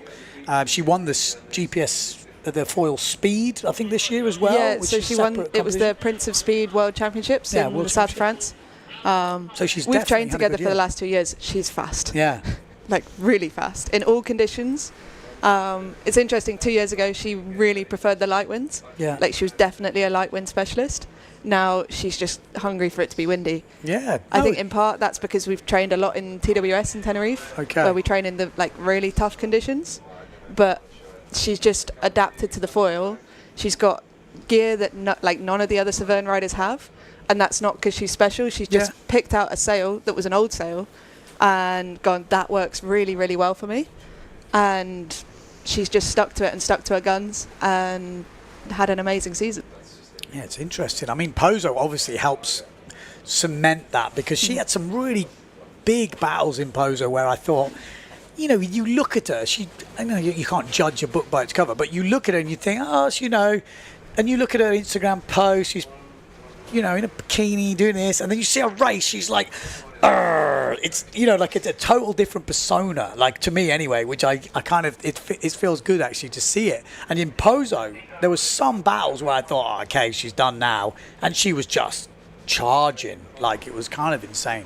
You should try training with her. Yeah, I can imagine. I've seen her on the beach with Jenny Gibson and this, and you know, there was some real beef going on. It was like intense. So yeah, it's interesting to see. She's incredibly passionate. She comes from a family where windsurfing is everything. Yeah. And I think her sister's got a gold medal. Yeah, Olympic gold medal. I think she's got a couple of world titles as well. Yeah. Her brother-in-law is Benny Vanderstein. She's dating Matteo. Like, there's a lot of talent in that family. But I think that actually is a massive advantage because it takes the pressure off a little bit. It's not like it's a family first to be in this position, whereas everyone around her is... We had an interview at the start of this week, and that's what she said. She was like, oh, well, the pressure's off. All my family want is for me to come home and the season's finished so that they can actually see me. Yeah, I know that feeling. Let's have a look at the comments, what's going on here. Yellow flag is up. Wow, okay. So we are going into the final of the men. We'll be counting you down. Joenso and Benedetti will probably be the guys winning the part. Very interesting, bright racing future. I'm just looking at this. What Ben said is foil is easier than fin, takes less time to become a top level racer. Yeah, because it's been going less time, so the stuff to learn is obviously condensed. And I didn't think it was like that. Matt Check explained it to me like that a few years ago. I was like, how is Will able to do this? It's got to be easier. And he's like, no, it's just a newer sport with things are... Yeah, I think that's exactly what it is in fin, we had, like, only such an exclusive group could get those top fins. Such an... It's also, there's way more... Oh, I'm not going to say it. There's a lot more going on. With the foil, you're out the water. There's concentration. There's other skills. It's not the same. With windsurfing, there is a lot going on. I mean, there's a lot going on in foiling, but I mean, I think it just proves it. When a 16-year-old can go straight to winning PWA events by a long time, there's obviously equipment changes, which with the fin stuff, it's kind of been plateaued. Okay, right, let's get it on. Winners final, men on the water. Becker, Vrieswijk, Martini, Yakino, Rakowski, Vonk, Hooper, Colombo. I was going to say, I was just going to get, because I was kind of relaxed. I saw Maciek on the beach, and then someone just told me yellow flag's up. I was like, it doesn't feel like it, does it? There's still races not even at the start. Okay, I now feel a bit happier. Okay. Yeah, they're just putting the flags up to test the wind. Okay, I nearly went into commentating mode then. I thought I'd better get it revved up. Less than a minute to go. So postponement is up. There looks like there's wind. How are you guys doing back in Europe? I'm guessing it's getting pretty late. There we go. Vrieswijk's out there. What size is he on? Can we see? Do you know what they were changing up to? They were rigging the biggest stuff, but they had like everyone that was out was then caddying and helping. So what, 8 meters are we talking? Or are we talking? I think Jordi's on the 7.5. Okay. So postponed at the moment. David Brown saying, yeah, not having to be 100 kilos to win does make it more open. It's the opposite. Well, I was about to say, if you look at the guys that are doing well, they're all pretty big units, and most people are saying 95 is kind of minimum. You know, minimum. You if you're much under 95, you're at a disadvantage. You know, Will McMillan, 17 years old, he's obviously 100 plus. I think so. We were all in the spa last night, and Will was 110. But all of the boys that were in the 90s, like Jordi, Amado, he's what, 105, 110? No, Jordi's Amado is 100 dead on. Dead on, okay. Jordi was just under. I think he was 98. But they've all had to put on weight to be competitive. Well, so I'm just saying, Billy, but which is the quicker to learn? Most windsurfers take years to learn a planing carve jibe. Your average windsurfer can't actually do it. The thing is, and this is what I've kind of learned with foiling versus fin. So if you're a windsurfer and you've windsurfed for 40 years and you go foiling, you hear it's so difficult, it's whatever, because you are so ingrained into these body movements. If you just put someone on a foil and you tell them to learn it, they will learn to jibe quicker, they will learn to foil quicker, they will learn to go along. It's much easier. Opendal is a great example. She can't, or she told me she couldn't carb jibe a fin board. And she's, but this was a couple of years ago, but she said she doesn't do proper jibes on a fin board. But on a foil, she's racing at a World Cup level. And that didn't seem like an exaggeration. I don't see why you'd lie about that. She's not. She was, so we joined our first PWA together. So we were kind of like, our jibes were good enough and we could both jibe on fins, but when you stop, it's then really hard to swap back because it's a completely different technique. So if you spend all your time on a foil and then you jump back to a small slalom board which is only 60 wide. But she learnt to jibe on the foil first. She was competing on the PWA in fin in 2017 in Denmark. Am I thinking of someone else? I'm sure it was her who told me that. Maybe it's someone else. We've just had some insight. Blanca Alabao is watching the live stream. She says that Matteo and Amado are both on 7 meters. Bruno is on a 6.7 and Jordi, she thinks, is on a 7.5. Okay. Good information. Good information.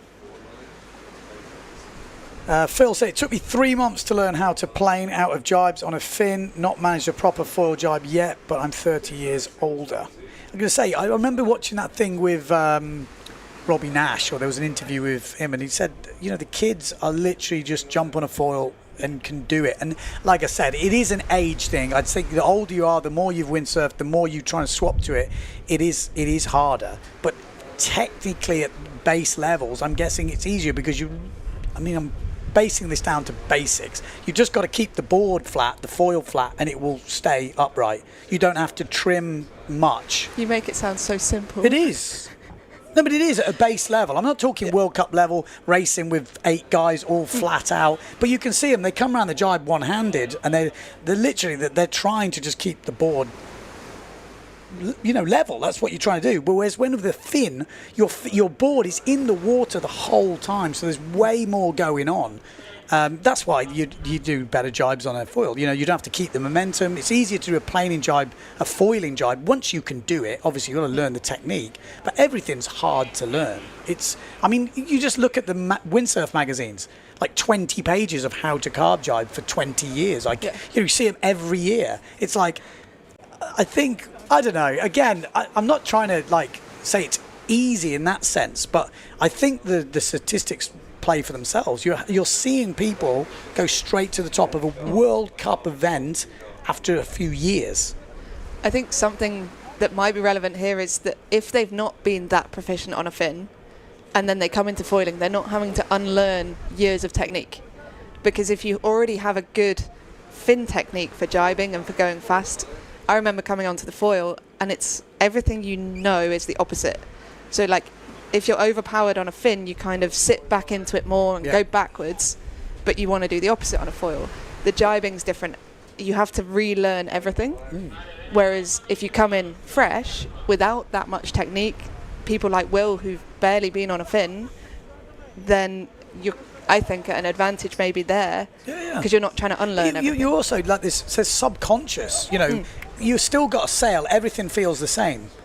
So, you know, your reaction is when a gust hits to do certain things. You know, so let's say some of the older guys out there who swapped to foil and trying to learn it, you get a gust, like I say, with a normal fin, you kind of brace, you lean back, you whatever. But on the foil, that don't work, those things. So you've got to, like you say, you've got to unlearn them almost. And swapping between the two can be confusing. Again, the younger kids can have less trouble. Ricardo Campello, I still can't jibe on a foil. Shut up. Shut up. How much the same has with he the been winging. foiling? You see it with the winging. You know, people take to it way quicker. They, as soon as they're up and foiling, just got to keep that board flapping. Flat, sorry. Again, I'm not talking about racing at this level. There's definitely a lot going on. And there's, I mean, a lot of it is also getting the right foil, getting the right equipment. That is still never going to change. You've got to be tuned in. You know, that is going to be a lot of it at the moment. But AP flag is down in the boat. We are going into this final. Stream Factory, Will McMillan can also not jibe on a fin board. Will's also told me that. You know, and this guy's winning World Cup level, so I don't care what you say. It's like, that's mad, isn't it? Yeah. It's kind of mad. I can't even compute that. Like, I just like being a windsurfer from jibing with a fin and doing that. He's like, how can he be winning World Cup races? And he can't. You know, of course he can jibe, but he's obviously not elite level jibing. Here we go. There's jibing and then there's jibing. Yeah. But we always said it with the RSX guys. When you put them on a 100-litre freestyle wave, they look like complete beginners because they might be the world's best at RSX, but they've never really used the small boards, and it is a different technique. Well, also, we've seen sailors, Olympic sailors, switching over to foiling and being top-level, competing at the highest level. I think the Israeli girl, she come from a 470 background, I think. I think she might have just won the Worlds or the Europeans. There's so many of them doing so well, it's hard to keep up. I mean, it's crazy. Not windsurf before. Yeah. You do sailing. Was that Shahar? Was she the one that came here last year? Yeah. I think she was the sailor. Yeah. My brain's gone. I watched it and I remember thinking, wow, pretty impressive. Right, red flag is up. And Ricardo said, swear to God, he can't jibe a foil board. But my thing is, just so you know, jibing a foil board, all I had to change was just keep the board flat. Keep the board level, you know, like a seesaw. And then I was like, oh, okay. As long as, because when you're driving a windsurfing board, it's all rail pressure and whatever. Whereas on a foil, it's not like that because you don't have to worry so much about losing your speed. As long as you keep the board kind of flat. Again, that's base level. Base level. We're talking high level next. Coming up, men's winners final. Can Amado win this final? If he does, he will then be leading here in Japan.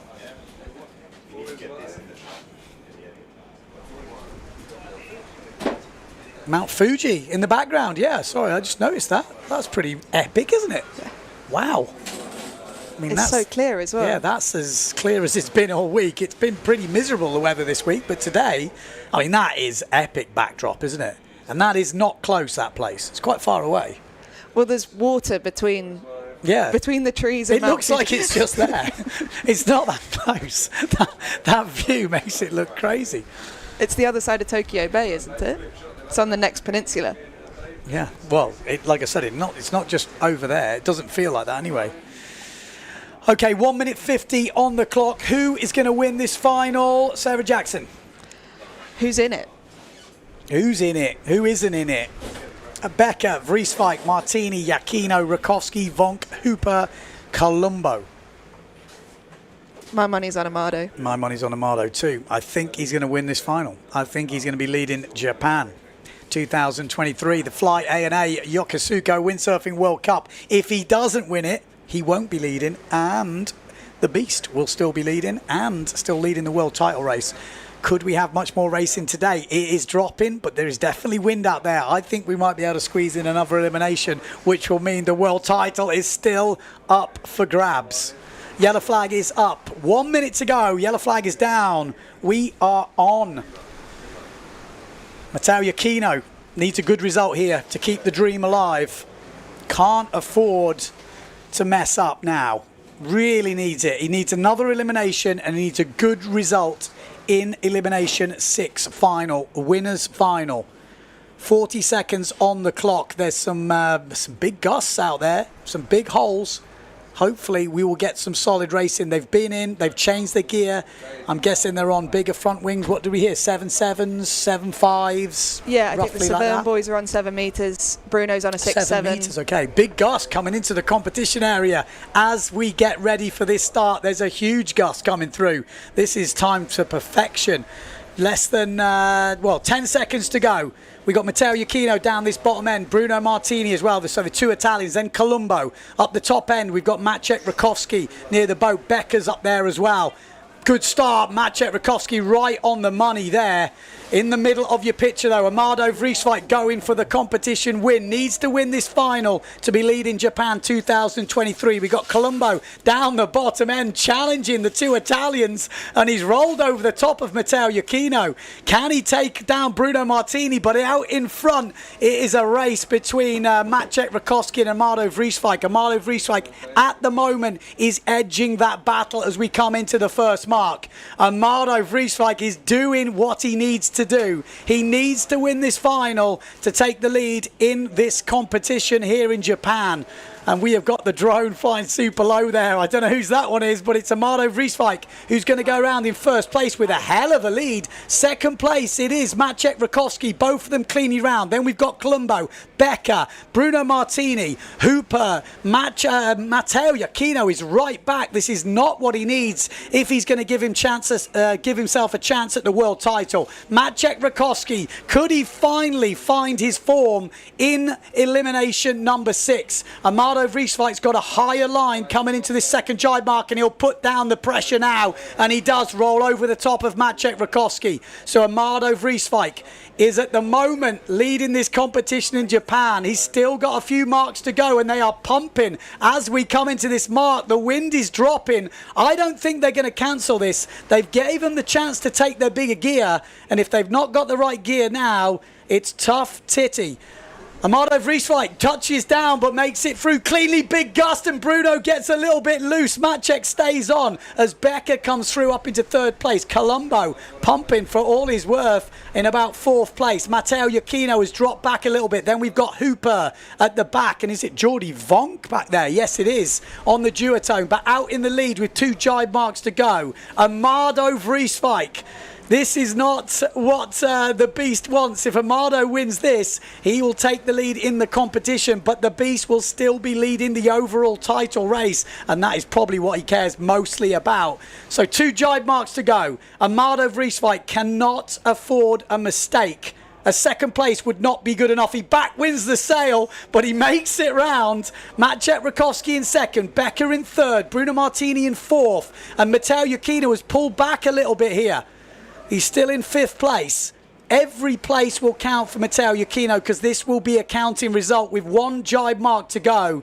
Amado Vrieswijk is getting closer to being the top of the results. Mount Fuji in the background. And as Amado Vrieswijk in elimination 6 leads it out, he's only got 1 jibe mark to go. It's close behind him for Maciek Rakowski and Becker. But Amado Vrieswijk, little bit light, but he's got a lot of room to play with here. Surely this is it. Just 1 jibe. Needs to keep it high and dry. It's looking solid.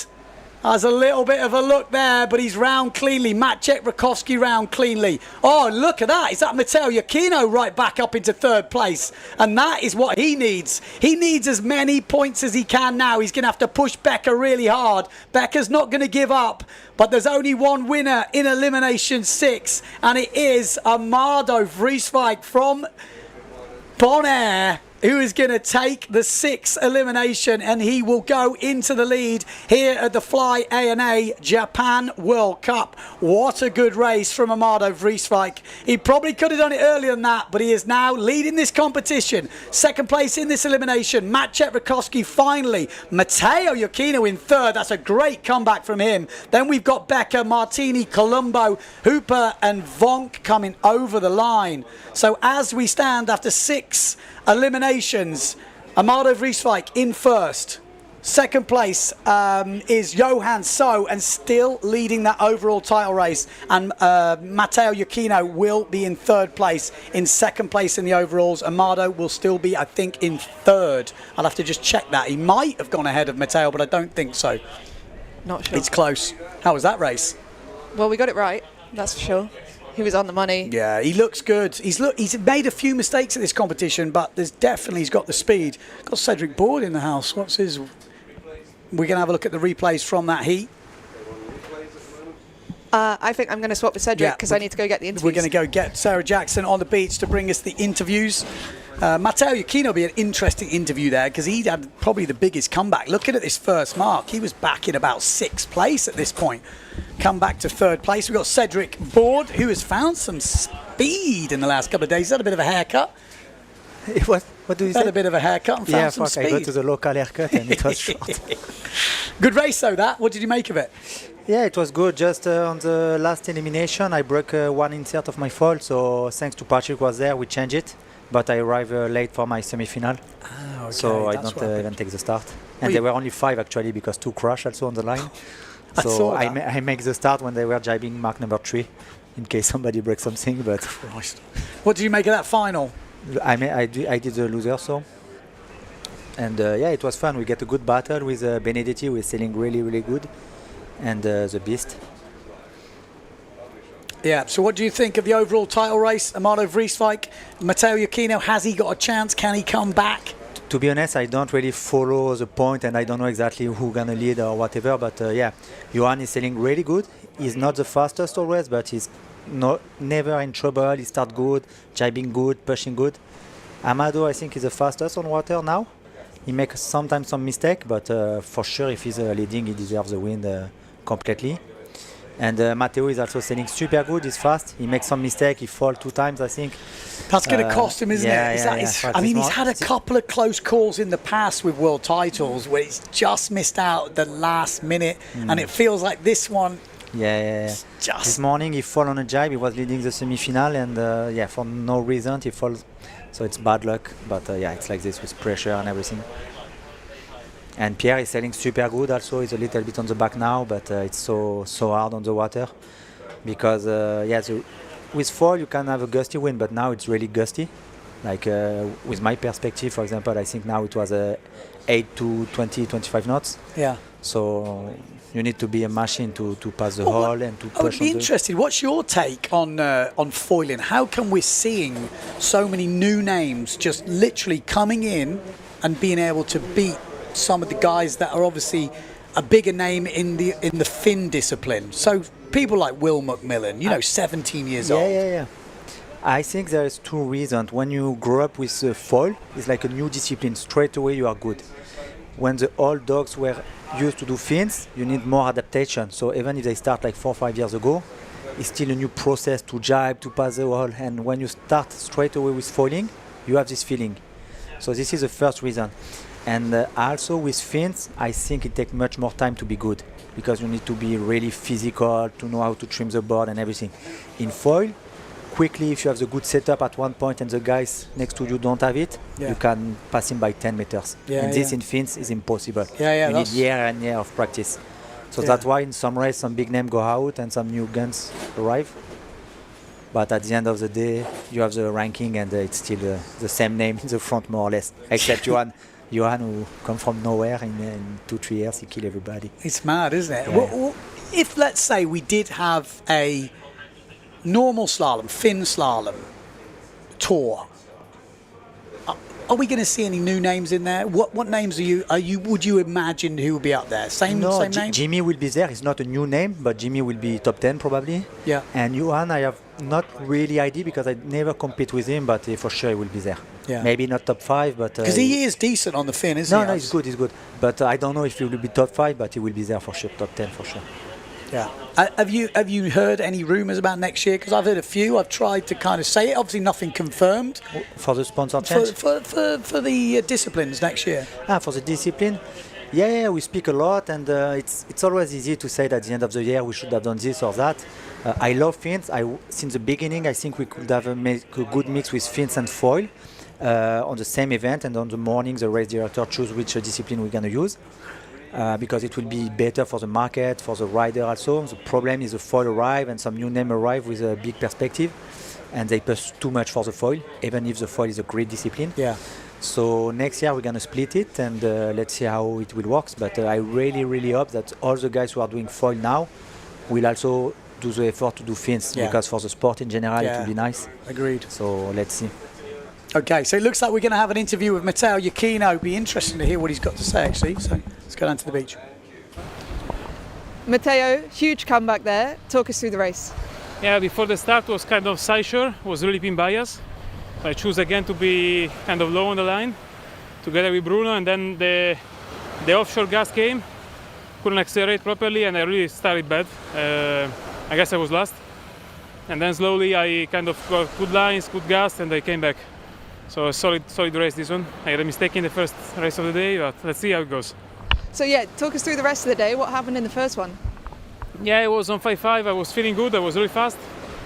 I just like on the outside jibe, I jibed tight, and there was a hole. There was a patch of no wind, and I kind of went upwind, shoot upwind to regain power in the sail, and the power never came. So I just fell against the wind that was not there, instead of staying on top of my foil. So yeah, it was a mistake. Usually it works, but here was like sometimes you have 30 knots and then there is 0 and you have to be really on it. So yeah. One more race to go. Good luck. Thank you.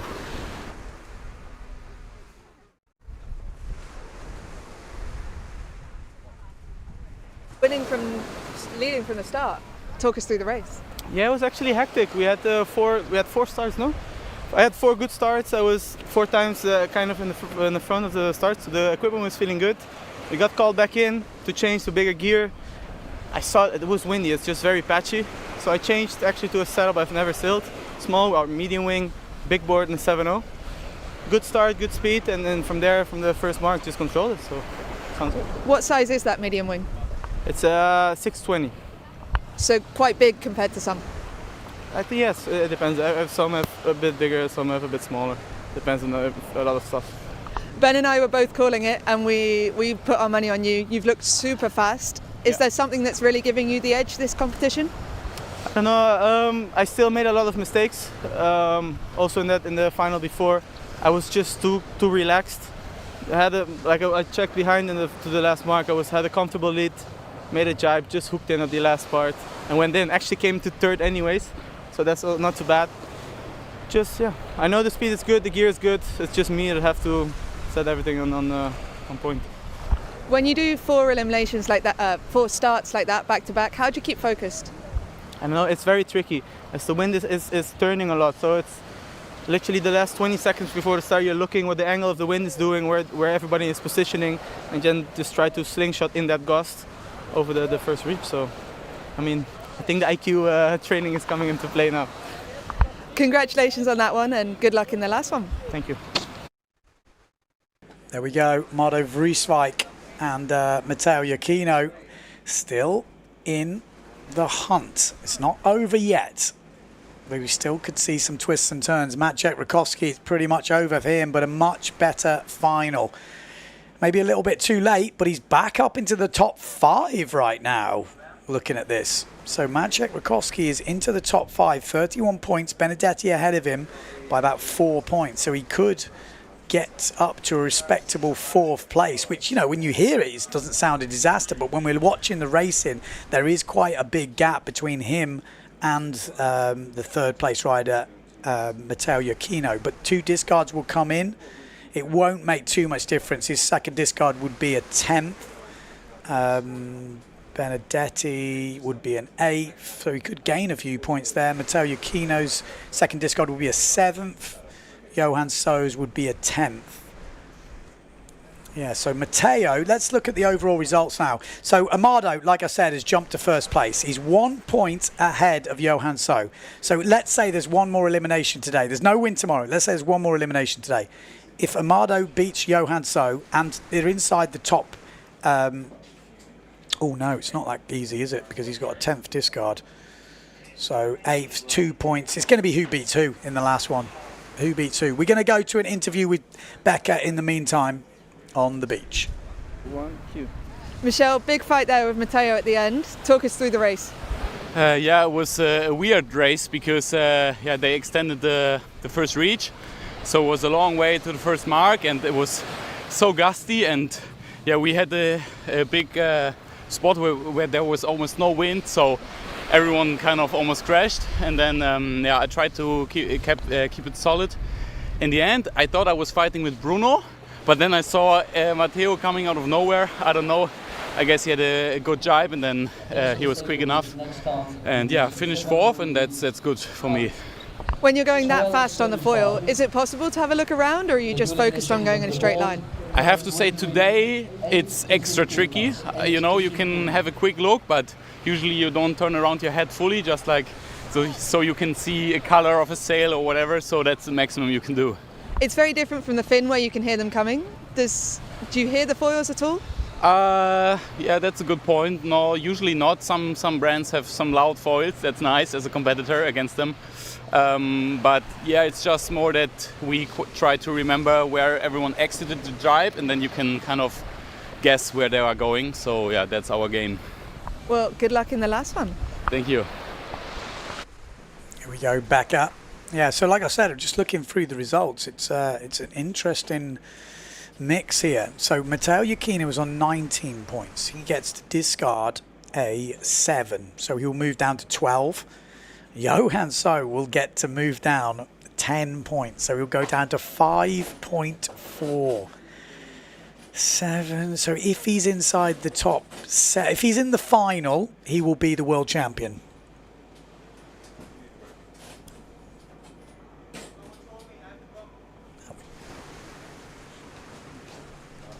We've got Amado Vrieswijk asking if he wants to come in. You can come in if you want. I don't need you, but you can come in. If you're busy, I mean, you're leading the event. I don't want to stress. Yeah, you had to win.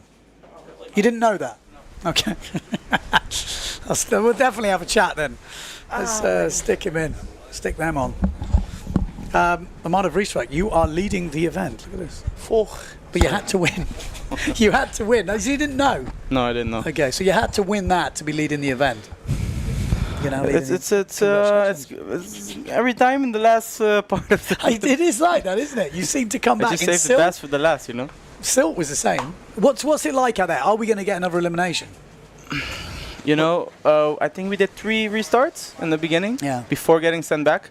I told them, listen, we're going to go to bigger gear. Yeah. We're going to be massively overpowered, and in the lows, we're not going to go. Anyway, so just restart it. Okay. And then they send everyone back. I think they moved the marks a bit more out, which is normally a bit more consistent, but the wind is just turning. It's so tricky before the start. You really have to check the gusts, where to start. Yeah. Because I think pin is not, no, even though it's very downwind, the pin is not the thing, because the more you come inside, the wind turns off. Headers, okay. So, interesting. So, results at the moment. If we do another elimination, I'm pretty sure if he finishes in the final, he's the world champ. Yeah. That's crazy. Yeah. 20 years old, world champ. No, that's cool, man. He's been on it. Yeah. He's been on it. It's impressive. I thought he might buckle a bit today. He did buckle a little bit. The problem was... What happened? Teo buckle. He basically did a good jibe, almost too good, and Preen didn't do a great jibe, and he found... But he also didn't have a great start, no? No, he had a bad start. Because I think he was deep. below me. He was deep. Yeah, he had to come back, and then he was kind of deep coming into the first mark. But yeah, he's made it interesting. But at the moment, as it sits, you will win this event. Johan will win the world title. Yeah. So pretty good. Benedetti as well, up in 4th. That's no, he's been sailing good as well. Super good. It's impressive. Are we going to see any others come through from IQ Foil? Obviously, you've been doing a bit of IQ Foil. Well, to be honest, I was just saying in the interview before this, so we did 4 starts and actually had 4 good starts. But before this, it's so patchy. So sometimes you come in 20 seconds. You normally have a decent distance. But now most of us came super close to the start, and we had to kind of wait, stall, because there's one gust coming down, and then it's all about who is accelerating first, and then just hopefully not too late or too early, of course. And then also the gusts change during the heat, so you kind of have to just search. So I guess the IQ training. You don't want to gamble on the extremes, just in case you get a header or in normal conditions, you would start pin, because it was pin bias by far. But because of the gusts, Yeah. It's a hard one. Well, I knew that because Matteo Iachino was not at the pin. I don't think I've Yeah. ever seen him Yeah. not at the pin. But also because it's gusty, you know, you want to Yeah. be the first one in To that get the gust. Yeah, makes sense. Makes sense. And I think I had Maciek. He had a bit Yeah. better start than me, and he was coming down, and I just wiggled it through. How quick are you going? Like what? I mean, you look like. I mean, watching all the races, you look the quickest. Does it feel like that to you? Yesterday Do you I feel almost like touched 37 knots. Was it yesterday? The strong day. day two. Today too, yeah. 37 knots. Yeah. Yeah, But that's I don't quick. know what I did. I didn't put on the watch today. Yeah. But I mean, in terms of with other riders, like, I mean, I heard stories of Bjorn back in the day where he was like going around, and then when he, you know, he put on the extra bit of pace, but when he was racing, he wasn't racing on the edge. No, And I I have know- the same thing. Okay. It's if I have a bad start, I'm kind of pushing full power to the first mark. Yes. Then while I'm in qualifying position, I'll just back off, relax, because you know how many crashes I had. And then Yes, I do. So it's not necessary to push. And actually, what happened in the final when I crashed in that first final today when I was leading? Yeah. It's what happened? It's again. It's because I look back to the going to the last mark, and I had such a decent gap. Yeah. I was like, I'm gonna get the smoothest jibe ever, and I was just about to flip and hooked in. Because how long are your lines? Is that the problem? I mean, because everyone's got long lines, but yeah, you're but hooking I think the thing is, the slower and wider you do the jibe, yeah, you're closer. because normally you just extend, Yeah. you jibe and you go. So never the boom or the sail's close to you. But now you're going and you're going and going and you slowly, because everything comes closer. Yeah. And then it just hooked in. And actually I have super stiff lines, so it's. But how long are your lines? Because there's some people who don't know. I know they're pretty long. Are they? I have, to be honest, Oh, I have yeah. no idea. Not the best start, but good start. I mean, Maciek nailed it Yeah. at the top. Yeah, I had good speed. I've never sailed the big board on this sail and this foil, so. So what kit were you on? 7.0 big board, so 91 wide. My medium wing, and then 7.0, yeah. Oh, it was actually nice. Bruno. I mean, it was impressive actually. Matteo came back in that because he was quite deep. Yeah. You know, this is like there's only one jibe mark left after this, and he's what? They all in went sixth. Yeah, they all went wide. Oh no, that's there. And actually, can you actually see? Because I want to see how did I pick up that sail in the final? Because I came third anyway. I didn't know because I said the same thing. I was Yeah. like, how the hell So did I you get crashed, the third? whole 'Cause sail that's was- what's put you in first. Huh? That save has put you in first. Yeah. Without that save, you wouldn't be in But first. the sail was completely there, and I jumped back on the board, and I took it by the harness lines and pulled it up. You could see it on the drone. Like when it came back, I saw you in the water, and I was like, even then, I still couldn't understand how you'd got back on and Yeah, I still was- stayed in third. And then I saw the guys coming, so I had like a decent lead, and then I got going, had to go across, and I was gone. So It's mad, isn't it? Like those little moments, Yeah. like which maybe like a comeback, but that third place is exactly why you're leading the competition. And again, we don't know what's going to happen now. It's Nobody tricky, knows. it's tricky. Because Yeah. tomorrow looks. I think this is the last day. Yeah, this is I the think last day, if we're gonna do one more and finish one more, I think we're very, very lucky. Lucky, yeah. Because I think normally around this time it's forecast, if we have to If believe. you've won it in that style again with the Then I last race winning, that's 2 in a row. Or every time you seem to Well, win, it's like that. Listen, I think Silk, the we year have to before. we're gonna make a new rule in between us. Go on then. You're gonna write down your predictions. I and did. But the first day you're already saying on the live stream you're tipping me to win. And what Yeah. happened? Crash, Hey, loser final. What's going on? You're winning. Yeah, but maybe if you don't say it, may I have a smoother way to win it, huh? I like it like this, more drama. Well, the predictions are coming true apart from Matteo being the world champion. He had his moment today. He's going to be, I think he's not going to sleep so easy with that. That one moment today. But that's also, I spoke to him like, what happened? Because I was watching, I saw it happening. It's the same thing. Relax. I told everybody, I'm going to sail every heat, even though I'm far in front, like I have the beast behind me, and he wants to overtake me. Just a normal jibe like you're used to, and not, chill, and that's where the mistakes come. Also, you make It's the tinier same steps. if you're mountain biking, if you're whatever. As soon as you start thinking too much, everything goes wrong. When you're just reacting, it happens. Yeah, we've got to finish it now. Okay. So, we got to stop it down. We are going to get ready for the next race. Cool. Good luck, man. Well done. Thank you. Right, that's it. We're coming back in a bit. I think they're going to do something. We've got next race will be at 12:35. So not long.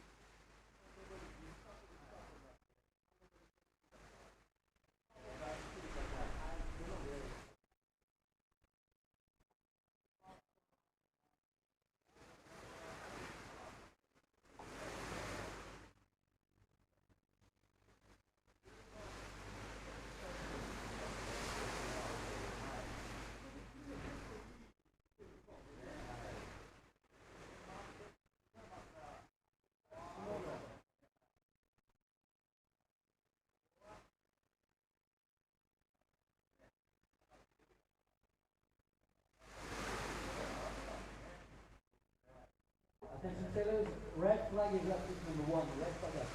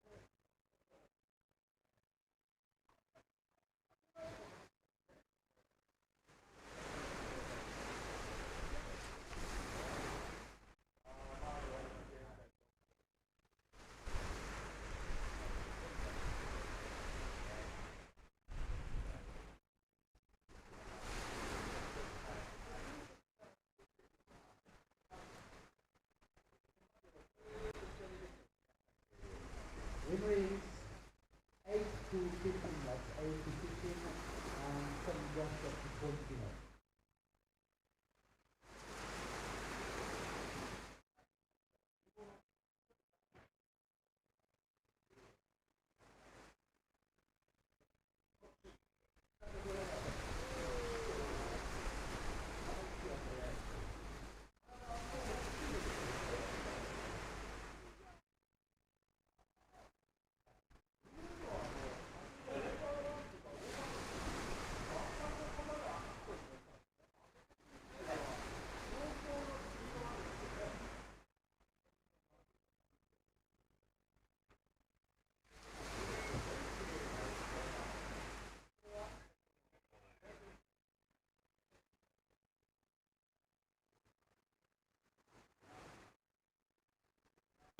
Okay, 1 minute 40 seconds on the clock, elimination 7, and I'm pretty sure this will be the last elimination. The wind is going a bit fluky.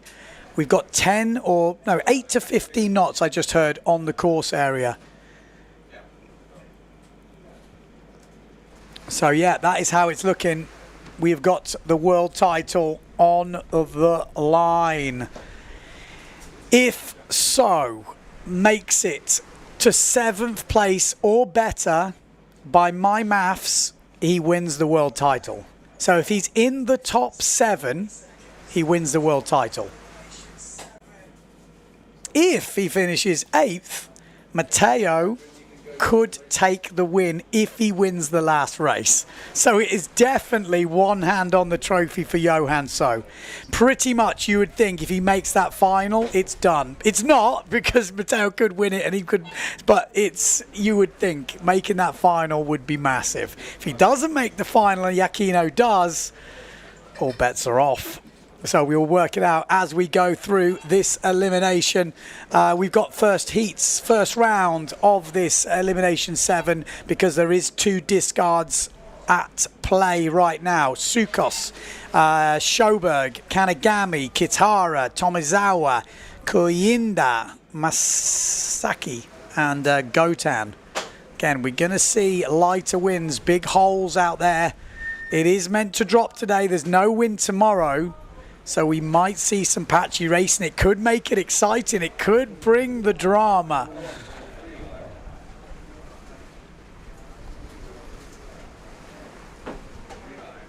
Here we go.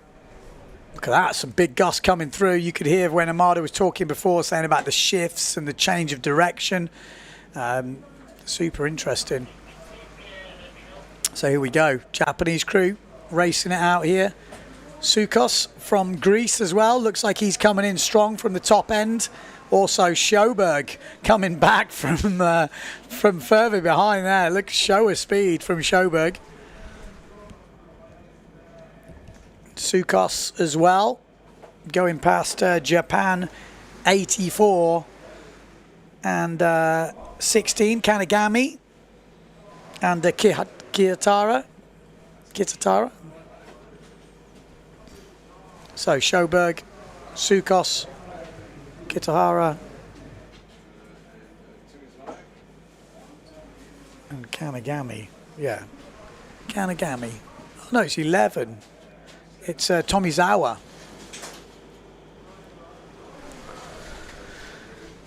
So here we are. Early first rounds. We'll try and keep it within reasonable sound levels at the moment, and then we'll step it up as we go through.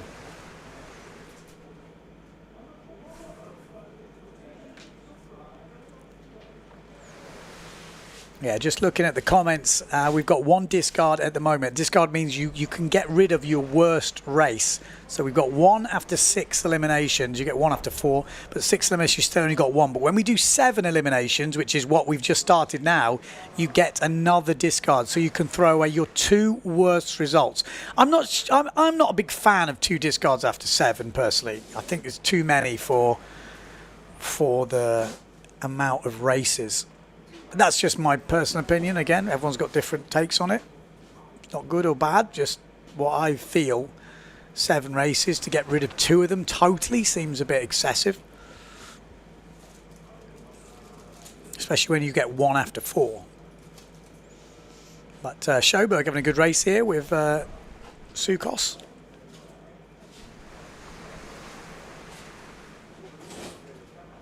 I mean, there are some people that have 2 discards after 9. I feel like that's a better system, personally. Because apparently you can't have 2 discards after an even number of races, because you can have more level points, I think. I think that was what I heard. So when you have 1 discard after 4, you have obviously an odd number of races. So top 4 qualify from this early round, and then you will get into the quarterfinals. Quarterfinals, obviously, you go against the seeded riders. Top 16 are seeded through. You can see how far away they're racing. Mount Fuji in the background. It would be a good day to go up there by the looks of it. Looks nice.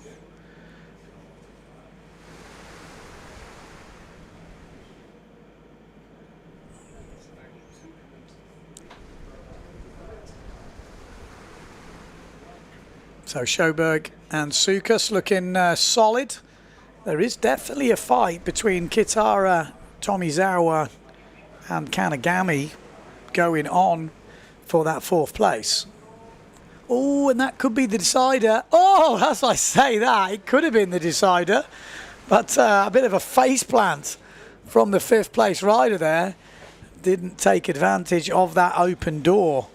So Kitara, and I think it's Tomizawa will qualify. I think it was Kanagami that went down. We'll have to check that when they come over the line. Yeah, it is.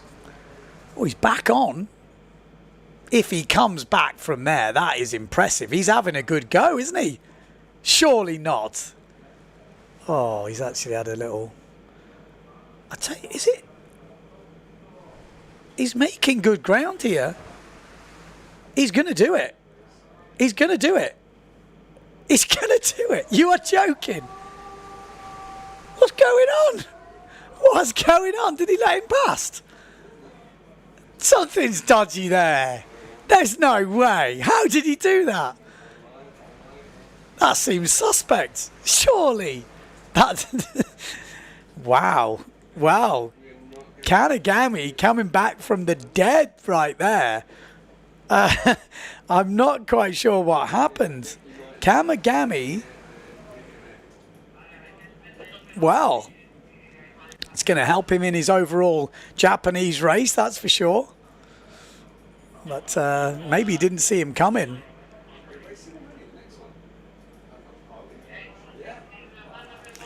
Straight back up, we're going to have heat number 2.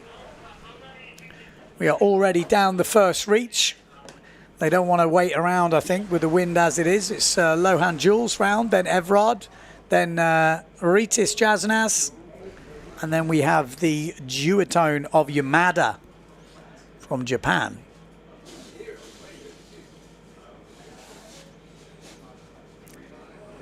Looks like the top 4 riders got a little bit of a lead, although 4th place under a bit of pressure here from the Singapore, from Junhao.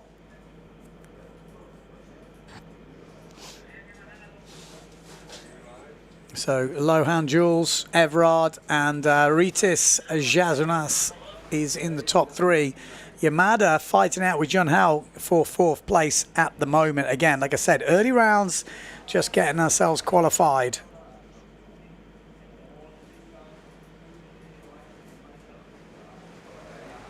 Ooh, a little wobble, but all good in the end. Yamada, Jun Hao fighting it out for 4th place.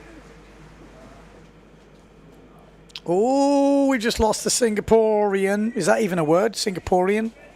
How do you say someone from Singapore? Singaporean?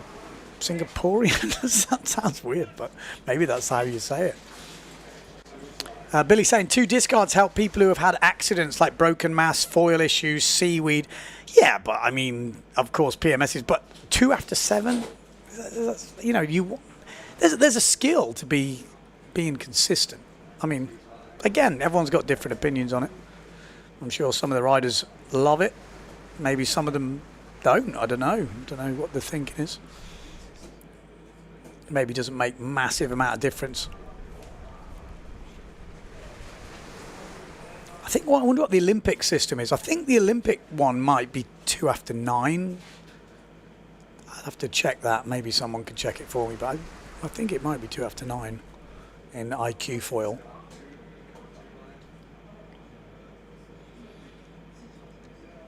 It does mean you can race harder though, because you can, you know, have 2 after 7. You can push hard because you know you're going to get another discard, which is definitely good for a viewing spectacle.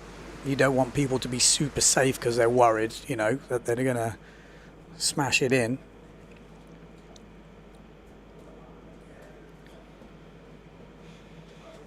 So Ritis, Everard, and Lohan Jules, top 3 at the moment. Is Yamada still in 4th place?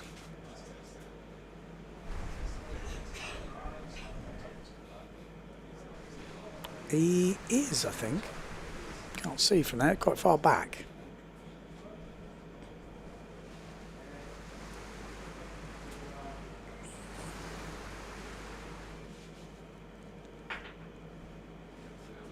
Yep, Ritis wins it, Everard 2nd, Lohan Jewel 3rd, all qualifying nice and easily. 4th place, I think, looks like Yamada.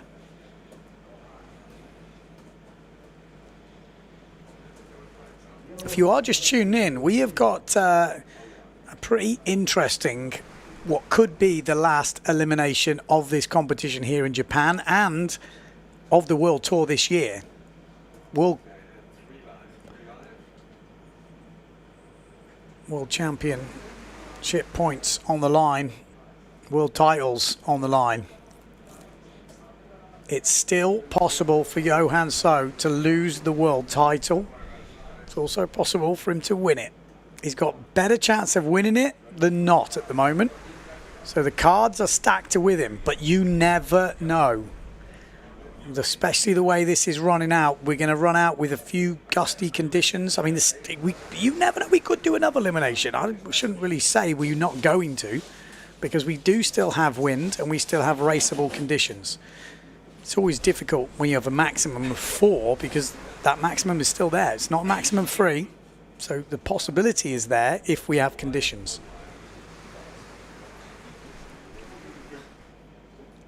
Who's still up in Europe? Come on, let me know. Who you're rooting for? Who you're supporting?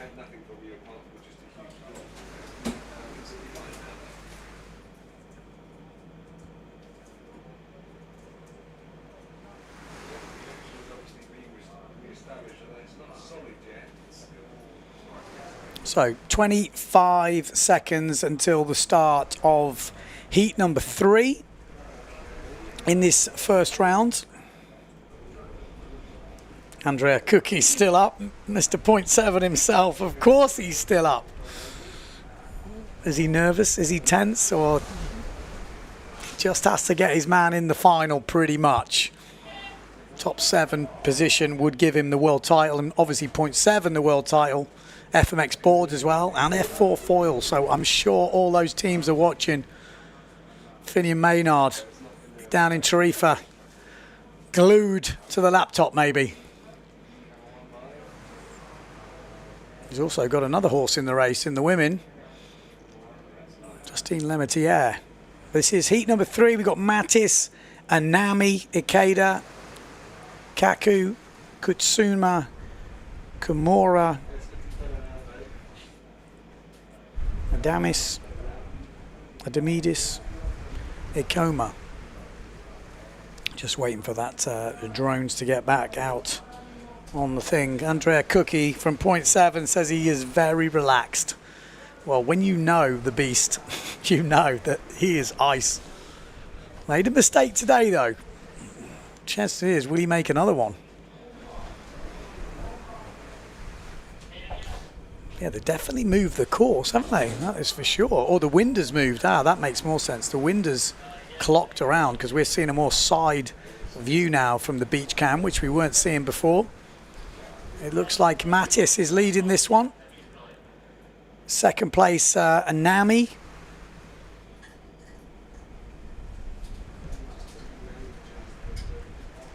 Yeah, we're just obviously sorting the drones out.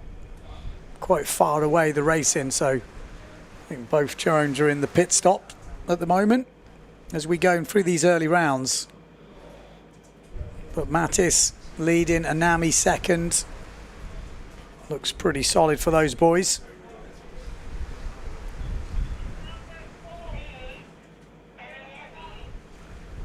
That is definitely the difficulty of a windsurf racing. It's so far offshore. If you were here on the beach watching the racing, you wouldn't see it. But they do have big TV screens here on the beach for people to watch. So you can kind of get involved with the atmosphere and see. And they've got commentary as well from the Japanese crew, which is pretty cool. Looks like the beast is warming up. Okay, Dave, it's looking good now. Close.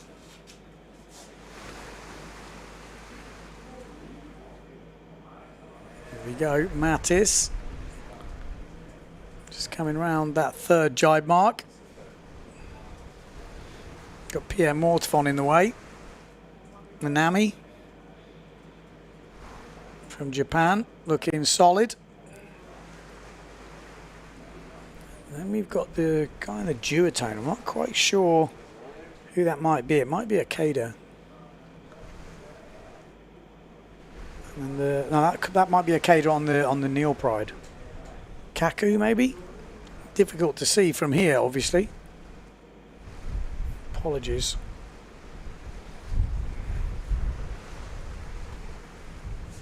But definitely in the front of the fleet's got this wrapped up. So getting the drones ready for the quarterfinals.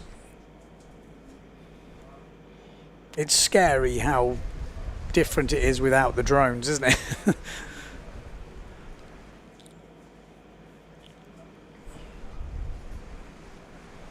We've got Nash Luke from Italy saying go Matteo. Samuel Peterson, the worst part is I have been up all night and I'm going to work in an hour, but it's worth it for the beast.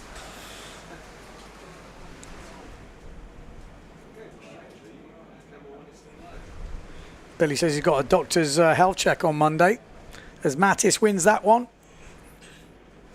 Stream Factory says no one can sleep a night like this. Obviously supporting Johan. So we've got Martin following the event all 3 days from Denmark. Go Johan. Fantastic event so far, he says. So that looks like Anami going through in second place. We got Herring from Poland supporting Maciek.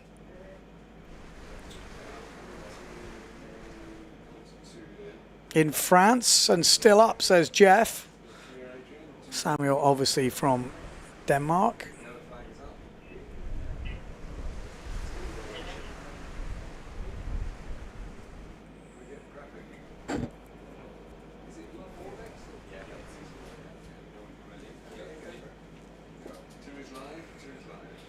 Okay, so here we go. This is the last first round heat. So Tajima is actually the best rider in Japan in the overalls at the moment, Tajima.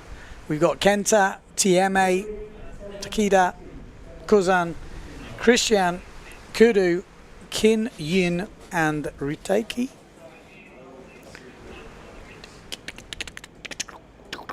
Is he still the top Japanese? Let me have a look. Anami, 24th. Yeah. Tajima is in 20th position.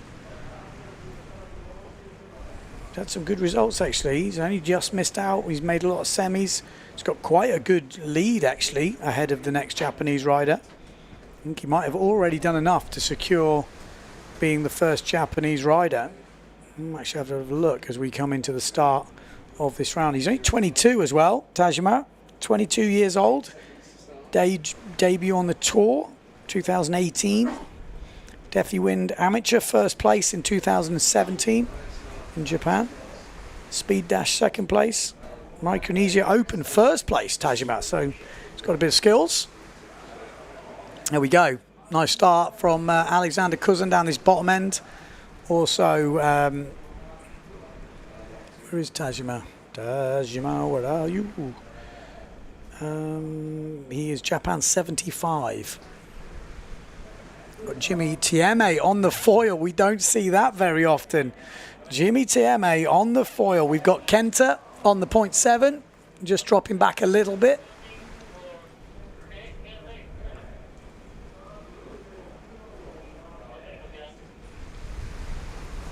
We've got 94, is that? Difficult to see the numbers from here, but Alexander Cousin leading, obviously.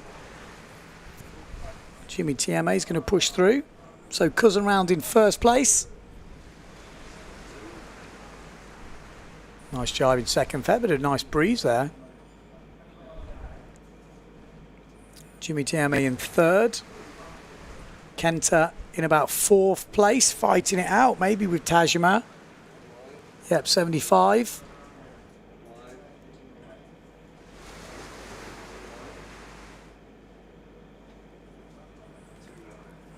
Looking good. It's a real fight, actually, for that fourth place. Kenta at the moment missing out. Tajima has come through in this.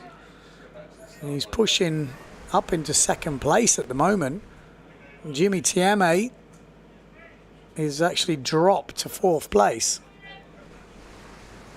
Alexander Cousin looking good.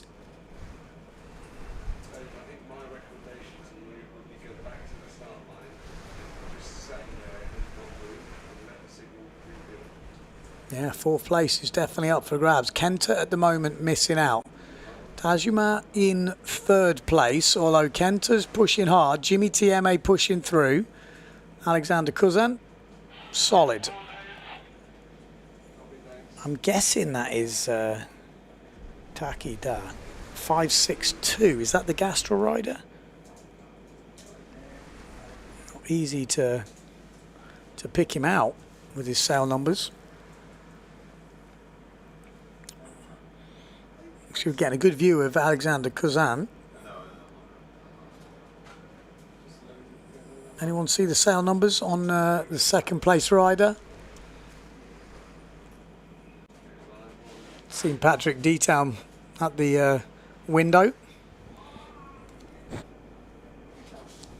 We'll get him in. Let's see if we can get him in. A bit of a chat. We've just lost Kenta. We've lost someone else as well. Big crash at that back end. Let's get Patrick D-Town in here. He's got one of his riders leading this early round at the moment, so I'm sure Patrick, he doesn't really like to talk much, so. Big boss is here. I don't even know how this thing works. You're giving team orders.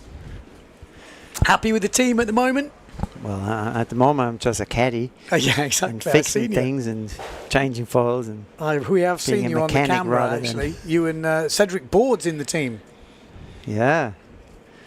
I wouldn't have predicted that. But are you sponsoring people for foils only? Is that a thing? Yeah, as well. Yeah. That's why we didn't write Patrick on the foil. It's just the logo. So. Is that what it is? Because you want them to be able to use it. That's interesting. So Alexander Cousin is going to just cruise through this early round. It's easy work for him, I guess.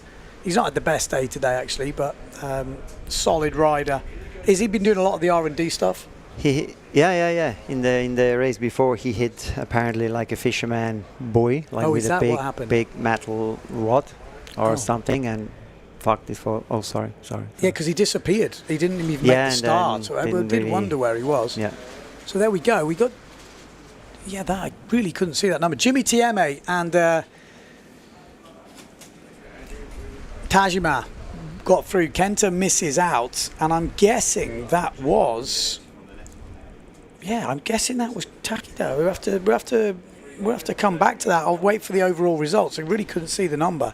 But we are down into the quarterfinals now, and this is where it gets interesting. This is where we are looking. Did you think that we would see a 20-year-old win the world title? He hasn't won it yet. Did you think that would happen? We're going to call it through. But Yakino, Colombo, Board, Macaire, Schoberg, Sukos, Tomizawa, and Kanigami. You got one of your boys in this, Colombo? Yes, I'm very surprised. Actually, he comes from the IQ, and I mean, he does pretty well in He's been doing the IQ. He was in the last final. He never did a slalom, especially not PWA, and just comes here and does finals, and I'm like, whoa. Yeah, he's been I wonder in a what's few, happening next year when after the Olympics. What are you thinking? There's going to be a few, isn't there? There are going to be a few coming. There's going to be a few coming. And also, I've seen you've got some IQ foil gear now. Patrick have got sails and boards. Yeah. Finally went through that one. And that sounded like a mission. Time. I don't know if that's for a different podcast, I think, because I heard that was interesting.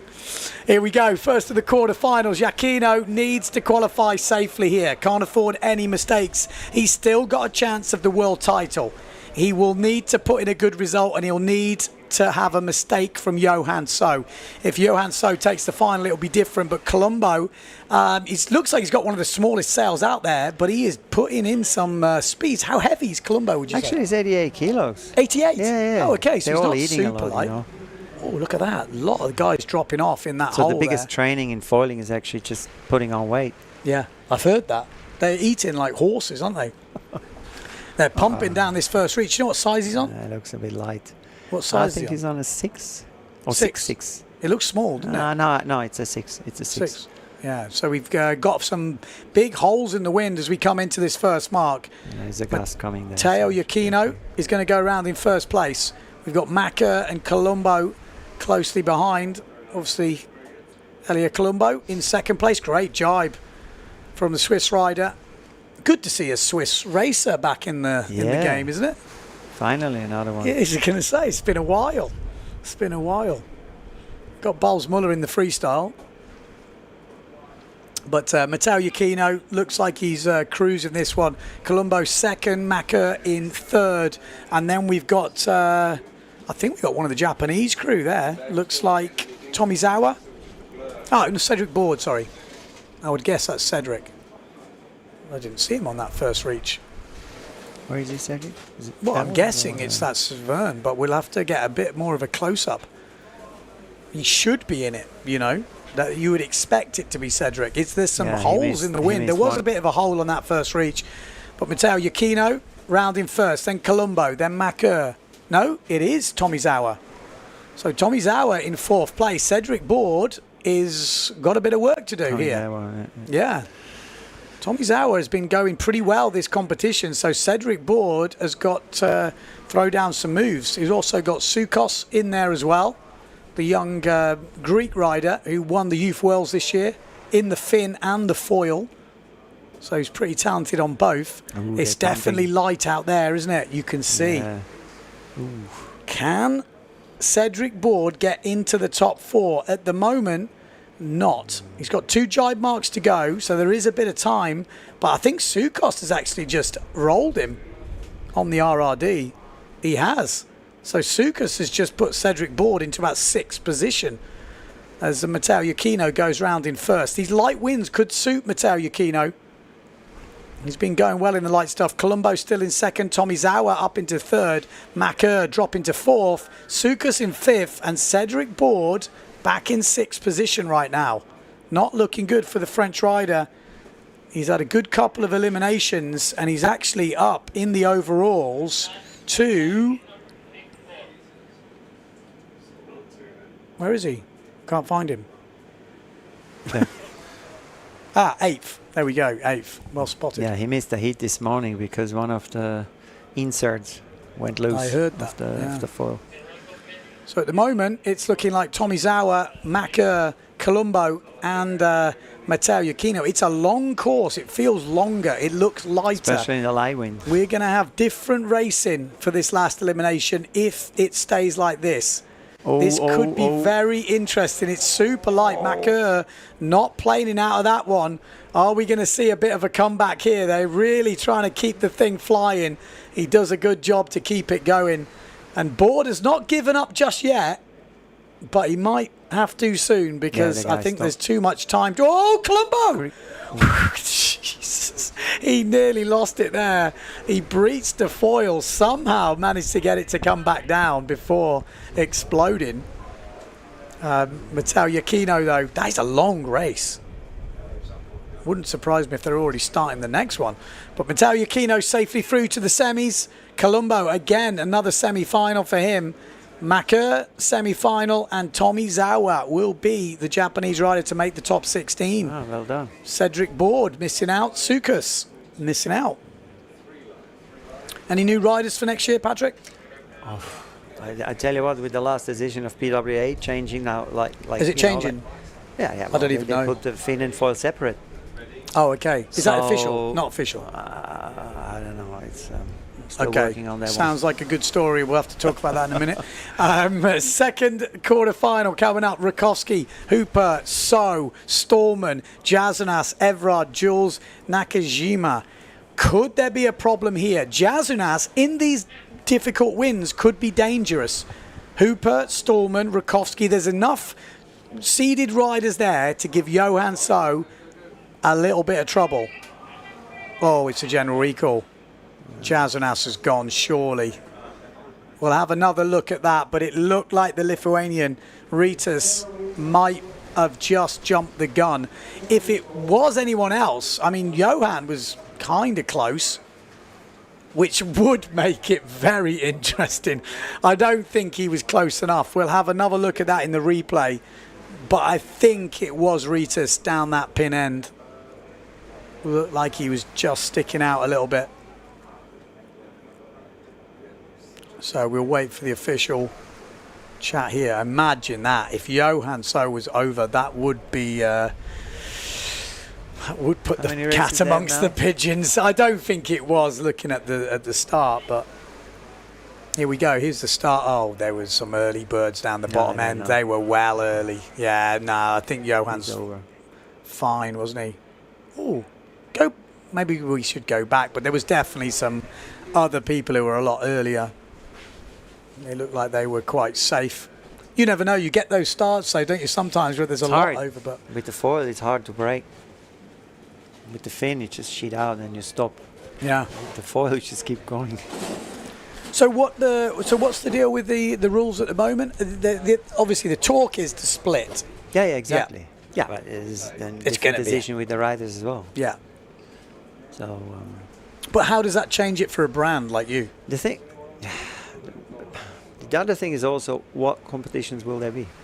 I mean, how will the Fin Tour look like? It's true, actually. Does any organizer want only Fin? I think my guess would be if Pozo and Fur to happen, there will be a couple of... You think they will just only Fin? No. I think there'll be... this is how I think about it. Those events are pretty guaranteed in terms of that time of year. You can be unlucky, but usually pretty guaranteed. You only need a day to do a very good competition. You can have 4 eliminations in the Fin but it's in more a day. expensive as well because they have to pay for two. No, but they're talking about just splitting the prize money. And if you do both, you get chances to win the full prize money. And if you do one, you only take half. That's why I heard the talk. Again, I'm not sure. I'm not one of the guys on these meetings or anything like that, but that's kind of what I heard. I mean, we want to see. Do you want to see Fin racing? Do you want to see Fin racing, or you? I mean, or now you've got a good foil. You're like. I think like we have everything we need. In the very strong way, I love Fin and speed. Yeah. I mean, I even believe we should get PWA should get speed in their tour. I agree. Because I would then agree. I you totally have agree. Very strong wind Fin, speed, and strong wind slalom, or even like wave slalom we had back in the day. That was a lot. I mean, I'm a big fan. I really want to see wave slalom, but then you look at and I've looked into it a bit. Where are the locations? Where would you do it? Where is wave slalom? I mean, there's not many. You can do one in Maui. they did Yeah, back Maui. in the day. Again, Kukiba. Maui is Maui is definitely. Although there never seems to be any That would be wind fun. these days. But no, Maui is a good one. But where else? Like Geraldton would be amazing. Coronation Beach, I think, would be amazing. Wave Pozo slalom. is almost a little bit like wave slalom. Yeah, I guess so, but not in the sense of breaking waves. Like Cape Town would be a good venue. You'd need an organizer. But I'm thinking of places what have realistically got a chance of happening. There's not many wave slaloms, is there? It really isn't. Like I was thinking about it. It's like it's a lovely idea, and I think it would be amazing, or at least a one-off. Like, a one-off wave slalom event.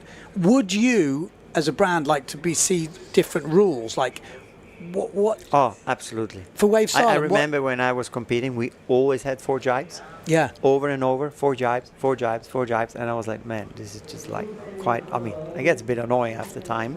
And then sometimes we had in Fuerte, I remember we had the long distance. Yeah. We had to go all the way upwind to Blanca or something. Yeah. To the bay. And then we had this massive downwind. And in Gran Canaria had as well, along with. But what's stopping us do that? I don't know. I feel like the if riders. I would be race director, I would put so much fun in it. But this is my feeling just from looking Absolutely. on. And the riders will hate me for saying this, but I feel like the riders have almost got too much power. Do you know when you're on like a I place feel like we need to tell them what they do because it'd be so interesting. I think once you're pushed out your comfort zone, you just adapt. Yeah. And I organized 6 events in Australia. Yeah, because you've been doing. And when quite I a lot. put the marks out, I put them in a way that no matter where the wind come from, you can race any time. Yeah. It just you have to adapt the course. Yeah. But I think it's also, what is it? Is it now these days who is the best 4 jibe competitor? Yeah, I would agree with that. Or is it about the best windsurfer on the fin and the best I windsurfer agree. on the foil? So I would like give it a when we chance see to tight a bit or- to everyone.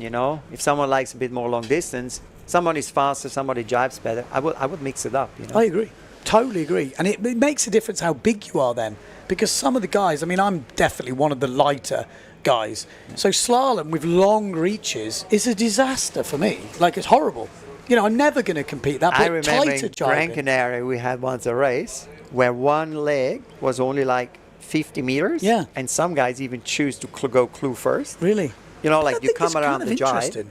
you go clue first, and then you went into the next mark.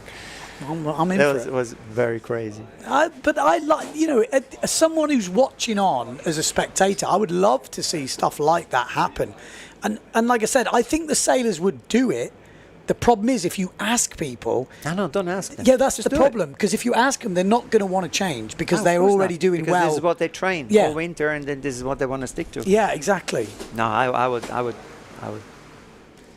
Yeah, change Denmark. formats Denmark all would the be a time. fantastic slalom in the waves. It's yeah, true. many places. Make it happen, Stream Factory. Sult is a bit wave slalom, isn't it? Yeah, it's true. A bit. Carnage. Especially going in and out. I mean, on the fin is actually quite easy to go in and out. in Yeah. Sult. Yeah. It's only On the the foil foil is way a it's a bit- bit more tricky. I mean, I'm just trying to think of other locations which could be interesting. But I Brighton. really believe we have it all. We have fin for strong wind, and we have whenever it's a bit lighter with the foil, or even in strong wind, but in flat water conditions with the foil. You can mix it up as you want. Yeah. And I really believe we have it all, and it's just a matter of organizing it, and especially decide on rules long time ahead. Yeah, that's the difficult one because things are moving, aren't they? Moving so fast.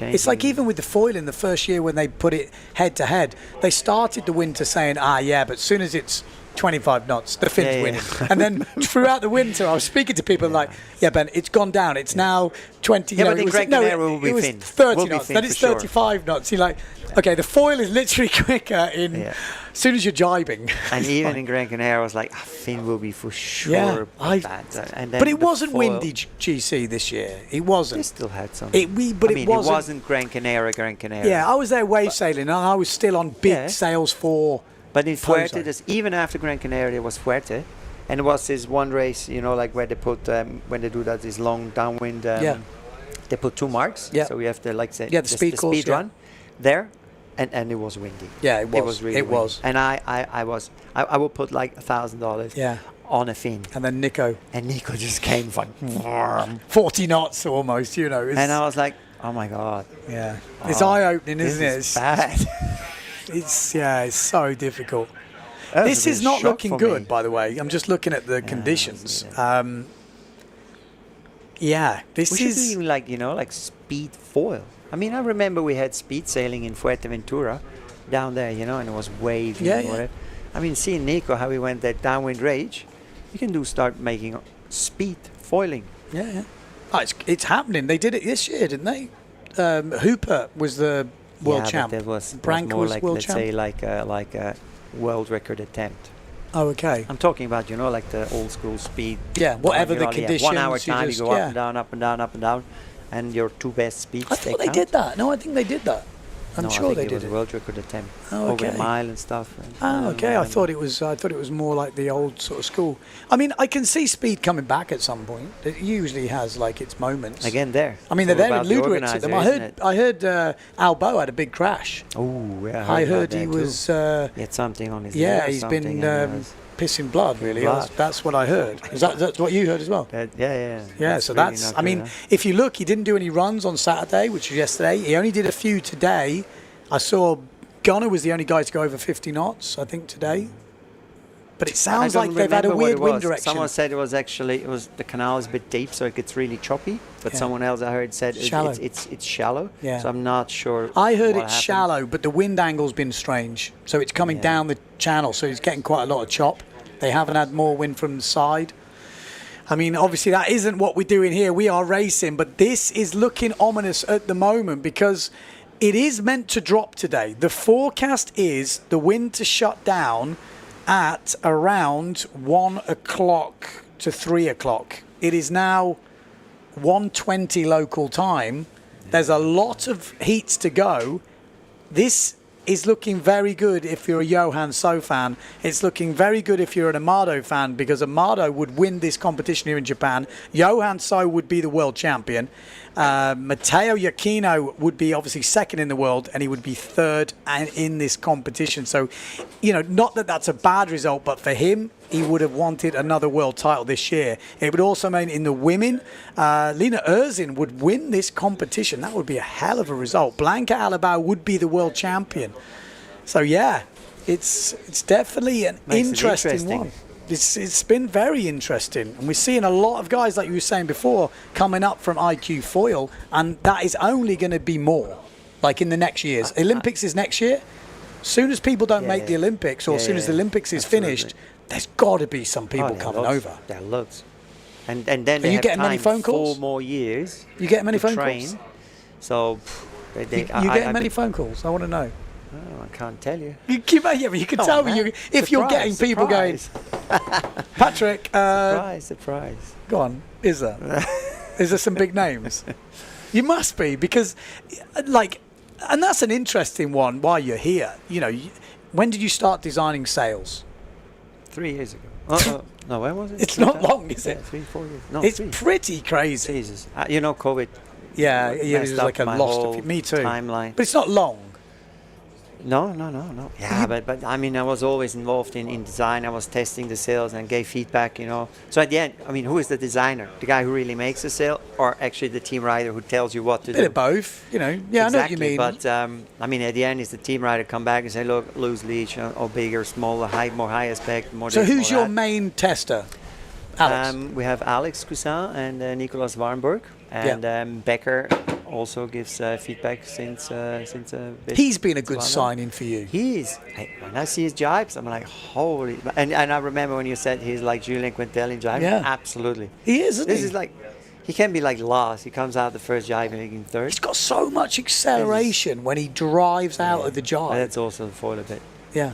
It has like the acceleration and out of the jibe is The foil? Yeah. I did hear that. Someone told me that the Patrick foil has a lot of drive out of the jibe. I mean, you've got to be pretty happy right now. You're probably rolling in it. Probably money just... I mean, at first you never know what's coming out because you invest in all those molds and you're like praying, like, oh, please make it happen, make it happen. Scary, isn't it? Because it's not big industry. The first feedback was like, the top speed is a little bit on the edge. The jibing immediately was like, but then what happened, because we have so much power, they can use much smaller front wings instead. So we there's can less use like drag. 100 smaller than others. So instead someone using a 550, you can use the 450. Okay. And there you gain speed again. Gotcha. So yeah, because you got it less was- drag. At the end, it works. So I'm happy. Interesting. That's super interesting. Yeah. I mean, it's. I mean, for you, I think in terms of brands, you've had a good year, like visually from the outside looking in. Because I think, from my point of view, if you have a rider, and Becca's a great example, you know, in the sport, maybe people know him, maybe people have seen him training, but from the outside, no one's heard of him. he's If like you're a outside newcomer. Germany, he's like a newcomer. Absolutely. So having someone come from kind of Yeah. nothing for most people to that, they're like, oh, And this will happen more, you will see.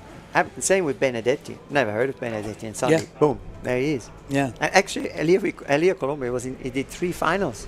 Yeah. Here, and that's his first ever PWA But so slalom. I'm this like, is whoa. what I was saying. And even better, he's not like this big, massive guy. So I'm like, there's a door opening there. It is interesting, isn't it? And I hope a lot of other guys, IQ riders, see that. And Yeah. really, I mean, what better training you have? Yeah. No, it's super Competition is the best interesting. training you can ever have. Super interesting. And the hardest thing is to explain that. I'm just going to say, I'm looking outside. Yeah, it doesn't look good. Yeah. It don't look good. I mean, you never know, because out there, it is It's a bit different to real inside, windy, but it's looking better and better news for Blanca Alabau, Johan So, Lena Erzen, and Amala Vriesvik right now. They are going to be the ones that will profit after no more racing. I think Johan didn't expect that one. Hey? I think Johan didn't expect that one to happen already this year. That's huge, isn't it? At 20 years old, when was the last time we saw someone that young win a world title? freestyle happened. Yeah, but in not freestyle, but slalom. in slalom, in racing. I don't know, I know. Bjorn? Don't even know when will Bjorn win the racing? Wasn't it Pierre maybe? How old was Not Pierre when he 20. did it? Not 20. No, definitely not 20. I mean, 20 But is so young for a racing. How old was Björn when he won first time? It's like 16 or 16, something. 17, yeah, probably. I mean, but how long ago was that? 3 decades, 30 I don't years? remember so long It's so ago. long. It must be 30 odd years ago. Yeah. Wow. So that's kind of crazy. That is definitely kind of crazy. And And I how do actually you... like that to see in slalom. I mean, from freestyle you expect it. Yes. Like that, it's so, like they bending their backs, and it's all like a rubbery sport. But on slalom, I always felt like it's more about tactics and experience. More competitions you do, more experience you have, starts, jibes. And now with Johan coming, let's say it wasn't even his full tour. No, that's what I'm saying. He didn't do Pozo. Exactly, because he was doing his exams. I mean, how is that? There he is. So. Oh no. That's not him. No, it's Blanca. Oh, sure. So. Could she be world champion? I think that's good. It's a motivation for many young riders to come. Yeah. And they will. I 100%. You see Will McMillan? They will. I mean, Will. I mean, he's a bit all or nothing. There are many. What would you prefer? A rider to be like Will, winning by a mile and then last, or consistently, but consistently in there? I mean, Will was concentrating the whole year on IQ. I know. So no, I'm just also with asking. his gear, I would say he's not ready. Like screw. It starts with the screw length of the foil. And then, if you're not a super technical guy like me, and then you're like mucking around and you break the thread, and then that's it. That's why he didn't make it to the start. Yeah. So preparation is a big part.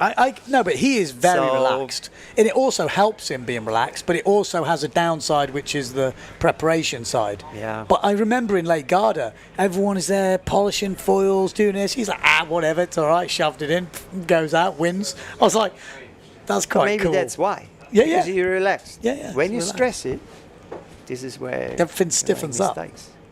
So what do you make of this? We were talking about it earlier on the stream. How are the foil guys able to get to the top racing in the world and win races in such a short amount of time? It's such a young sport, let's say. I mean, when did foiling really start? 4 years? I mean, but from the outside, it looks like windsurfing. Like 20 years old. I remember Rush Randall being on the foil, and everybody was laughing like, "Oh, what's that? And that was when? With the big that was boots. 20 years ago. No, 15 ages at least. ago. I remember there was a picture with Antoine Albo and Rush Randall. with the red and then board. Antoine came back. He's so slow. I passed, like nothing. And then he was gone. Yeah. Nobody talked about foiling for like, what, 10 years? Yeah. And then it started again. Yeah. And it's normal, you know, like the very early days of a new discipline or... Hang on. I've just had a little update on the comments. Per Wikipedia, Bjorn was born in 1969 and got his first title in 1988. He was around 19 years old. So is he on 20 yet? Or 20. Is he 20? That's what I just turned 20 or a bit ago. Okay. Pretty. No, but that's good. He's I got like it. I love it. Bjorn-esque traits, hasn't he, Johan? All the old boys are like, ooh. Yeah, I'm not surprised. Christ, he didn't do poso. This is mental. Well, we got Stream Factor. Johan is probably the biggest competition talent in racing on the PWA Tour at the moment. I mean, he's also good in Finn, hey? Yeah, that's what I was going to say. Like, some people don't realise that. Yeah. I remember him at the Defi. I think it was it a couple of years back? And everyone was on like 5 meters or something like this, and he was on a 6.2 or something ridiculous. Yeah, like I was like, and he still finished in 6th or 5th. I was talking with Becker the other day, and then he said he can actually do Spock and Flak on both sides. Who? Becker, Michel. Oh yeah. And I was like, oh, you're freestyle, and I didn't know. So you know, like, there's so many new ones coming, and you don't know their past. Yeah. So yeah. I mean, Becker's been around for a bit. I've seen him on the German tour. I mentioned his few names in Silt every so often, but he was a lot smaller then. This year, he's definitely put on a bit of bulk. They're pushing you. Yeah, and it's definitely helped. A lot. Yeah. Dinner. Smashing it. In many sports, it's like you have to really like put muscles on. It's like, here's like, don't move, just get heavy. Yeah. Well, you need weight. You got to have weight. I mean, when I went to Luderitz and I put on a weight jacket for the first ever time, I could feel the sail moving and I wasn't moving. It was kind of weird. It was always my theory, actually, in speed sailing. When you're too muscly and you force it too much, you're not as fast. If you have, let's say, passive weight. Passive weight. You know, like Dave White and all those guys, it's just hook in and just, you know, they let the sail work, but they have so much weight in their harness, but let the rest go. Move. This is when you're the fastest. Yeah. So it's interesting, isn't it? It's interesting. I think in foil is actually similar. If you force it, you know, like you're pushing here, pushing that, you're moving a lot. Yeah. If you just look at Amado. When he's going well, he don't move. He really doesn't move. Everything just goes. You can't move. No. If you move, it's true. This is where Very the true. starts. That's my mistake. Don't move. Yeah, no, it's good. It's not looking good out there. This is getting closer and closer to seeing a 20-year-old win the world title. Blanca Alabao will win the world title if there's no more racing here in Japan. Lena Erzin, out of nowhere, she's a freestyler. She's won the Youth World Star World. She's been on the PWA and the Youth. She will win this event. It's good. Yeah, it's impressive Fresh air. stuff. Yeah, Amado will win back-to-back competitions this year, and then you kind of think, how has he not won the world title, Amado? What happened this year? He's won back-to-back events. What did he do at the other ones? Well, we'll have a look at the overalls because that's actually quite interesting. Yeah. He had moments of brilliance this year, and even in the race, in the events he's won, like Silton here, he still messed up. But it was the first. Amado. 12th, 7th, 4th, first. Yeah, so he's been getting better through the year. These are the ones he's going to look back on. Because that 4th in Furta could have been higher. He exploded a few times. I mean, that was a brutal competition. That makes it interesting, honestly. I mean, I've watched PWAs quite a few times, you know, even the Finn racing, but foil, I watch every race. Really? Because you never know. Yeah, you never know. I agree. It was almost a bit, let's say, boring back in the day with the Finn, always the same guys in the front. Here, it's changing so much. Yeah, I like that. And you never know what's happening. Yeah. It's spectacular. No, and it's when true. They crash, you're like, I was saying why are you watching this? Formula One? Yeah, Because you want to see I the don't like crashes. it. Don't get me started because I know so many people out there love Formula One. I am like, I find it freaking boring. The only thing I think is good is the media. You want to see the crashes No, or whatever but the media around it's amazing. But the actual race is pretty boring. Whereas when you compare it, and I know I'm a bit biased, but the foil racing, there's not many races in the world where the competitors can literally explode at any point. It's like, especially even when if you there's race something in the water, just a little bit. It's just it. It's gone.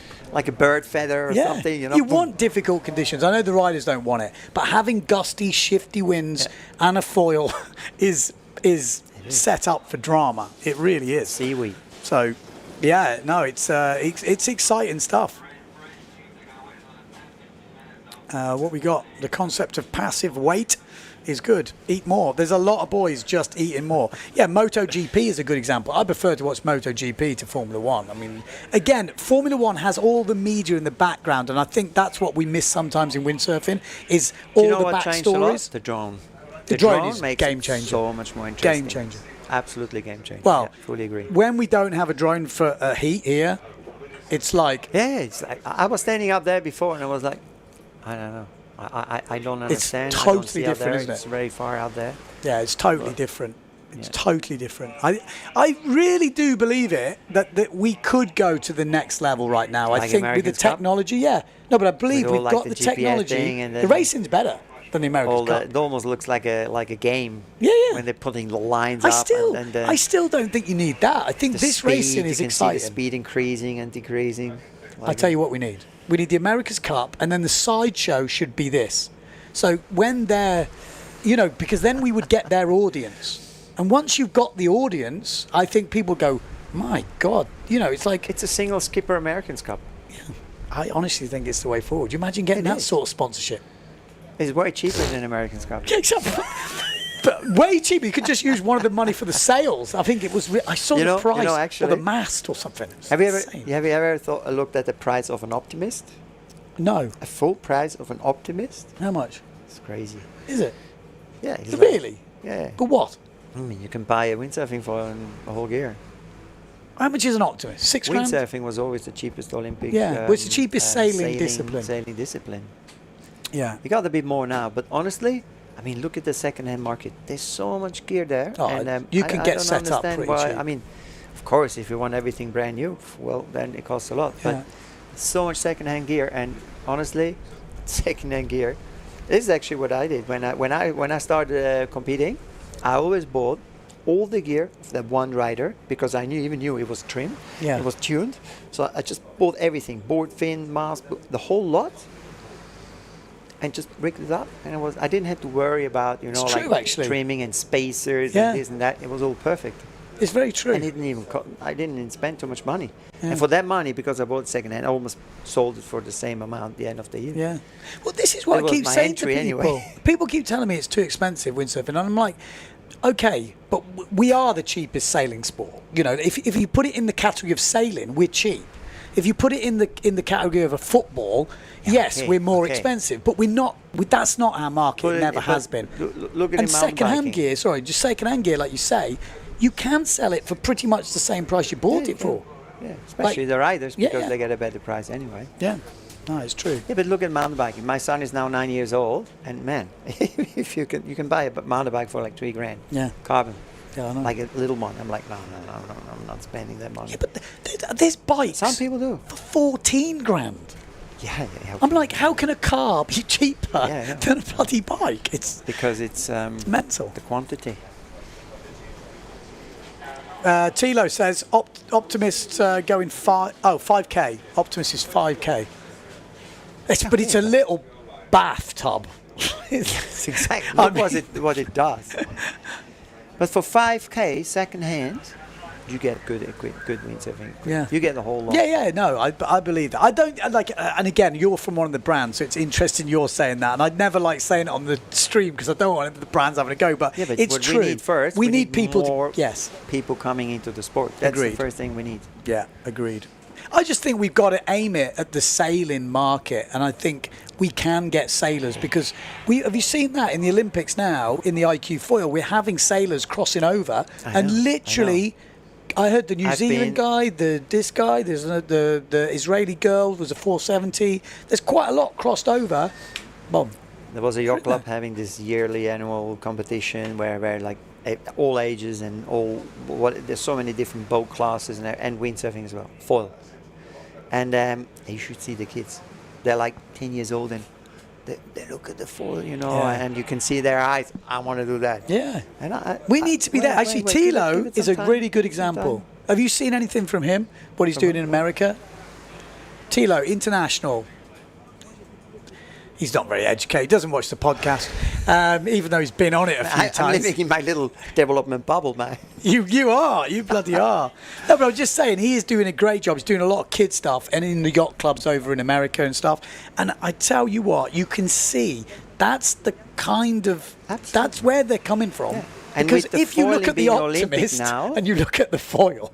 Yeah, but this is why this is why we do the Olympic as well. This is why, okay, it took us quite a long time to actually go through the process to have our gear, our branded on existing gear. But however, I'll do it because I know that's the first step ever in history of windsurfing, where windsurfing becomes a cool sport for the mainstream. Yeah.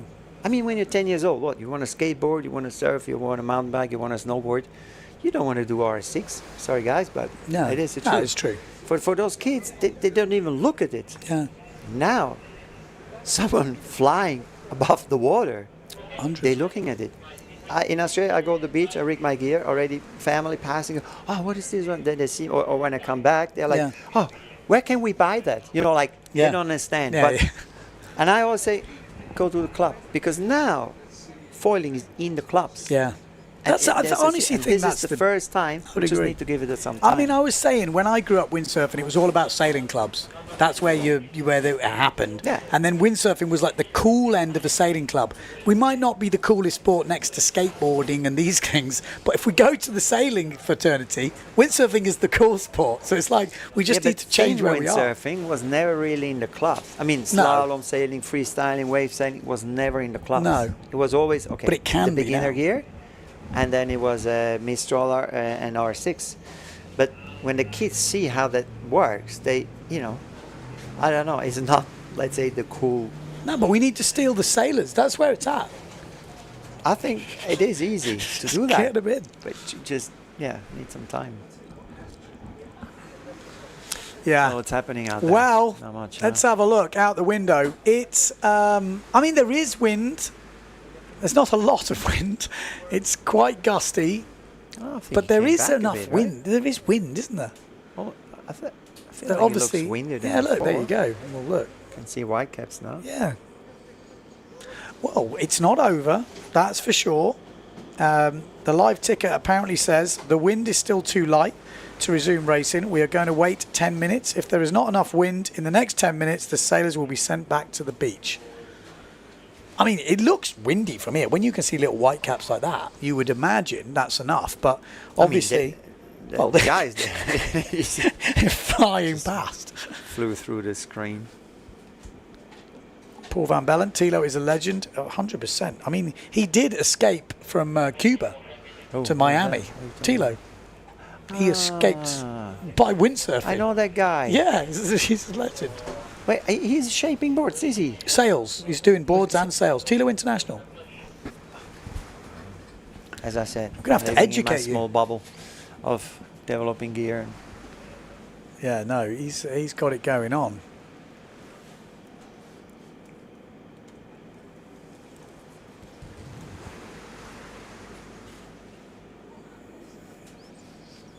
So it's actually time that someone makes you a compliment, Ben.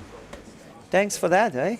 Every time. You're doing a good job. Thanks, man. Applause. Trying the best, yes. Making PWA exciting. Well, listening to your jokes and everything. It's great. Well, yeah, sometimes jokes don't always go as planned, as I know from Windsurfing TV. Well. But I think I can't take it too seriously, but I think the main thing is you've got to get across the excitement.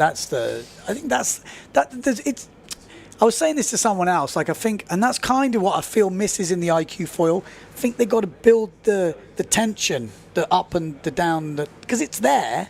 You just need to sell it a bit different. More drones, more technical drones people makes behind. Different, but it's also like working the point. Yeah, but working the points and also setting the scene for upsets. You know, you've got to when do I it. see Americans Cup like with all those lines and they already estimate his perfect line after the tag and he's like, yeah, it's mad. I mean, the more information you get, the better. Yeah, Alex Morales, Tilo International, escaped from Cuba on a windsurfer. That's it's a pretty cool story. If you haven't heard it, we did a podcast with him. Magic did. It's really interesting. I mean, the story's everywhere. I once. He also used to. I'm talking now 10 years ago. Yeah, he used to organise competitions. There's another competition coming up soon over there. But he used to organise the Miami. I'm telling you, he's shaping boards. I'm pretty sure. Yeah, he is. And I met him once, and we were actually having a shaper talk. Okay. Or something. Yeah, no, there's a this one, Tilo Slalom Open. Getting old as well, you know. Tilo Slalom Open, Virginia Key, Miami, December the 1st. There we go. You never know. I think he has. Does he have done a PWA before or talked about it? Sorry? Well, I think that was he wanted to do a PWA over there. I thought that was talked about. I could be wrong. Actually, last year I did those 6 events in Australia and Western Australia, and I was very close to say, come on, man, now I'm going to do a PWA in Australia. Wave slalom, Geraldton. The whole lot. Huh? Wave slalom. What about a tour?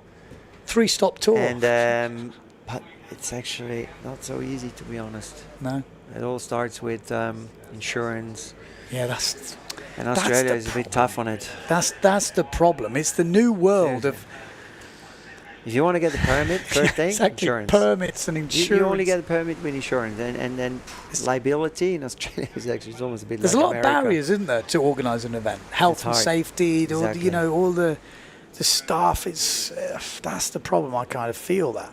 But it used to be you could imagine just Cervantes having only fin. Yeah, it'd be amazing. Because you can't go on the floor; it's too shallow. Well, maybe explain Cervantes, because there'll be people listening who don't know. So you have done the Aussie sort of slalom tour for the last few years. Yeah, you know, windsurfing WA. Windsurfing they WA. were looking a bit for someone to give a bit like advice and help, and then I don't know. I organized a lot. I mean, they organized the. You like the race director, or I you would? was race director, did T-shirts and trophies and all that stuff. But it's been a pretty big success, looking from the. There are a lot of volunteers. Yeah. And but let's say I was pushing everyone. No, but I was a bit the driving force. I'm going to cut in because I totally know how that is. To have a competition now, you need lots of volunteers, but you need a driving force. It's the same with local windsurfing groups. You always need one driving force. It's actually not that hard. No, you need a driving force. You need that motivator. It's not much you have to think of. I mean, it's always the same. Every competition is copy-paste. Yeah. You know what I mean? You just have your list, and you go through the list, and then you have the next one. But, yeah, and I was thinking like... But I heard Geraldton were keen to do something. Yeah, but at the end... Because I remember speaking to Jager about it or something. They were quite keen at some point. Wave slalom, Coronation Beach. That would be so freestyle. Good. It was so good. Wave slalom, yeah. We could do the lot, the Grand Slam. It would be so good. It would be so good. But the thing is, if you go into Australia, you almost need the other comps as well, because then you could go, okay, we're going to go for 3 weeks or whatever it is, and you go from one comp to the another comp to the another. You know, I could imagine that being like a little, almost like a triple crown of Australia. I mean, if you think about, if you would do it in Nauru, you have the bay. You're not allowed. You get shot if you go to Nauru. Don't even mention Scotty, it. Scotty, and yeah. I'm not even getting involved in this conversation. Tilo International. Patrick is a legend, he says. Alex says you're a legend. I wouldn't go that far, Tilo. Right, little bit of an update. They are foiling around. I know. It's mad, isn't it? It's but it's probably just too gusty at the moment, I'm guessing. But I'm seeing white caps. Yeah, it's so hard to see from here. Reflex Films is on. He says, I was exhausted watching Patrick run around in WA Tour last year. What? It was exhausted watching me. Yeah. Matt, is that Matt? Yeah, Matt. Matty, Been doing he was doing the media and the videos for you guys. Good job.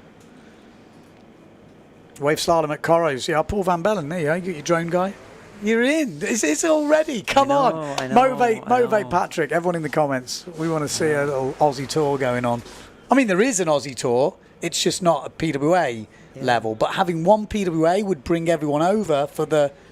You're not going to come over for just one. I live there, and every time I drive like thousands of k's up and down the coast, so much wind. You don't see windsurfers. I know, it's mad, isn't and it? I'm like, I say that all the time. If this would be in Europe, I there know, would be millions out there. I said the same. I was saying actually, speaking to Paul Van Bellen the other day, I was like, Coronation is the most scariest beach. When it's windy and it's good and it's early season, there's 3 people out, and you're like, if this was in Europe, it would be all the way from down Lansing, the coast. you drive along the coast. Yeah. There's wind Everywhere.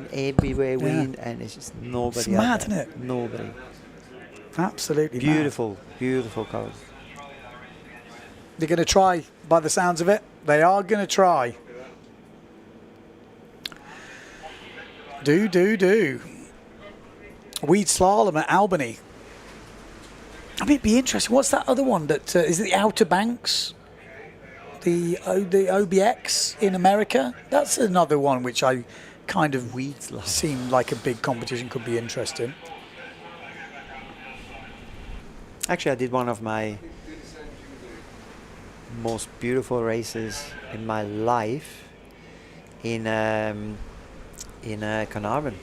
This is long distance one.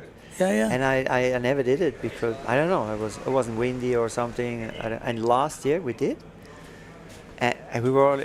I mean, the wind dropped, and it was a bit hard to start off. It was Alex Cousin was there, and who else was there? I don't know. We were like 3 or 4 actually starting and finish the race.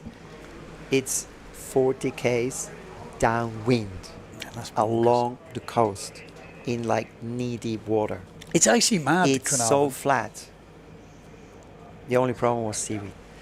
So I had like 500 meters. I had to jump off, grab all, take all the weed off, jumped on the board, did another 500 meter, jumped off, took the weed off, and I kept going. And then I saw Alex going out because outside was not so much weed. And I saw him passing me. I'm like, oh, bastard. All set. He was probably happy. He don't want you to be him. Okay, we've got 2 minutes 40 until the start. We're going to give it a go. I think that's the best idea. Give it a go. If it doesn't work, just try. They're going to be back on the beach. So I think this is kind of last chance saloon.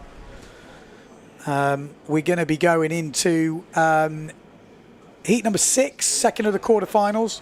Rakowski, Hooper, So, Stallman, Jazunas, Everard, Jules, and Nakajima. We've already got through to the first semi-final. Yakino, Colombo, Makur, and Tomizawa. So some interesting seeds in that semi-final. Tomizawa will be definitely hoping for they complete this elimination. Yellow flag is up on the boat, so less than 2 minutes to go. All eyes on Johan So. If he makes the final, pretty much he's got that world title wrapped up. But even with that, Matteo Yakino would have to win this elimination to have any chance. Again, I'll call you through the results as they happen because there is a few different connotations.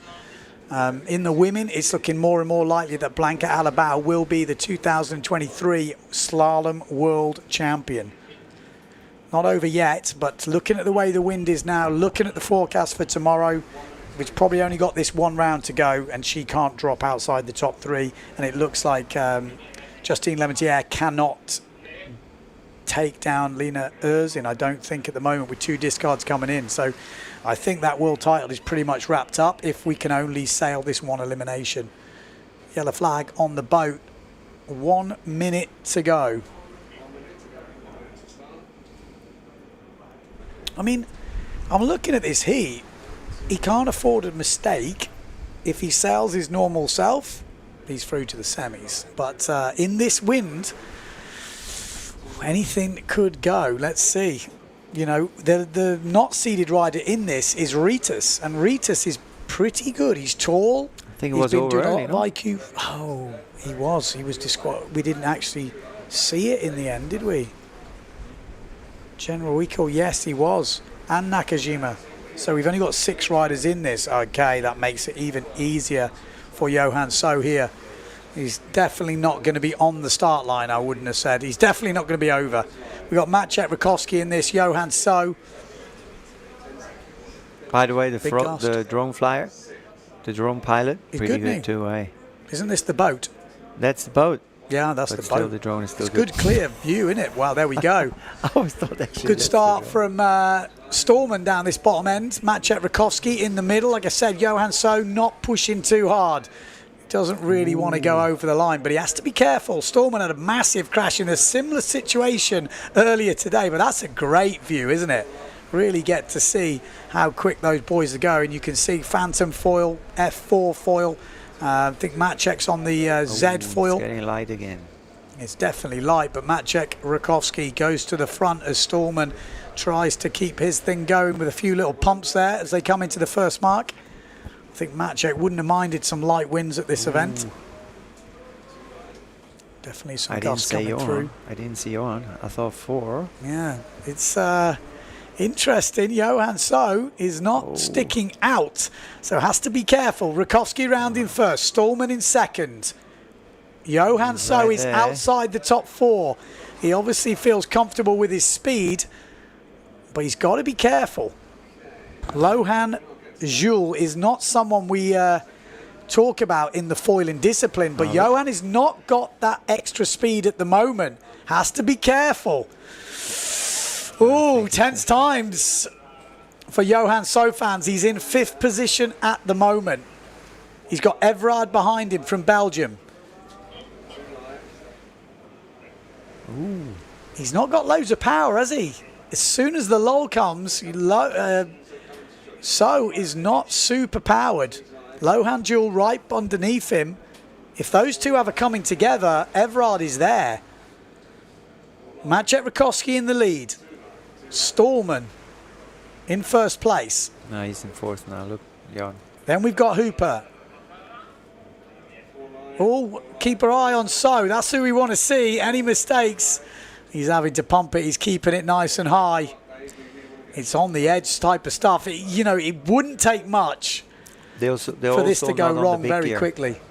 They're on the medium gear. Yeah, they're not on the big stuff, are they? No, not yet. Gust too big? Is that what you would imagine? The thing is, in the gusts, it's still windy. Yeah. So it's also, I think they don't even have time to go in and change.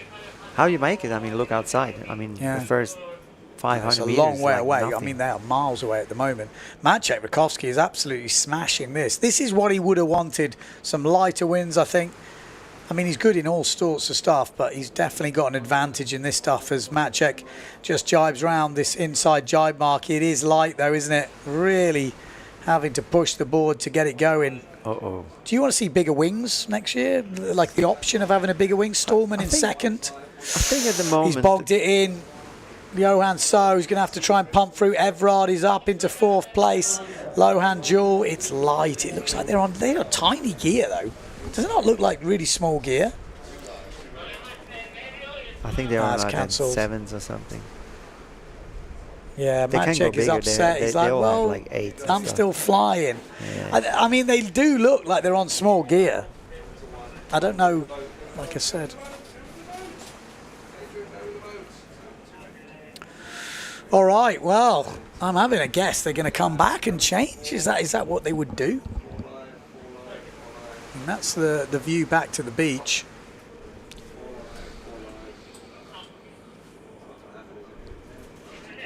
Not crazy. I think it was a good decision to cancel the heat. Yeah. So come on then, who's been ringing you up for sponsorship? Anyone? Like I said, are you getting people asking for foil sponsorship only? I mean, at the end, it's not so much who is asking, right? It's about who you get. Okay. Who do you want? Who do I want? Happy? Well, happy with your team, or do you want who you get? Okay. Who do you want? Who do you want? Do you want any more riders? Are you happy? Well, I always tell everyone, if I would be a millionaire, I would spend the money on the team riders. Who? Actually, many. Who? Come on, I want to know who's on the list. Who's like in Patrick's eyes? Who would you like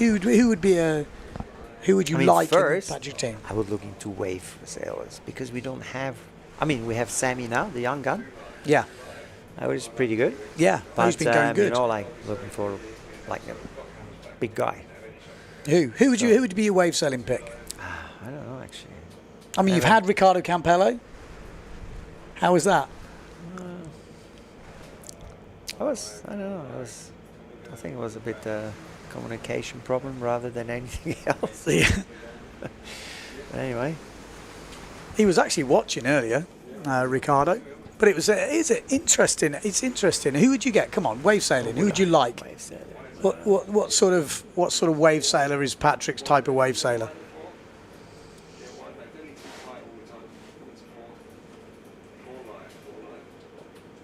I will take a few.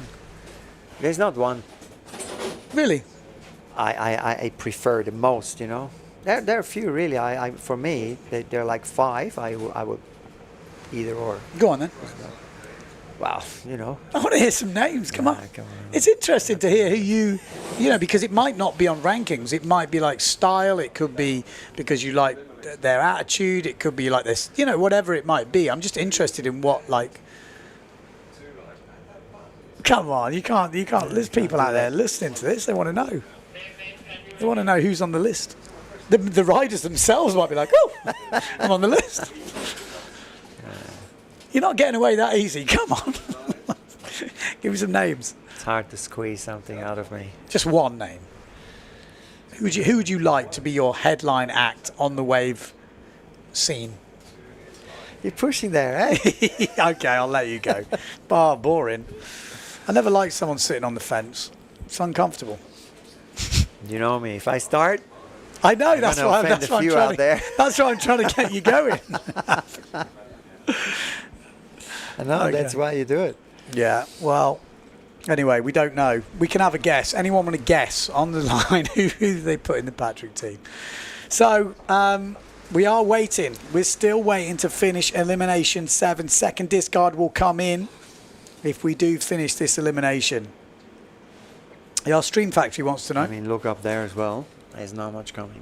I would send them in, and everyone has to take their biggest gear. Yeah, I agree.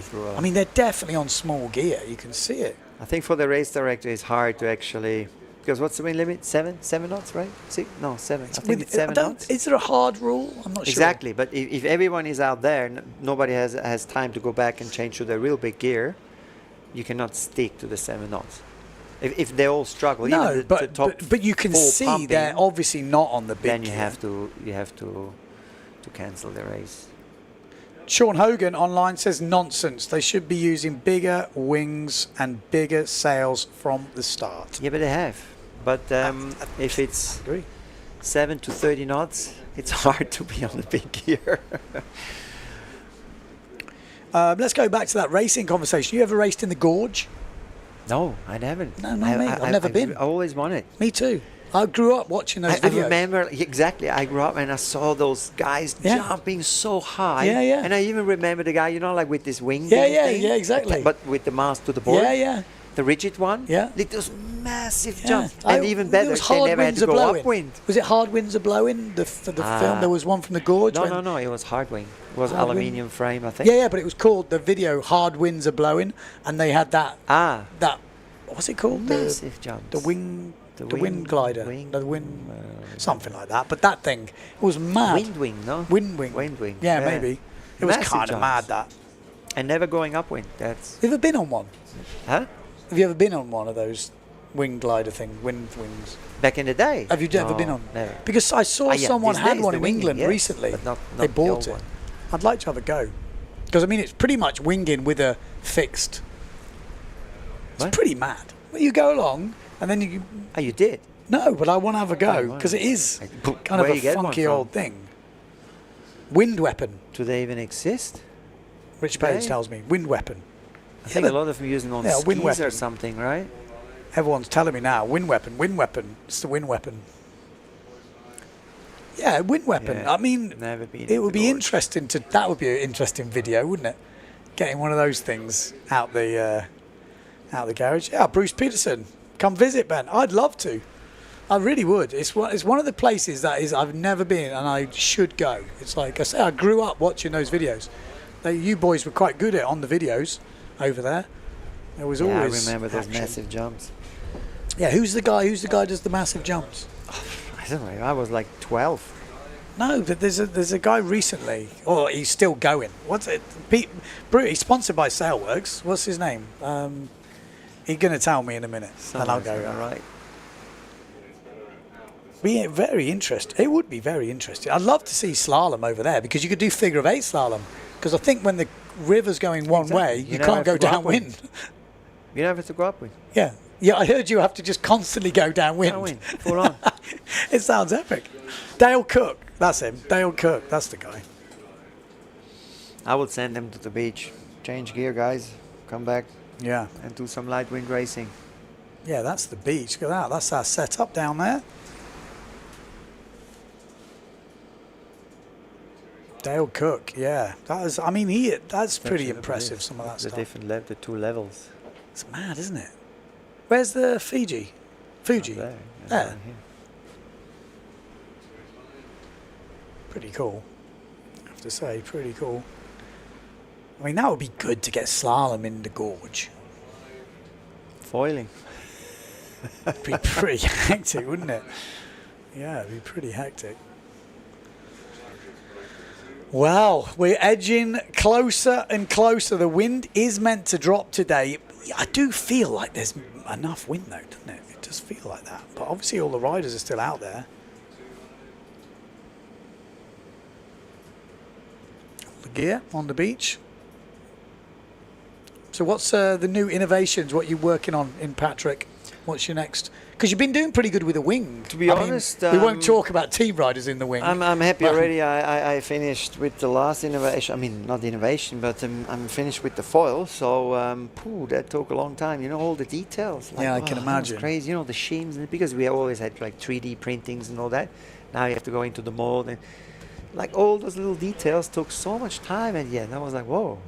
You love details. Crazy. Of course, I love it. But still, it took if so anyone time. loves details, it's you. So, and we did a division with the sails, like we just call them now low aspect, which we use for speed sailing. Okay. Like, but just 6'4" and smaller.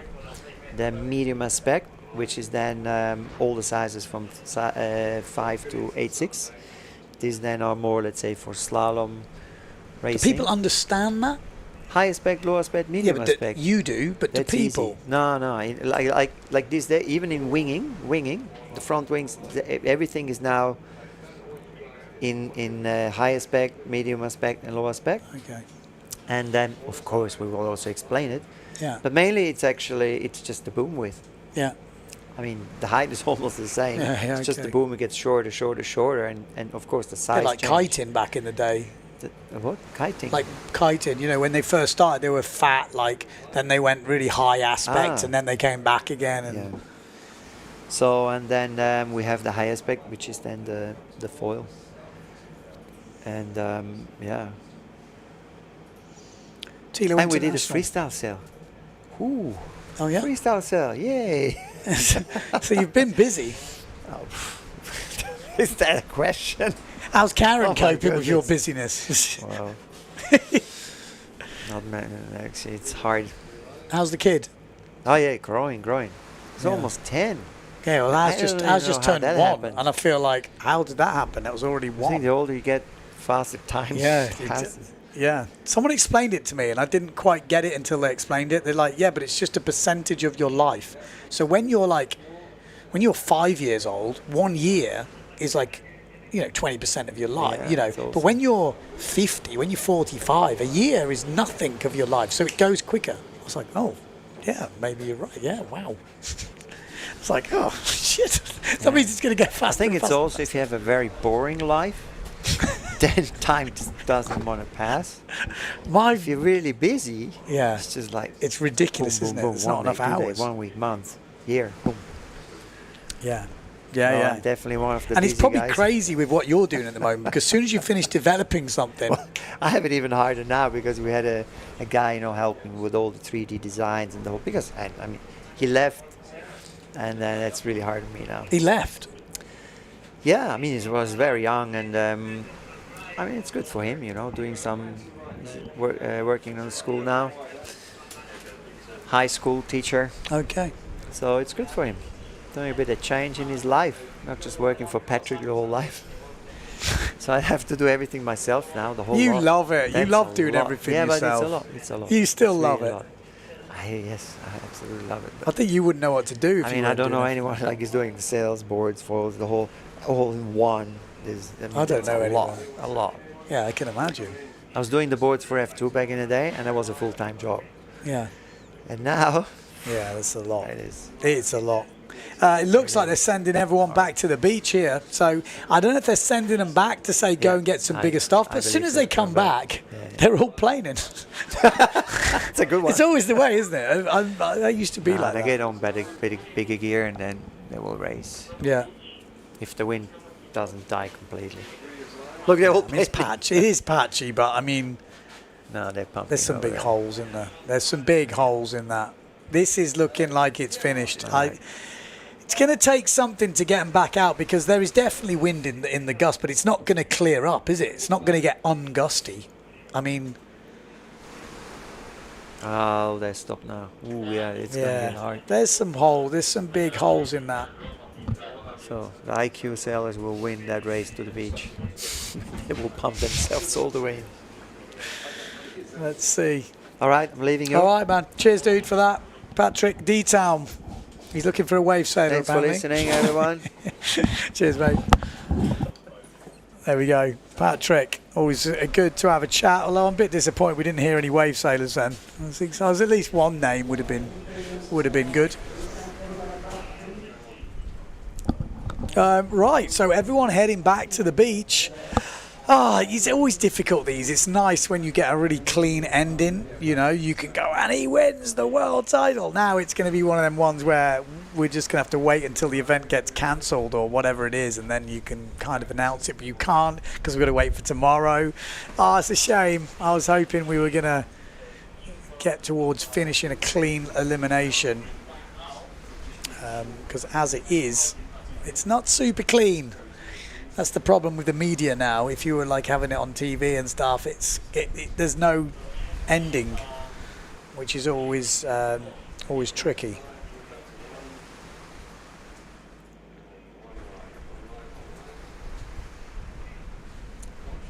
Although I won't lie, I did say I'm good at being able to say these things. Not that they make any difference, but okay, today we can probably get 2 eliminations guaranteed.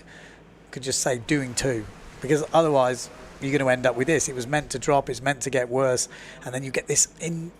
If you say at the beginning of the day we're going to do 2, that's it. You kind of know where you stand. There's no win tomorrow. The title race would be at 2, and that's the difficulty with windsurfing and sailing racing. It's difficult to have that cut off because there's always a chance of doing more. But then we get this kind of indecision that we've got now, is whether the wind comes back, will it not come back?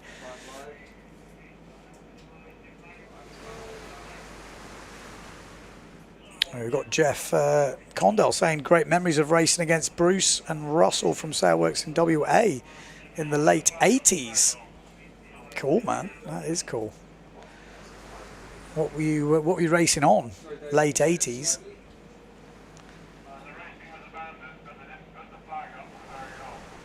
Tilo says, let's go slalom in the gorge next year. Bruce will organise.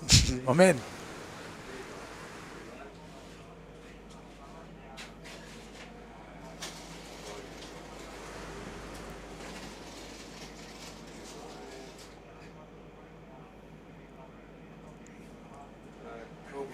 Billy says the worst thing would be, like in IQ, there'd be a medal race scheduled for tomorrow.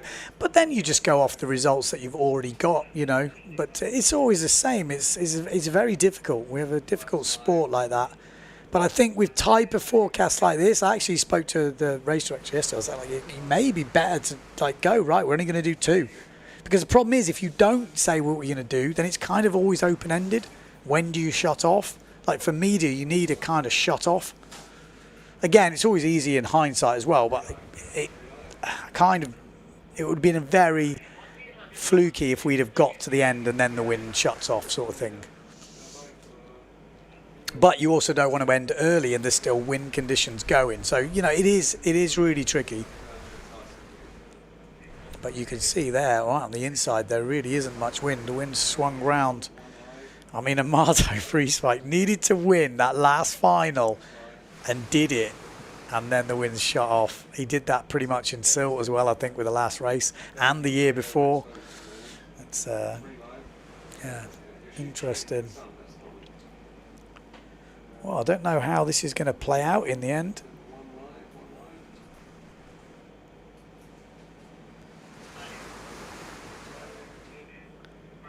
I'm sure Finian Maynard from FMX Boards, Andrea Cookie, 0.7, and Mr. F4 Foils are feeling pretty happy right now. And Blanca on the other side of it, you know, Severn, starboard. She'll be thinking, wow, this could be it, because the forecast for tomorrow is shocking. You know, no wind. I can't see it happening. Today, this looks like this could be it. No guarantees, but it really does look like it's it. They're coming in to get bigger gear, so I think maybe they have to take their bigger gear, and then they will see.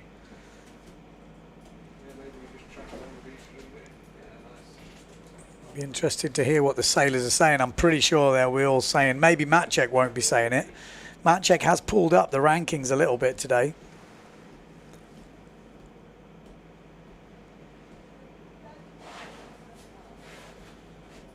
It's going to be a waiting game today, but it is meant to drop. I mean, that was the forecast, and it is pretty much on time. 2 o'clock local time. The wind was meant to drop between 1 and 3. So it's kind of going to the forecast. It's not unexpected.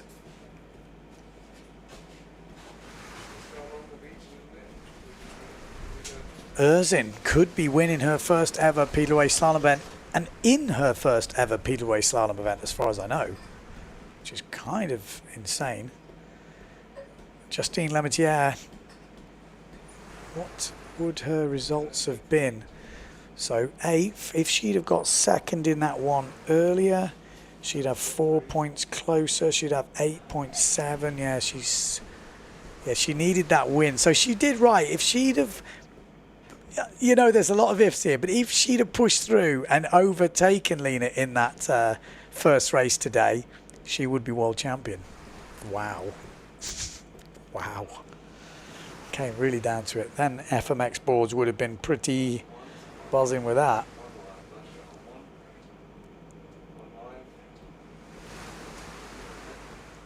Johan So. Alonso Film. They're going to be happy. Ocean, is that a sponsor? Got a few sponsors on there. Obviously FMX Racing, 0.7. Say F4 Foils. I mean, that helmet is something else, isn't it? Silver helmet. The Silver Surfer. Is he smiling yet? Is he celebrating inside yet? Probably not. He's ice, that guy. Ice. Who's still with me?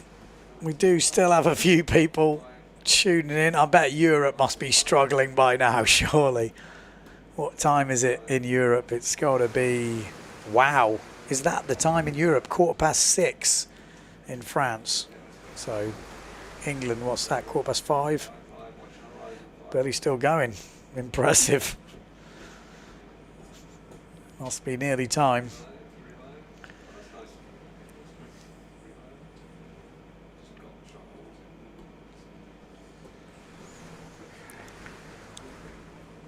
Sun's out. That's the nice thing. It could have been a whole lot worse today.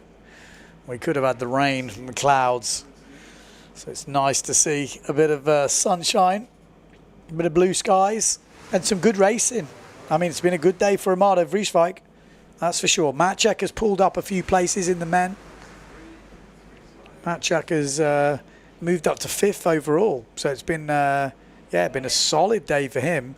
Unfortunately for Mattis, he has actually dropped out of the top 10. So he'll be a bit gutted with that. He was looking like his first top 10 finish. Becker 7th, Boards dropped back to 8th. Benedetti, 4th place, really impressive. Here he is, could be 2023 Slalom World Champion, not official yet, but it is looking very good for that man right now. He had a bit of a wobble today, but not a mega wobble. He finished 2nd in the first one. Not really a wobble, but then 10th in the second one. And we don't know in this next one.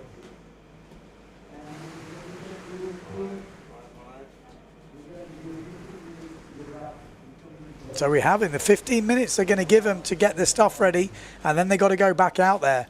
So it's not all over yet, far from it. So once the decision is made, they will try again. Say they will be given 15 minutes. So it's not, they're not having to go back out, but they will be coming back to the beach to change equipment.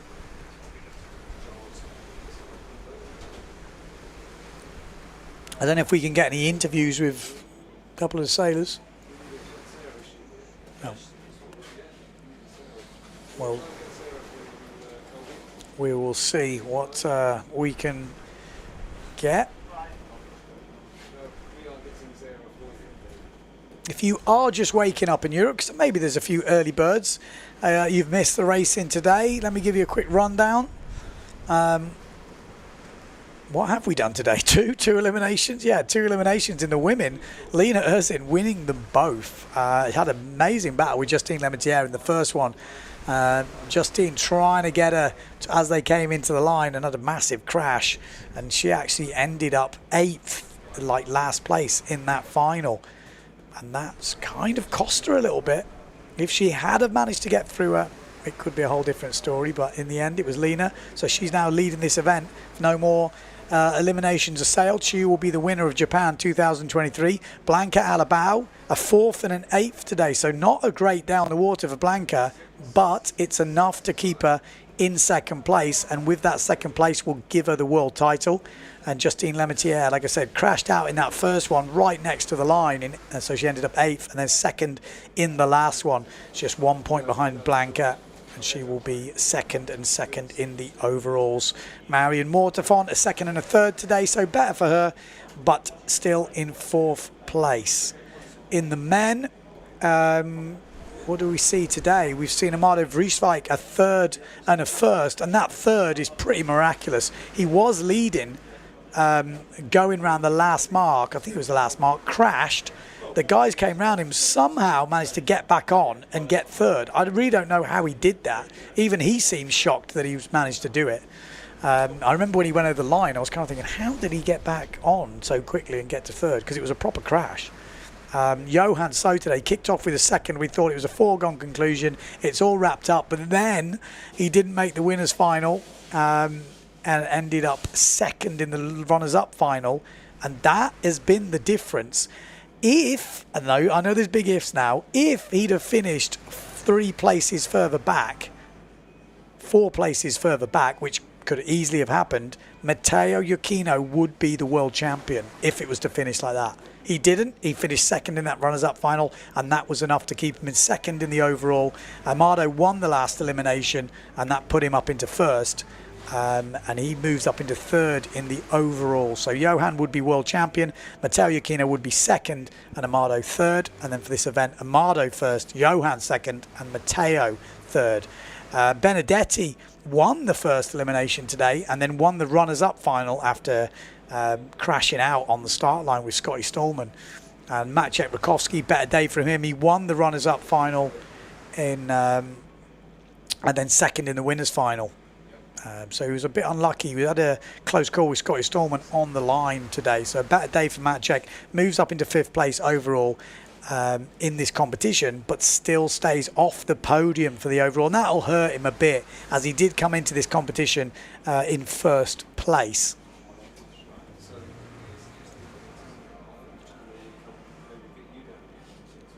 Okay. We're going to have a little bit of a break now. Maybe we're going to send me out onto the beach. So stay tuned and we'll be bringing you if anything changes. See you in a sec.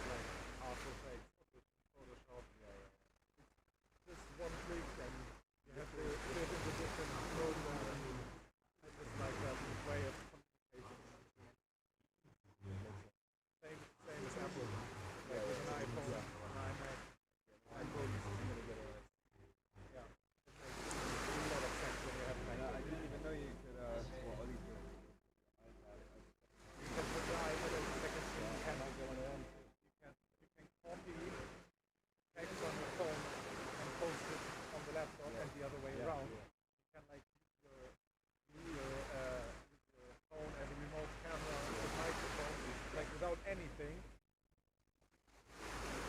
On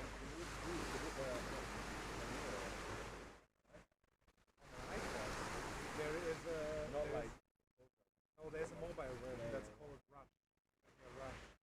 It's pretty much is a basic editing tool, just a bit better. I was wondering if I would use that.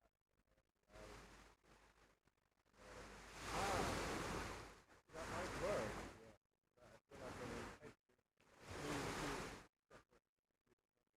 What I don't know is it has these NDI abilities. Because NDI is like this separate program running on the computer, right? Yeah. And I don't know if there's something similar on the side. Because it's like a different software. I think you can run that.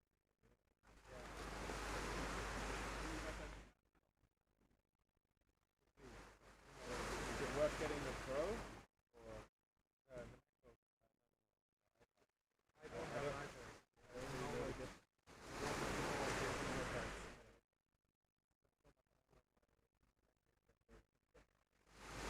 Release the M3 and I'm like, fuck. Because you got the M2? Yeah. I still have the M1.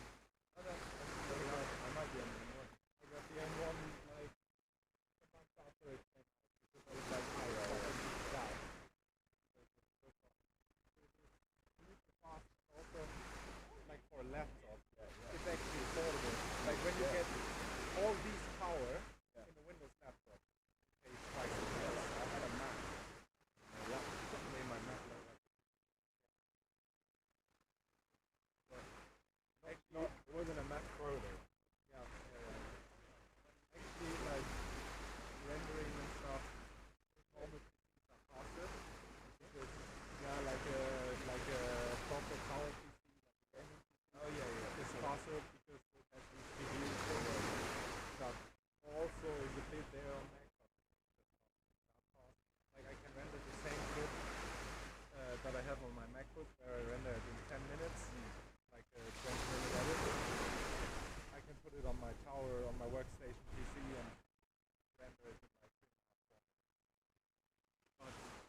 But the workflow doesn't make a difference. No. And for, if I wait 5 minutes longer in the render, I fucking don't care. And it is way more crash stable than on Windows. Like on Windows, twice a day Premiere crashes. Yeah. Such a piece of shit on Windows. I don't understand why. Because it's better for Mac. It's made better for Mac. Yeah. Like just like iPhone. Yeah, like social media is not better on iPhones. Yeah, same thing.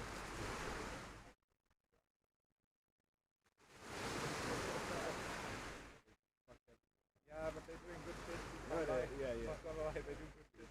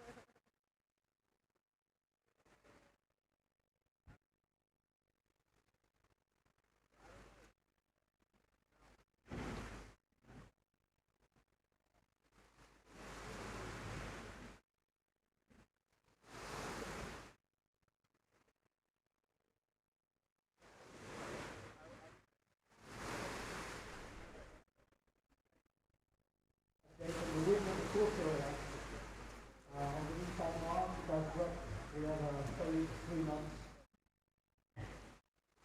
3 months has been passed. So we're still on standby. Remain on standby for 806.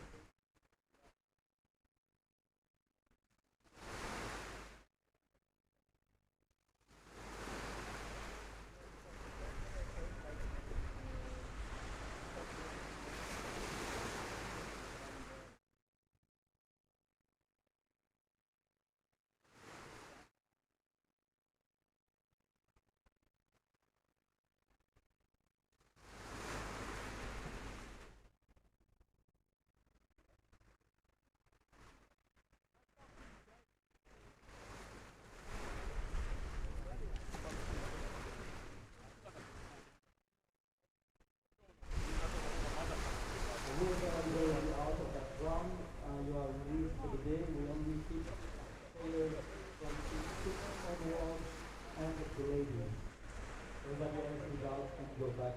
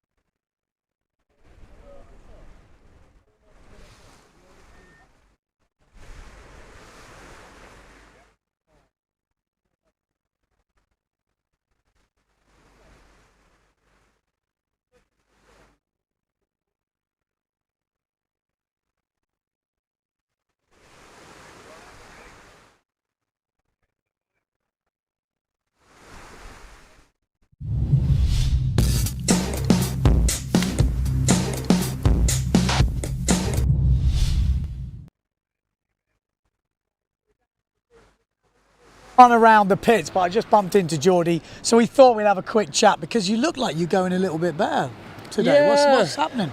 I think, well, I got that semi-final. I don't know if you know the meme with the turtle who's like, where am I? Like, that was me.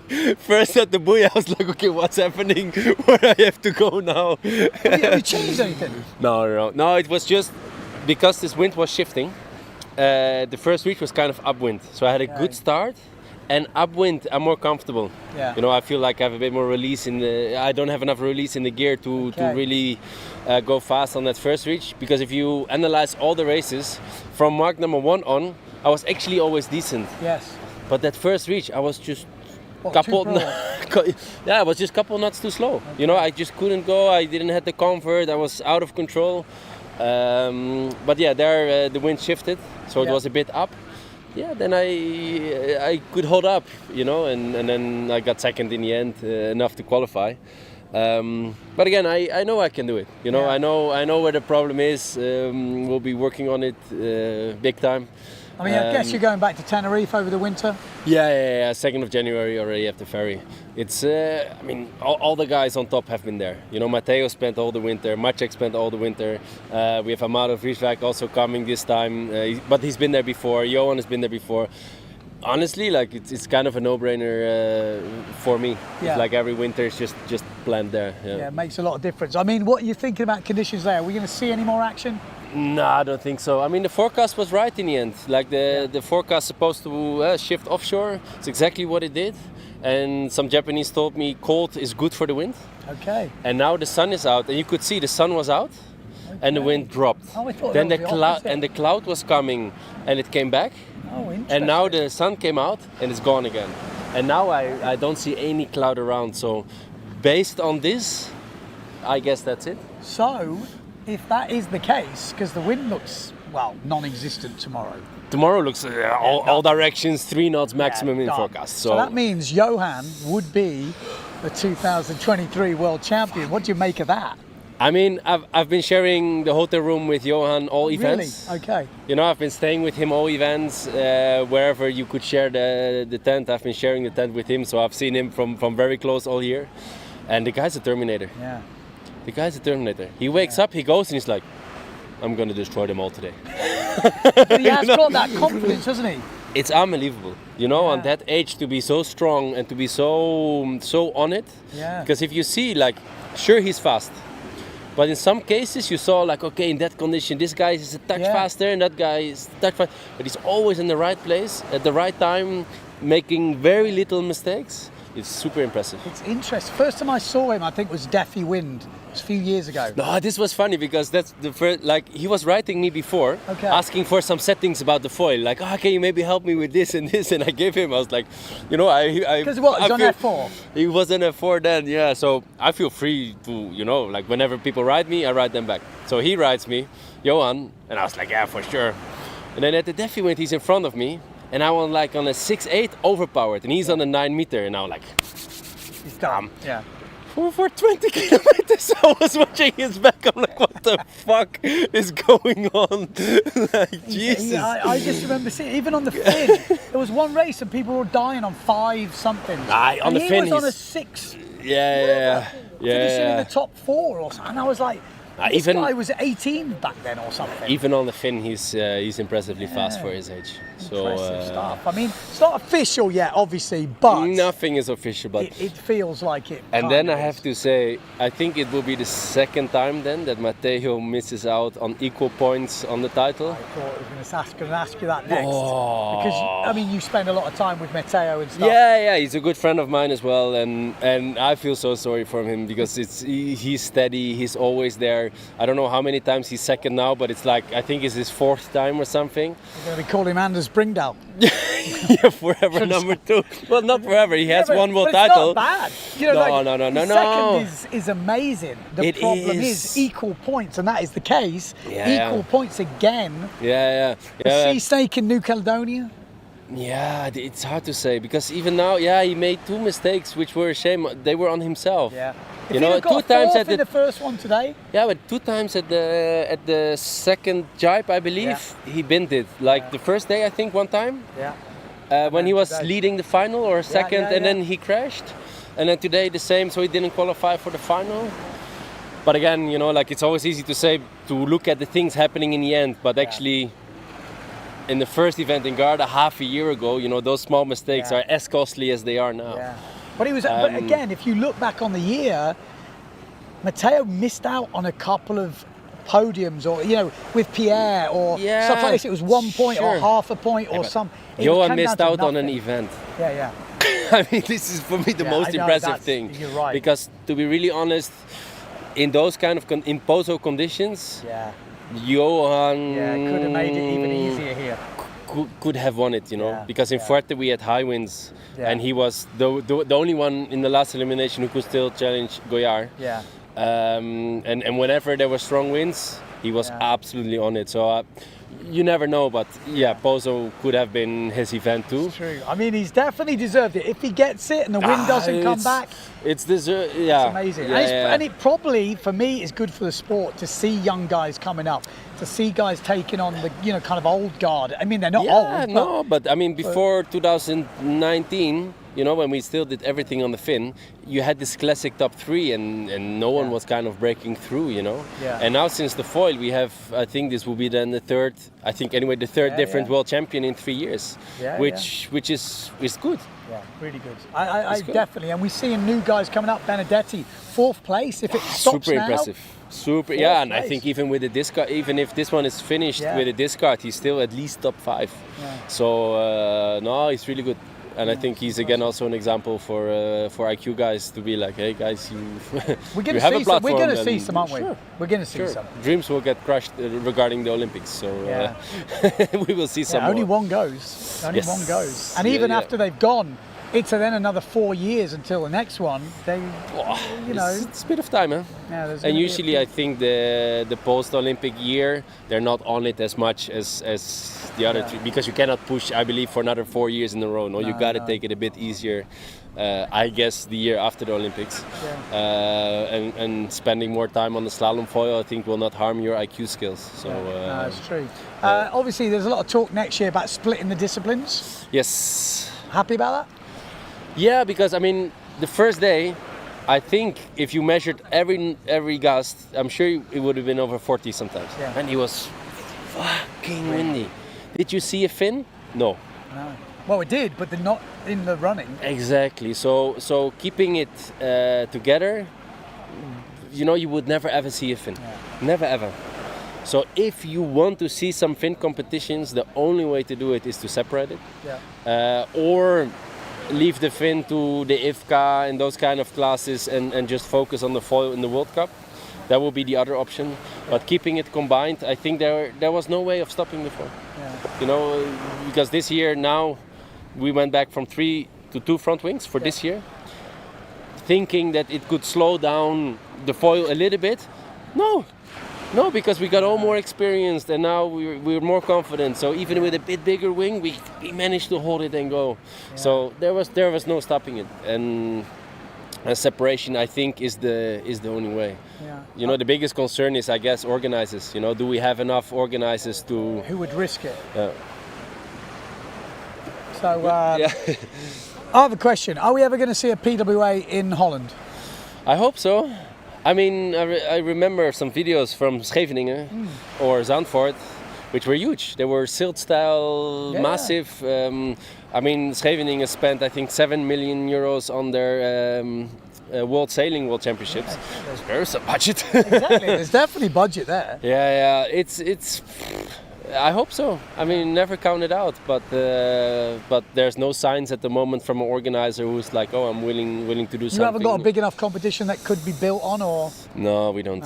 No, we have the Damix, which is a proper size, and they did the freestyle 8 years ago or something. But no, at the moment it's nothing you can expand into a World Cup. Yeah. But let's see. I mean, maybe you need one enthusiastic guy with the right context to do it. Yeah. And maybe the guy pops up. Yeah. Well, let's see. Cheers, man. Cheers. All right. There we go, Jordi Vonk. We could go for a little wander. Where should we go? Oh. Are we done?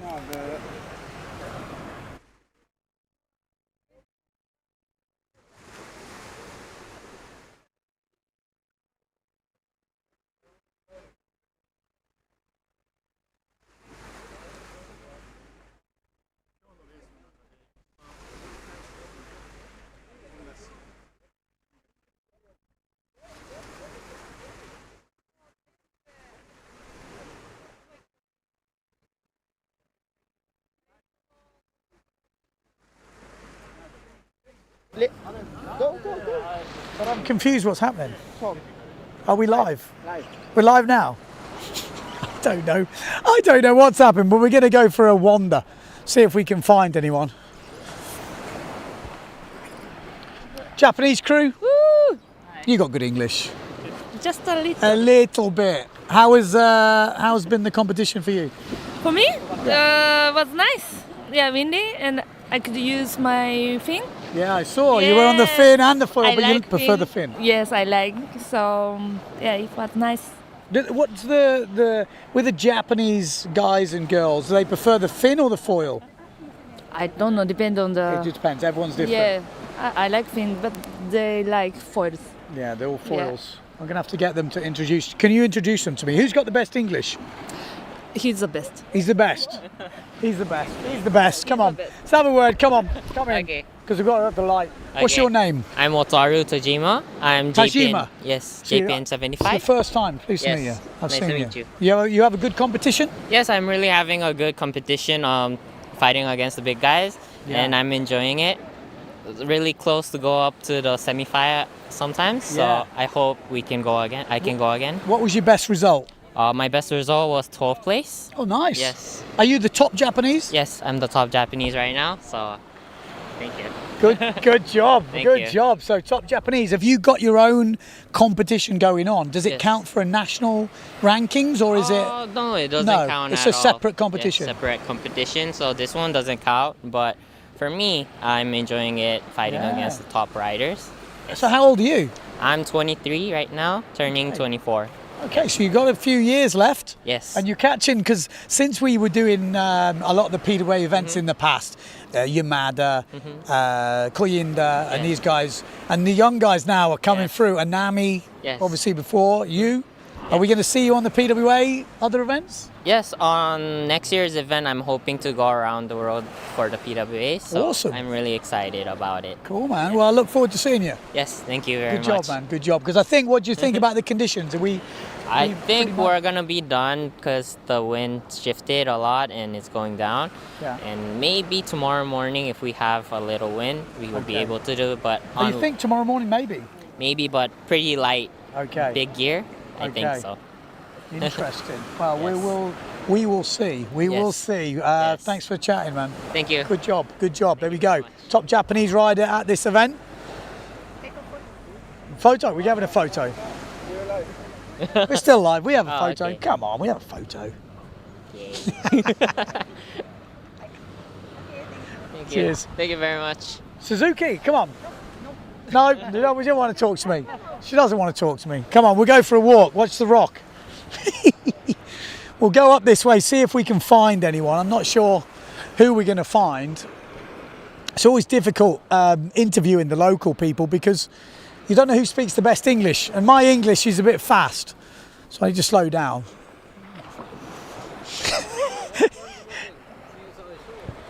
Mateo, have a chat, man. Better come this side. Go round, it's easier. Good day, bad day, happy day, not, looks, have you seen the overalls? Have you worked it out? It is what it is, I guess. know. There is still one more day. Let's see. Well, actually, weirdly, Never know. I was just speaking to one of the Japanese crew. They said there still is a chance for tomorrow morning. For south. For north. They said there's a chance for tomorrow morning. I thought it was kind of finished, but when you're speaking to the local boys and they're saying, well, there's a chance. Let's see. A chance. And it's another event, it's over. Okay, well, we'll see. Johan So, did you expect him to put up such a fight this year? Well, it was really fast in Tenerife when we trained together last winter. So I knew it was coming up, and last year was good as well. You never know, no? Yeah. In the end, it's not about him. It's about the fuck up I had in Garda and like the fact that I didn't set up my slalom sail on the foil in pods already. So I kind of had like two events where I could have been way better and I didn't. Yeah. So it was my mistake, my fault in the end. Is that? Yeah. I mean, it comes down to such small margins, doesn't it? Yeah, You know, all the time. It's ridiculous. All the time. I mean, you've had some close ones in the past. If it was to finish now, you'd be level points. Yeah.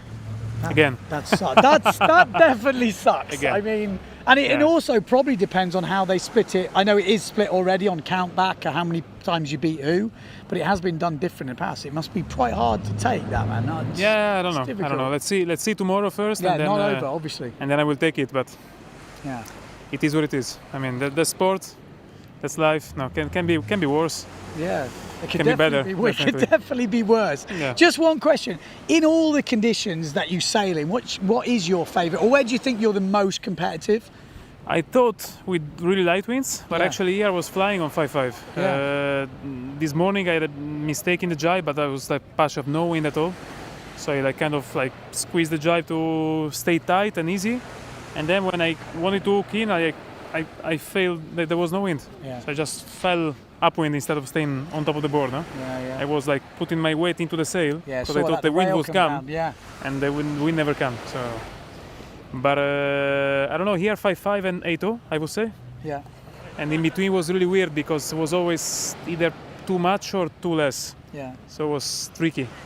And that's what I've kind of noticed commentating this year. I felt like some events suited riders because their gear fell in with the conditions. Definitely. You know what I mean? And I think you got like, stuck a little bit in between, especially maybe in Pozo, was it? Yeah, the point is that I didn't register the 5 meter as a small foil sail, because I thought I really needed a 6.5 on fin. Yeah. So I chose to have 6.5 and 5.5 on fin. And then I had Pozo where I was dying on 6.0 on foil. Yeah. And I didn't think to put a fin sail on foil just because I tried in the past, like actually last year here, and I hated it.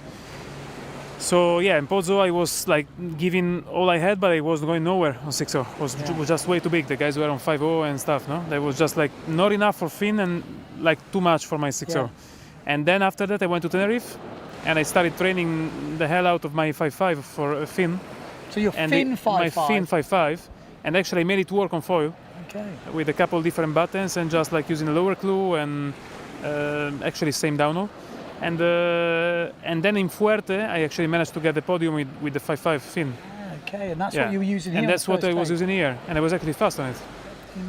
Obviously it's a bit stiffer, you have this back end, you have some stuff you have to take care of. Yeah.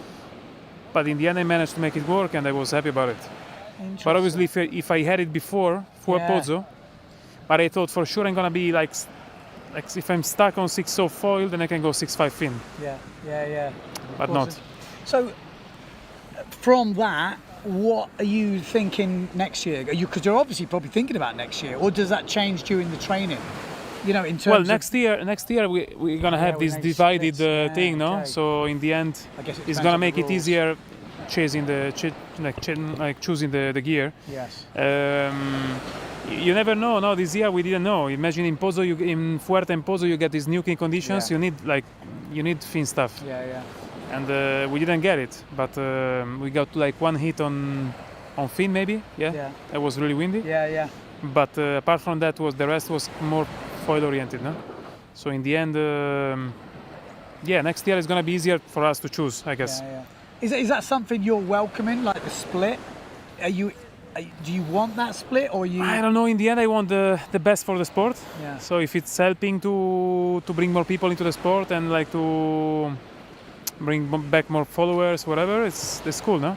Yeah. And it's nice to compete on fin as well. Yeah. Because I think it should be, I don't know, for me, but I'm an old school windsurfer now. Yeah. I passed from being a rookie to be an old style windsurfer. Quickly. But it's quite quickly. It's overnight. I don't know, to me an overall champion would be a really good slalom sailor on fin and on foil, no? Yeah. So in the end, it's cool, not to have something counting on fin as well. I don't know if there's gonna be an overall champion or not. It's just two champions. If it is going to be a fin event, because we don't know yet. I think it makes sense. I mean, for me personally, as a windsurfer watching, let's say as a fan or whatever, I kind of want to know who's the fastest on the fin. I want to know who's the fastest on the foil, but I also want to know who's the combined champion. Bjorn did it back in the day with all the disciplines. Yeah, but it's interesting, no? Yeah, I think it's interesting. It's interesting because also it's a lot of work we put in the past into the fin, and still now we are training on fin. Yeah. And there is guys they train 99% on foil, so they commit to it. Obviously we lose time training on fin as well. Yeah. But it makes sense because if we ever get some this year, no, if we are getting breaking waves or something, we would have been on fin. Yeah. We were just not unlucky, but like different conditions. Yeah, So no, too right. All right, dude, I'll let you go. I mean, it does look like it's... I think it's over for today. Yeah, the last elimination that they started was really bad. So in the end, I mean, to compete in that doesn't make sense anyway. It's dangerous, It's a roulette. So. Yeah. But like you say, how many? We're already at the quarterfinals. Not so many heats to finish the elimination. Not so many heats. So. It's still doable. Yeah. Yeah, of course. Okay, we'll see. Let's see tomorrow. All right, man. Cool. Cheers. Good luck. Okay, so Matteo Iachino, we're still live? We're still live. We're going to have another word because I can see Johan So's up there. We should go and have a word. I think Matt Chetwikovsky's there. We'll have a little wander. We've got to watch our cameraman walking. Could be dangerous.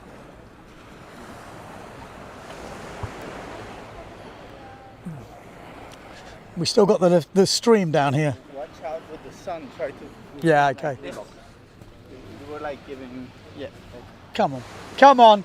Let's have a chat with him. We're going to be brutal here, but you did come into this competition in first. You're obviously going to be upset because at the moment you've dropped to fourth. But today, look more like the old Matt Cech. I mean, we only had 2 days of racing, so it's quite brutal, isn't it? Yeah, it's brutal, but you know, like if you want to win, you need to be on it good, and you know, things happen. Some in my control, some others not, and that's how it ends. You know, I mean, you know, so many. You know, like I just need to change one thing in the past, and I'm leading. You know, one out of 3 contests, fourth silt here, but doesn't work that way. So. Yeah, sometimes the overall result doesn't always sell it as well, does it? It comes down to a sense of Matteo then. Small margins change everything. You know, they have like this domino effect. Yeah, you know, like today I felt like safe in second, and Michel was pushing for God knows what reason, and you know, I could have just let him go man, go fight, take second in the semi, be happy, you know. Yeah. And instead, I made the wrong call. That was on the line. That one was Scotty. Right on the line. Yeah, so you know, so many things like this, so many things that at least maybe it's not just one thing, so I won't dwell on it the entire winter. Yeah. It's so many fucking things, and you know, like today I was so quick. It's like felt so good, you know, to just sit there and kind of use all the preparation. It comes there, you know. You tested the F out of the gear, you know, you trained, you put in gym, you did all these things, you know, and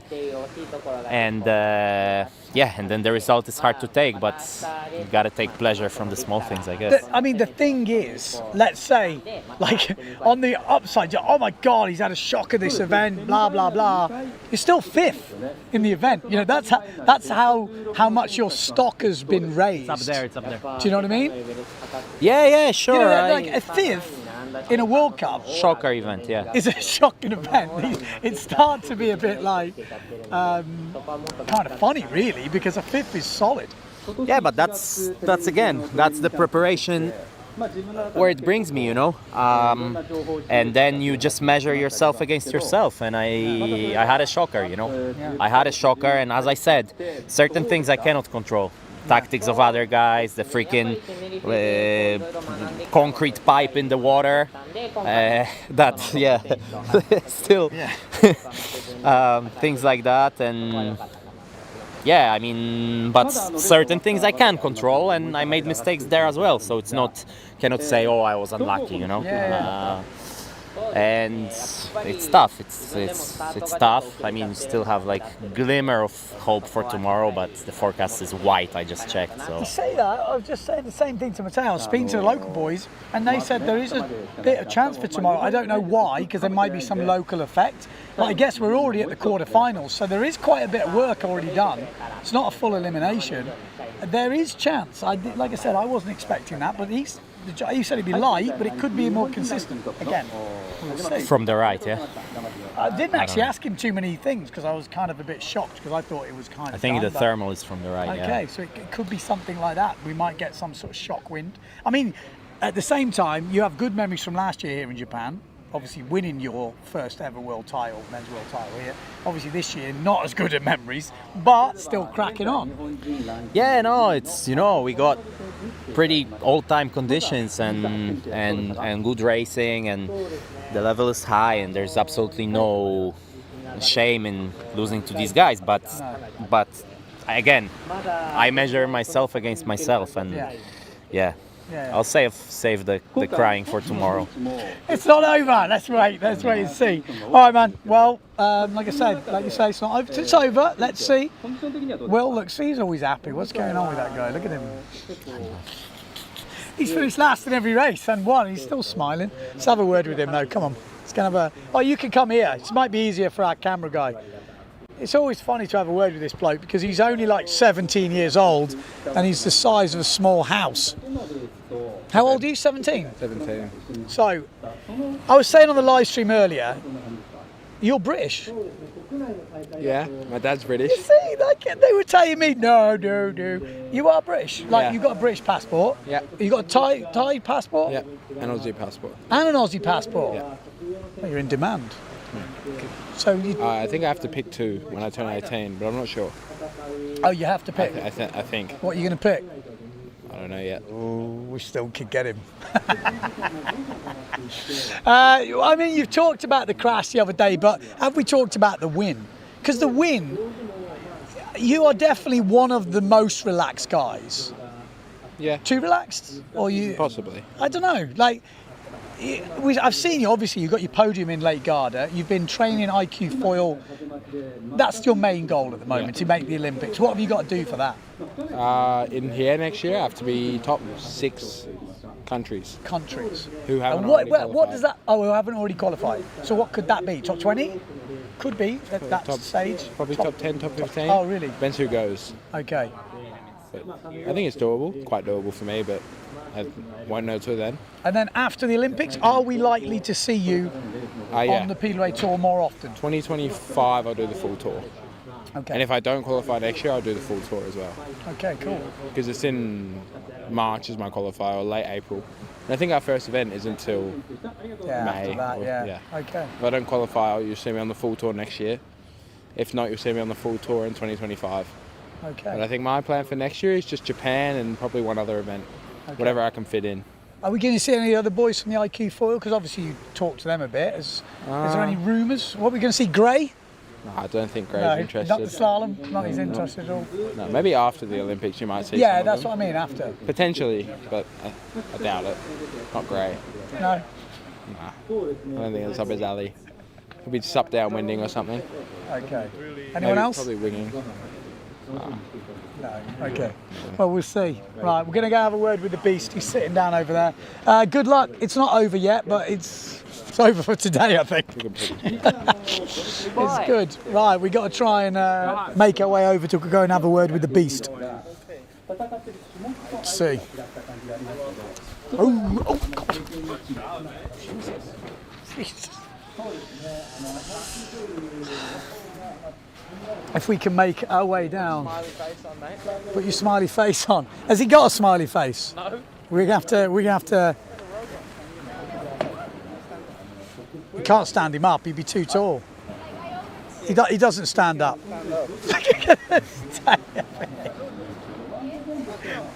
Yeah. Okay. Apparently, I've got to go here. How's that? You've still got that same face, game face. Yes. It's Still not over yet. Exactly, I know that. So is that how you're looking at it? It's not over till it's over. Yeah, sure.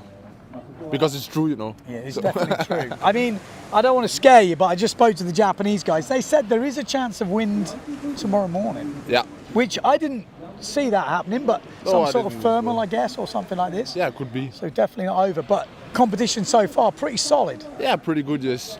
Pretty consistent. But actually also I still have a chance, I think, to win the event after next elimination. Yeah. Because I have a 10 counting, so there's You're going to still gain more. a couple. I worked it out. It's basically if you beat Amado and you're in the final, Yeah. then you would win the event. Is that what you're thinking now? See, this is a good thing to see. The mentality is not like world title. It's like, I'm going to win this friggin' event. Yes. Yeah. hopefully. Yeah, no, that's pretty cool, man. I like that. What's your favourite gear to be on? I like the small gear, but in the end, actually, all my sizes I feel pretty comfortable on. So if the wind is right. Yeah, and fin versus foil, what's your... I prefer foil for sure, because now the last year or two I did it a lot more. Okay. But I also like the fin actually. I really liked to be on the 8.6. Okay. When I was competing a lot in the youth class, but yeah. How many? I'm guessing you've got a youth world title, because Yes. before that I haven't always really followed. Do you get many youth world titles? I'm looking at the size of you thinking. I'm actually still under 21. Oh, really? In the Okay. category, yes. But I couldn't compete this year because I finished school this summer, and then there was the PWA overlapping all the time, so I had to prioritize this. Yeah. But last year I won the Worlds and the Europeans, and then I won last year also I won the IQ under 21 Europeans, and the year before that I won the under 21 Europeans again. Okay. So that's a good point, actually. How come you're not going for the IQ foil Olympic, or are you? Yes, I actually am. Okay, that's what I was just thinking that now, Well, actually. I've not been doing it so much as I would have liked to, but So you're still in with a chance. I guess have you got qualified Denmark? no, we got to do it. It's not done yet. So if you qualify the country, who I guess? Then we have a individual. Yeah. So who's in the running in Denmark? We are mainly two guys, I would say, unless somebody is gonna step up their game a lot. Who's going? Who's the main runners for IQ? It's me and a guy named Niklas. Okay. And how's he getting on? He's also getting on pretty good. Okay. Is he a unit like you? Yeah, he's starting to become it. Is really? Oh my God. Well, it's interesting, man. Good racing this week as well. I mean, it's kind of strange, because I had a lot of people asking me, oh, can he do it? And I was thinking, well, he's 20 years old. Maybe there's going to be some like pressure, nerves coming in. Are you feeling that? Like, it doesn't look like it. No, not so much. And for me, it's kind of unexpected anyways. Also because I was not even in Poso, you know. Yeah. Because I had the school. Yeah. And so it's kind of unexpected for me anyways to be in this position. And I just try to enjoy it. Yeah, well, you'll definitely enjoy it if the wind stays like this. It looks very good. Well, congratulations so far, so good. Obviously, you want that event win. I can see it in your eyes. Yes, you want the event win. I So didn't you have want one more yet, racing. So you want more racing. Because yeah, I mean, with the chance of more racing becomes the chance, it's a smaller chance, you could lose the world title. Yeah. What would you choose? More racing? Would you rather, like... No, he doesn't. That's what I'm just saying. I mean, I have to think also that I want more racing, because you cannot go out racing and be thinking, It's a good point. It's a good point. So your brain won't even let you think that there's... Yeah, okay. This guy is a machine. So it's actually nice, you know, not to be leading in a way. Yeah. Because then I still have something to go for. Yeah. Cool, man. Well, interesting stuff. Congratulations so far. Good year. Even without Poso, it's insane, this guy. Second in the event at the moment. Still more chance of racing. You could be world champion. Well, there we go. Blanca. Let's have a word with Blanca. We've got a bit of time here. Where do you want me? There. Happy? Yeah. It's not finished. It's not finished. And I tell you what, it was a lot closer than it could have been at one point. Yeah. You know, I was looking at the results with Justine this morning, and she crashed on the, you know, there's a lot of ifs, but if she'd have beat Erzin, there could be this point now where you wouldn't be in that world title position. Yep. You know, and it's so small margins. It's been some really good racing with the women this year. Have you felt that? I mean, obviously. Yeah, I think the level, especially in top 5, was always really high. We had the Slovakian girl, Lina. We have Sara Kita in the strong winds. So the battles were really nice. I feel super motivated to keep pushing. Yeah. And yeah, super tricky all the time. Well, you haven't been outside the top 3 at any event this year. You won your first event in Poso. I mean, I was going to ask what's been your favourite event, but I'm guessing it's going to be Poso. It's actually Fuerte. Really? Yeah, I love Fuerte. It was my worst event because in the first day I was not really well, but definitely it was fuerte. I love the color of the sun, the atmosphere there is super nice, and the hotel, everything is super cool. So Fuerte is my favorite. And I was going to say, I'll say it again, the racing on the women's fleet, especially from the live stream, the finals, have been insane, and it's probably at some points been better than the men's racing because you couldn't pick the winners. It's been really close, real good battles. Yeah, I think we think more than the men, so the battles are more like tricky and sketchy. The men are going more for the speed and the power, and we are more like thinking what can happen, what should I do this, what should I do that. So they've been really, really interesting. I had a lot of comments of how nice were our battles, so I'm pretty happy with all of us. Yeah, well, congratulations. Obviously, it's not over yet. You're sitting in second place in this competition, first place in the overalls. The forecast is not great, so let's see. Let's see. Let's see, but it's looking good because another discard comes in after this, and I think this would suit you anyway. So it's looking pretty good. Good racing anyway. Whatever happens, good year. Thank you. All right, no worries. Right, where else have we got? What have we got? We got Rennie. Remy's already been on. He looks like he's a chief caddy at the moment. We're gonna have a word with Bruno. Bruno, come on, quick one quick word. What is going on in Italy? Because I tell you what, there's 3 Italians in the top. Well, there was 3 Italians in the top 5 at one point, which was insane. About a couple of days ago. No, no, but not for a long time. But now at this event with Benedetti coming up, you know, obviously you had that disqualification, which obviously cost you a few points. But still, 3 Italians in the top 10, top 8. Yes. Pretty impressive. What's going on? Actually, I think, to be honest, in Italy we had a good potential, but few guys chose different way, you know. And someone go work, someone go IQ, and. I also tell to Benedetti, I was talk with him in the water. I said, man, look, you've been many years in RSX, but to be honest, if you were jumping straight on the fin, you were good, super good in the fin, because I saw him, I remember him in RSX with 35 knots. It was the fastest, fastest. Yeah, it was especially holding with the really high wind. And actually, I'm happy. Yeah. And I think as an athlete and as Italians, we didn't reach our full potential yet. Yeah. And let's see also if the industry will take care about that, because we are really pushing, we are really struggling the same times with all this material changing every month, and it's completely another PWA. It's not a PWA from 10 years ago. Now we are competing with foils, and I think people still don't understand full power what it doesn't mean, because many things change. If you change one wing, it's not like changing one fin, it's changing completely a world. Okay. But it's interesting, and the battle, as you guys see, is full on all the time. Yeah. Light wind, high wind. So I don't know. I spoke to a few of the riders about it. Fin and the foil. Obviously, there's talk of splitting it next year. Yes. Happy about that? Absolutely, because after I think I was thinking about to split it already 1 year ago, but after a couple of racing together, we completely understand they are completely 2 different things. Yeah. And the way you ride, also the skills that you put on it, are completely different. Yeah. Happy about that. Let's see how many events we're gonna get it.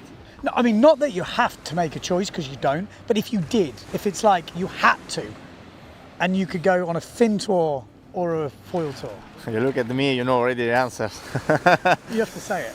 Yeah, for sure. It's definitely the fins. My first love, my first imprinting was with the fins, especially in high wind, and definitely, to be honest, is different. I don't want to say more. No, but they don't need to. I think exactly. They're both good disciplines, but like there is definitely some people that are a little bit edged towards one and not the other. They can be good in both, but their heart or their head or whatever it might be a little bit looking towards the other one. And I think there's a lot of people out there who do want to, you know, enjoy the foil racing. I think it is some of the best racing we've seen. I agree. But definitely there's room.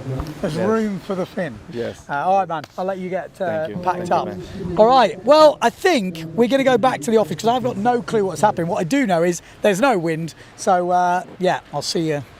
Maybe that's it.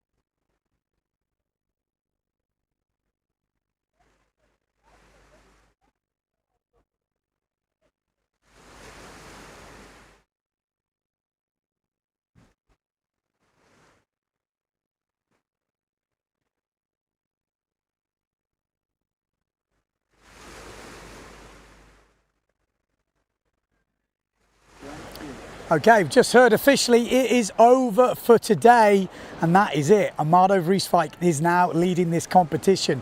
Johan So in second place, Matteo Iuchino in third. With that would mean Johan So would win the world title, but we have got 1 day left. In the women, Lena Erzin is leading this competition. Blanca Alabau, as we just spoke to, is in second, and Justine Lemaitre in third. With that, Blanca Alabau will be the women's world champion. There is a very small chance tomorrow. Local knowledge, as we just spoke to, said there's a chance. Will it happen? It looks terrible on the forecast, but there is a thermal wind, which actually could be consistent, we're hearing.